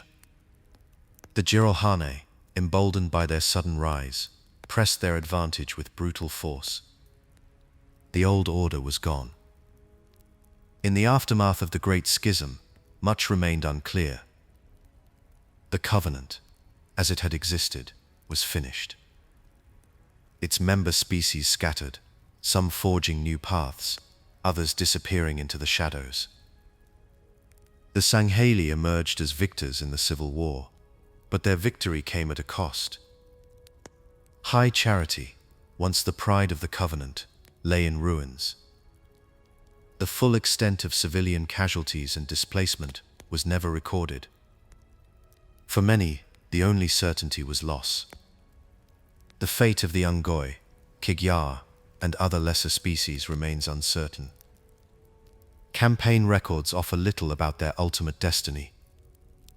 Some may have found refuge with the Sangheili, others may have sought new masters, and many simply vanished from the chronicles of war. The prophet's final plans, too, remain shrouded in ambiguity. Hints within codex entries and terminals suggest secret meetings and hidden agendas, but the truth of these rumors is never fully revealed. Among the ruins, the legacy of the Great Schism endures. The Sangheili, once enforcers of the prophet's will, now chart their own course. The Gerolhane, ascendant for a brief moment, must reckon with the consequences of their actions. High Charity stands empty, its grand architecture haunted by memories of what was lost. The schism's true scope, marked by unrecorded battles and unspoken pacts, may never be fully known. In the quiet that follows, uncertainty lingers. The prophet's knowledge of the Forerunners, a mystery that began this cascade of events, remains unresolved. Some records suggest they held secrets never shared with the wider covenant. Others imply that even they were blind to the full truth. The future of the Sangheili and Gerolhane, the fate of High Charity's scattered survivors, and the final meaning of the schism are questions left for another day. For now, only the echoes of conflict remain. The covenant's certainty has collapsed, replaced by a world where old truths have turned to dust and new possibilities wait in the shadows. The story of the Great Schism ends not with answers, but with silence and the memory of what was lost. Chapter 22: The Ark and the Last Activation of a Halo Ring. In late 2050-52, the world changed beneath a sky split by fire and ancient machinery. The land near Mombasa, Kenya, once scarred by invasion, became the stage for a new kind of discovery. There, embedded in the earth, lay a Forerunner structure that had waited in silence for millennia. The Covenant called it the Portal, a gateway to something beyond human understanding. As the Prophet of Truth set his plans in motion, the air shimmered with energy. The Forerunner dreadnought, immense and silent, hovered over the portal's heart. When truth activated the structure, the world seemed to bend, and a passage opened far beyond the stars. Through this newly awakened gateway, fleets moved with purpose and dread. Human ships, battered and scarred by years of war, followed the Sangheili vessels, once enemies, now bound by necessity. The view beyond the portal was not of any known system. Instead, ships emerged above a construct, vast enough to dwarf planets, a world forge, unknown to any who had come before. This was Installation 00, called by some the Ark. Its surface stretched in sweeping plains and geometric canyons, punctuated by impossible towers and luminous bridges. Across the horizon, the shape of an unfinished halo ring cast a thin shadow, its form incomplete but unmistakable. The Ark's scale defied easy measure. Dropships passed over chasms that seemed bottomless, their sides lined with strange metallic growths. Massive foundries glowed in the distance, their machinery silent but waiting. In the center of this machine world rose the cartographer, a tower of light and data. Its walls shimmered with glyphs, offering hints of the Ark's true function. Those who entered found themselves surrounded by holographic maps, projections of the halo array stretching across the galaxy. Every ring, every connection, was charted here. The Ark did not merely monitor the rings. It could create them, rebuilding what had been lost, controlling what must not be unleashed. The first steps on the Ark's surface brought conflict. Covenant loyalists, those who still served the prophets, held key positions. Their patrols moved with discipline, securing the high ground and ancient walkways. The Sangheili and human forces landed in scattered waves, forced to fight for every inch. The ground here was alien and unyielding. Even the air felt different, tinged with the scent of ozone and dust. Through the shattered halls and open plazas, the sounds of battle echoed, plasma fire, shouts, and the distant roar of engines. Yet, as the fighting intensified, another threat revealed itself. The flood had arrived, their presence unmistakable. Blackened growth spread along the Ark's corridors. Pods burst open, releasing infection forms that moved with mindless hunger. Some said the flood had come through the portal, following the ships in the chaos. Others believed the parasite had always found a way, adapting, surviving, and waiting for any chance to spread. On the Ark, the flood found new ground to corrupt, and their advance was relentless. Within this turmoil, the prophet of truth pressed his advantage. He claimed a stronghold at the heart of the Ark, locking down control rooms and surrounding himself with loyal guards. His vision was clear and absolute: to fire the halo rings and complete the great journey. Human and Sangheili leaders recognized the stakes. The Ark was not simply a place of exile or research. It was the control point for the entire halo array. If truth succeeded, every ring would ignite, and every living thing within their reach would be lost. The push toward truth's fortress demanded sacrifice. Human marines and Sangheili warriors moved together, their ranks thinned by constant ambushes. The landscape shifted from open fields to narrow walkways suspended above glowing depths. Debris from past battles littered the ground. The unfinished halo ring loomed overhead, its framework a reminder of the Ark's terrible potential. As the Allied forces advanced, they encountered defenses both technological and organic. Turrets emerged from the ground, firing arcs of energy. Flood forms crawled from vents and fissures, attacking without fear. In the final approach, the prophet's stronghold became a battleground. The walls shook from explosions. Shadows flickered as the flood pressed in from every side, their numbers swelling with each fallen soldier. Through smoke and confusion, the voices of leaders cut through the chaos. Orders issued over comms carried urgency and hope. Sangheili commanders rallied their warriors, while human officers coordinated fire teams. The alliance, fragile but determined, held together under fire. The unfinished halo ring itself became the final stage. Its surface was raw and untested, a skeleton of what it might become. Yet it housed the control room, the only place where the new ring could be activated or destroyed. John 1:17, known to many as the Master Chief, moved with purpose alongside the Arbiter and Sergeant Major Avery Johnson. Each step toward the control chamber was contested. The flood, sensing the threat to their existence, surged in waves. Their forms twisted and multiplied, blocking every corridor, filling every chamber with the stench of decay.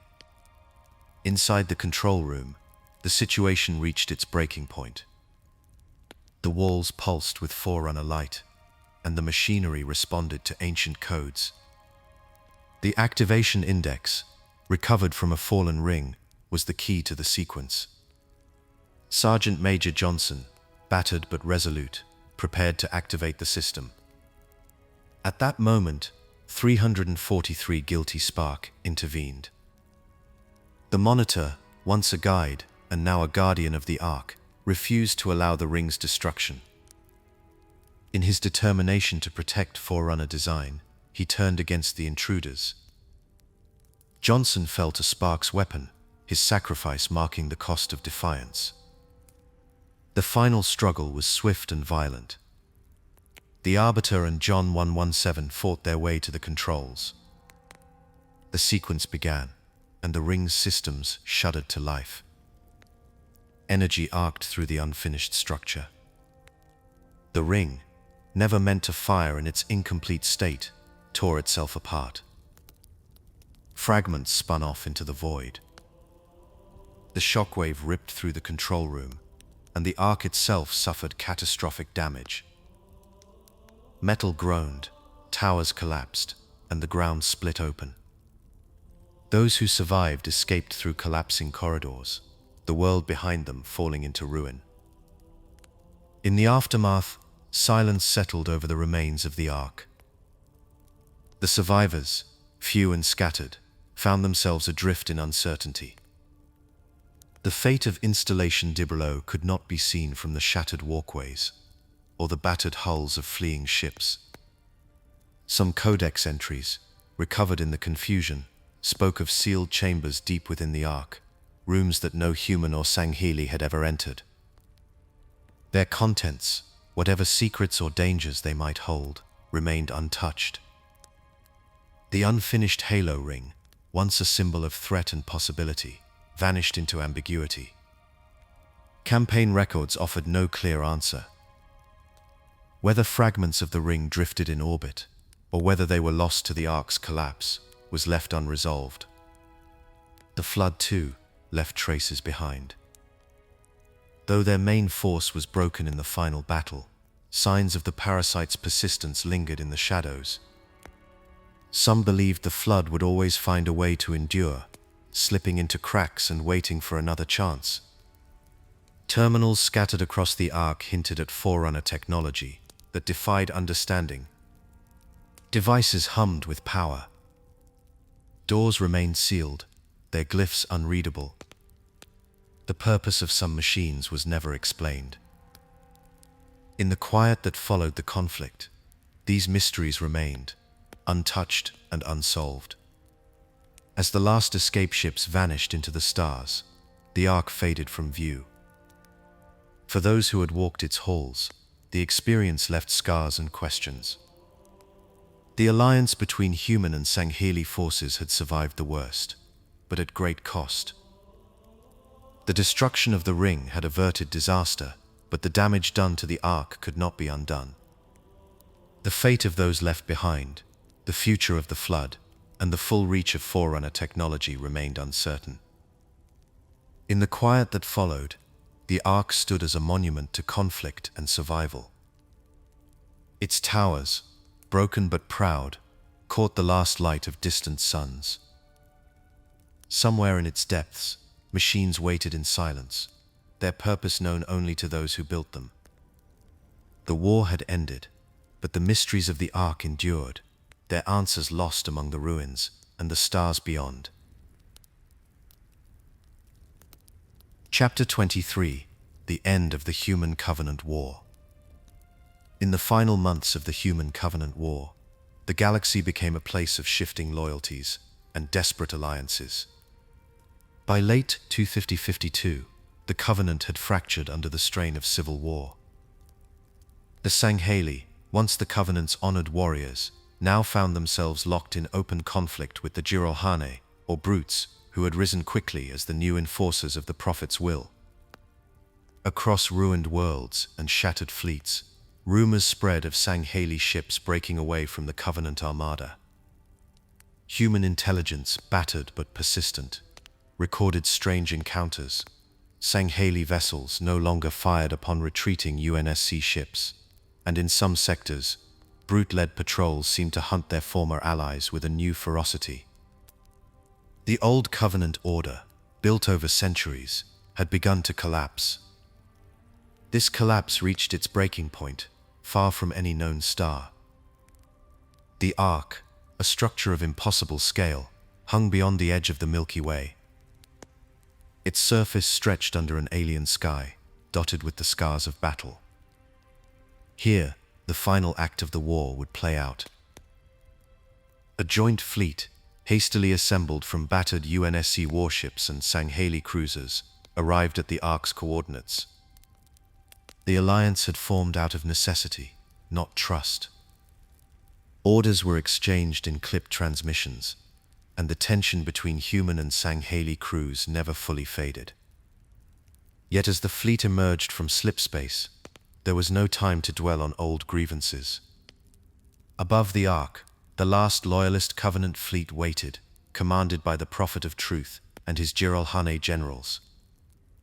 The first shots came quickly. In the silence of space, energy beams and missiles danced between ships. UNC frigates moved alongside Sangheili assault carriers, their targets clear, the Covenant warships that still answered to truth. On the ground, dropships screamed through the Ark's thin atmosphere, carrying Marines and Sangheili warriors alike. The surface of the Ark became a patchwork of fire and movement, ruined Forerunner structures, twisted metal, and the bodies of the fallen. For the first time, human and Sangheili soldiers fought side by side, exchanging brief words over comms and covering one another as they advanced. The air crackled with tension and the echo of gunfire. The Prophet of Truth had retreated to the citadel, deep within the Ark. From there, he intended to activate the Halo Array, a weapon that could end all sentient life in the galaxy. His Girolhane guards formed a last line of defense, fanatical to the end. The assault on the citadel was relentless. Human tanks rolled over broken ground, Sangheili phantoms strafed Covenant positions, and squads pressed forward under fire. The battle's outcome was never certain. Every corridor and bridge became a place of desperate struggle, the fate of billions hanging in the balance. In the chaos, the old Covenant hierarchy crumbled. Brute units, once united by loyalty to the prophets, began to falter as Sangheili detachments cut through their lines. Some brutes fought to the last, while others retreated or turned on their own. The chain of command was lost. Among the ruins, Marines encountered Covenant troops who surrendered or fled, their faith broken. The collapse was visible in every shattered command post and every abandoned weapon. High Charity, the Covenant's holy city, drifted in ruin above the Ark. Its remains served as a grim reminder of what had been lost. Debris from the city fell across the Ark's plains, and scattered terminal logs spoke of panic, confusion, and the end of belief. The final confrontation came within the citadel itself. The Prophet of Truth, now the last of his kind, fell to the combined assault of human and Sangheili forces. The war's architect was gone, and with his death, the last hope for Covenant victory vanished. The battle on the Ark, fought on December 11th, 2052, marked the end of the human Covenant war. The Covenant, once unified and unstoppable, was gone. After the guns fell silent, the survivors faced a changed world. The war's end did not bring immediate peace. Wounded soldiers were evacuated from the Ark, their ships limping back through slip space. The joint fleets dispersed, each side wary of the other's intentions. On Sanghelios, the Sangheili homeworld, Fel Vadam returned as a hero. His leadership had helped shatter the Covenant and forge the alliance with humanity. In the wake of victory, the swords of Sanghelios emerged as the new voice of his people. Yet even as the Livadam's ships gathered above his world, rumors spread of unrest among the Sangheili and of splintered brute warbands on distant worlds. For humanity, the cost of survival was plain to see. Earth's surface bore the scars of orbital bombardment. Entire cities remained in ruin, and the remains of old defenses rusted in the rain. The UNSC, though battered, moved quickly to mark the war's end. On March 3, 2053, a monument rose in the Kenyan savannah near Mount Kilimanjaro. Survivors gathered under a pale sky. Lord Hood, now the voice of the UNSC, presided over the ceremony. The Lavadam stood beside him, an honored guest. The two leaders spoke little, but their presence together signaled a new era. The Treaty of 2052, signed between humanity and the swords of Sanghelios, formalized a fragile peace. The ceremony was somber. Names of the dead were read aloud, each one a story cut short by war. Around the monument, soldiers and civilians alike stood in silence. The air carried a sense of both relief and uncertainty. The war was over, but the future remained unclear. As the crowd dispersed, the wounds of the past lingered. The Stewardship's presence on Earth was unprecedented, a sign that old enemies could become allies. Yet for many, trust would not come easily. Some questions had no answers.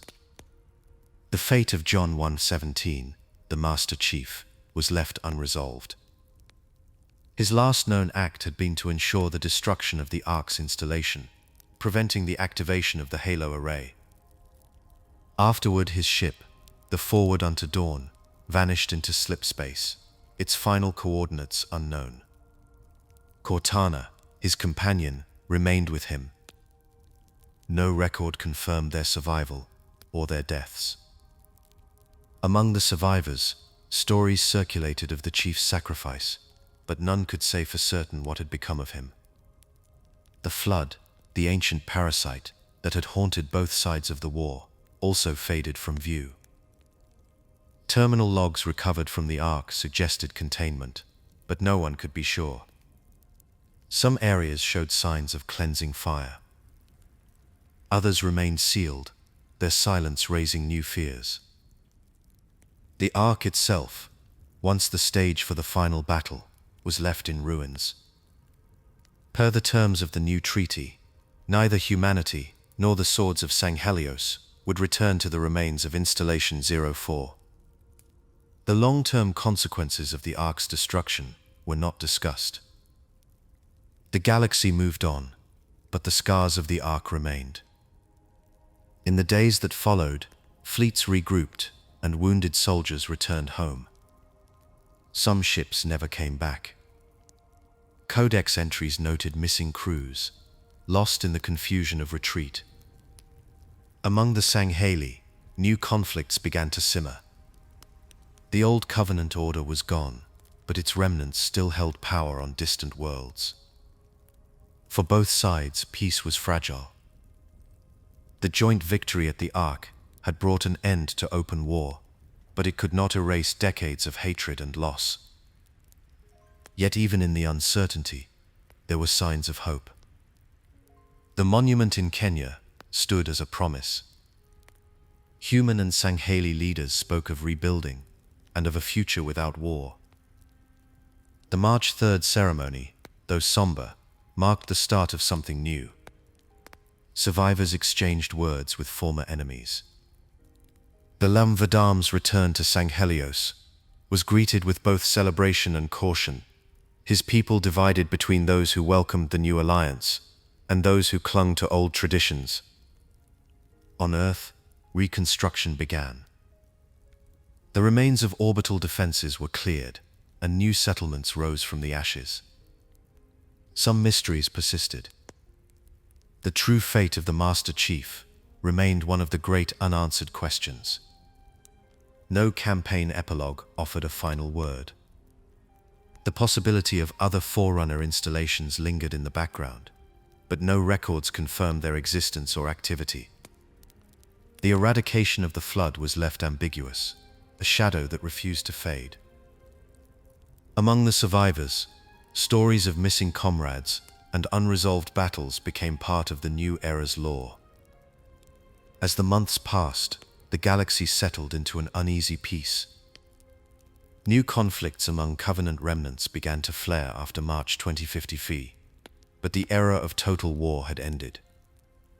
The closing scenes of the campaign, both in dialogue and in silence, carried a sense of loss and hope. The war had redrawn the map of the stars, forging unlikely friendships and leaving old wounds open.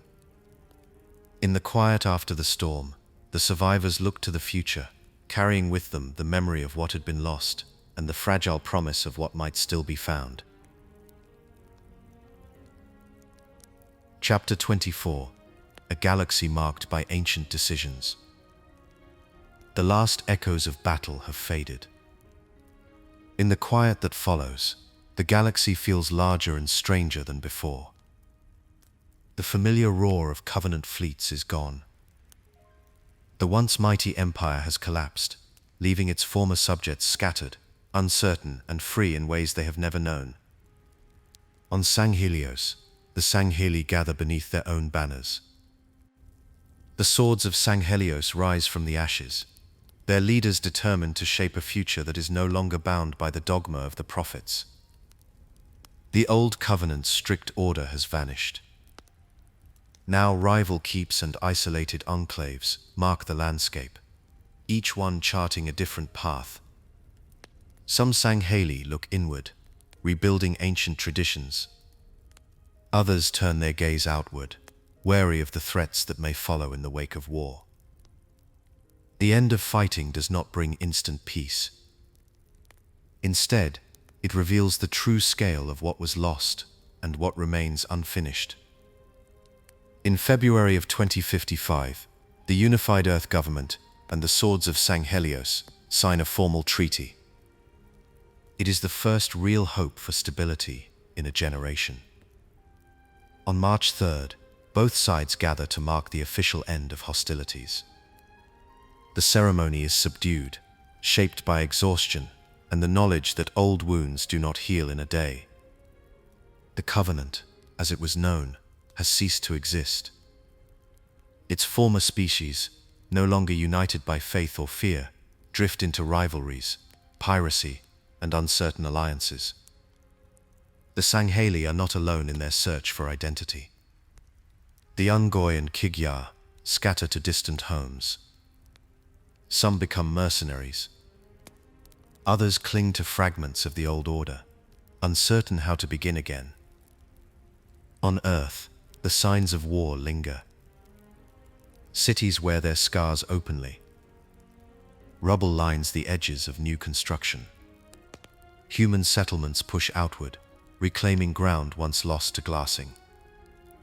In some places, the air still carries the faint smell of burnt stone and ozone. Yet there is movement, a sense that life is returning. Children play in parks built atop old craters. Engineers and laborers work side by side, raising walls and planting gardens. The first year without the Covenant brings a fragile peace. For many, it is the first time in memory that the sky does not hold the threat of invasion. Former Covenant strongholds stand abandoned. In the shadow of ruined temples and silent hangars, local populations sift through the remains. Some structures are left to crumble. Others are rebuilt, repurposed as shelters or storage. The architecture is strange, a reminder of a time when the galaxy was ruled by fear and ritual. Mission reports speak of scavengers and scholars alike, searching for lost technology or simply sheltering from the elements. Covenant weapons and vehicles, once symbols of power, now gather dust in makeshift depots. In the markets of Sangheili and the outer colonies, rumors swirl about who controls which caches and what secrets might remain hidden. For those with the means and the will, the scramble for technology begins almost at once. Human and Sangheili teams race to secure what they can. Some seek to study, others to profit. Fragments of plasma rifles and pieces of energy shields are traded in quiet corners. The words of traders and soldiers carry a note of caution.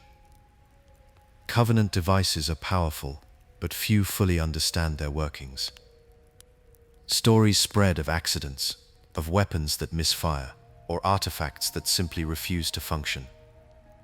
The Banished, a new and brutal force led by Attrition, are quick to seize what they can.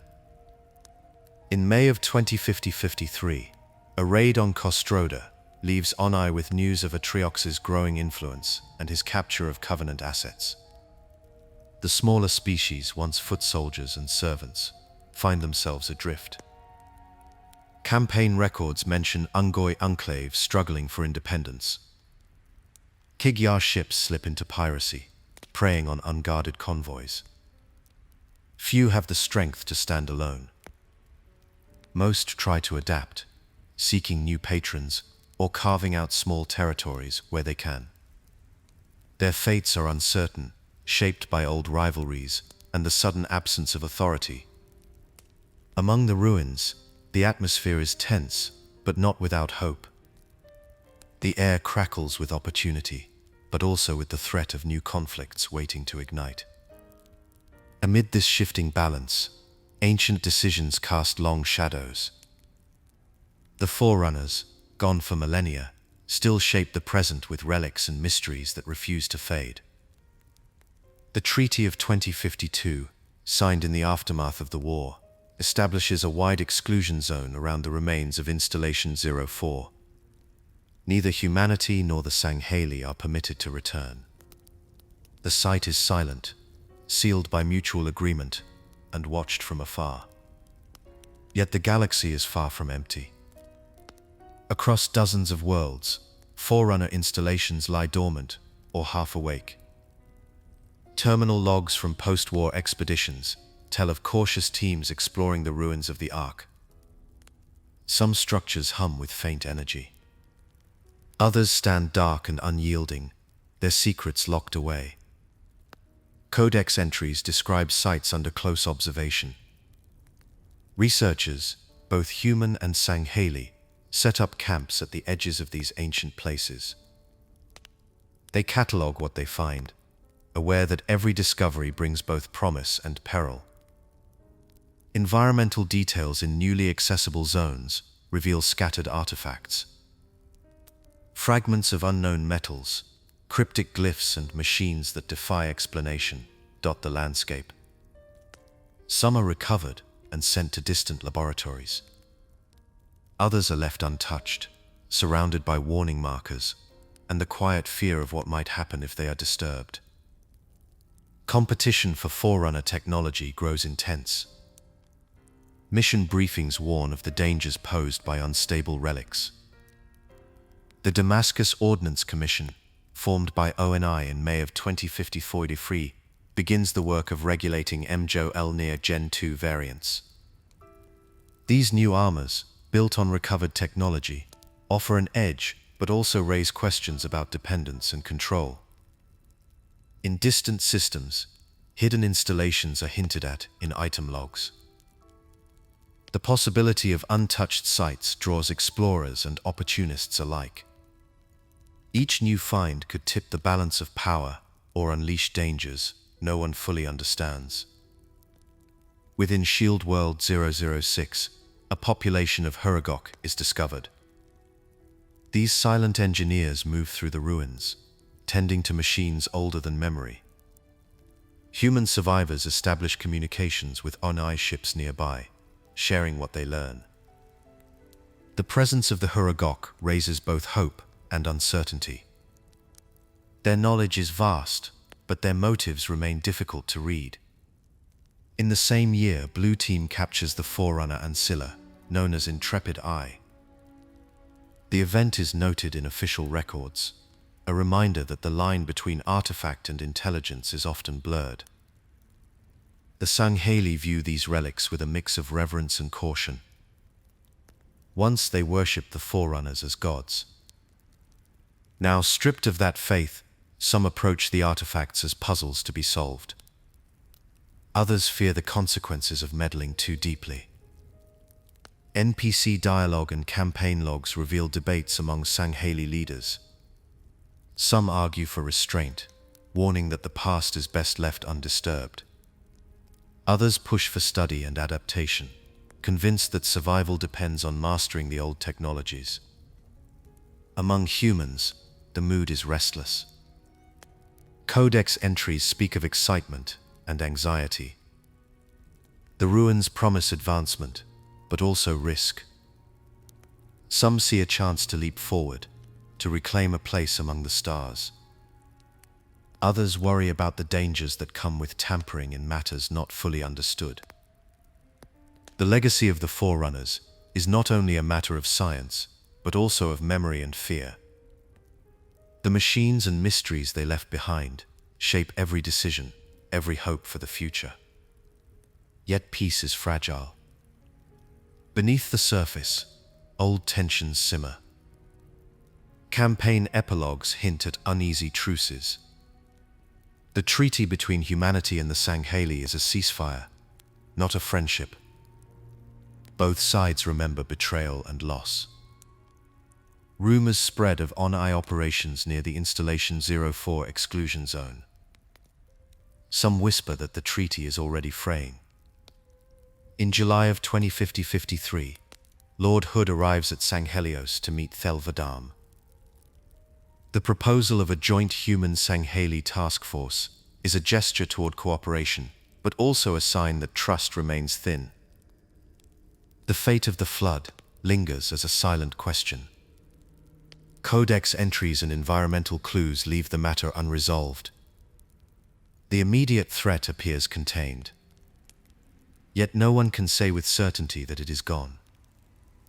In the ruins, strange markings and sealed doors suggest that the Forerunners' intentions were never fully understood. Some believe the ancient builders left warnings. Others see only puzzles, waiting for the right key. The closing moments of the war are marked by motifs of mistrust and hope. Official records and campaign material capture the tension in every conversation. Some characters look to the future, dreaming of alliances and shared purpose.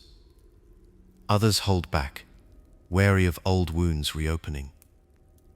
The consequences of ancient decisions remain present in every choice. The galaxy is shaped not only by what has been built, but also by what has been left behind. In these days, the sense of waiting is everywhere. The air is thick with stories, some true, some half-remembered. No one knows what shape the future will take. What is clear, as the dust settles, is that the galaxy has been marked by the choices of those who came before. The survivors walk forward, carrying both the burdens and the hopes of ages past. The way ahead is uncertain, but the echoes of ancient decisions linger in every step,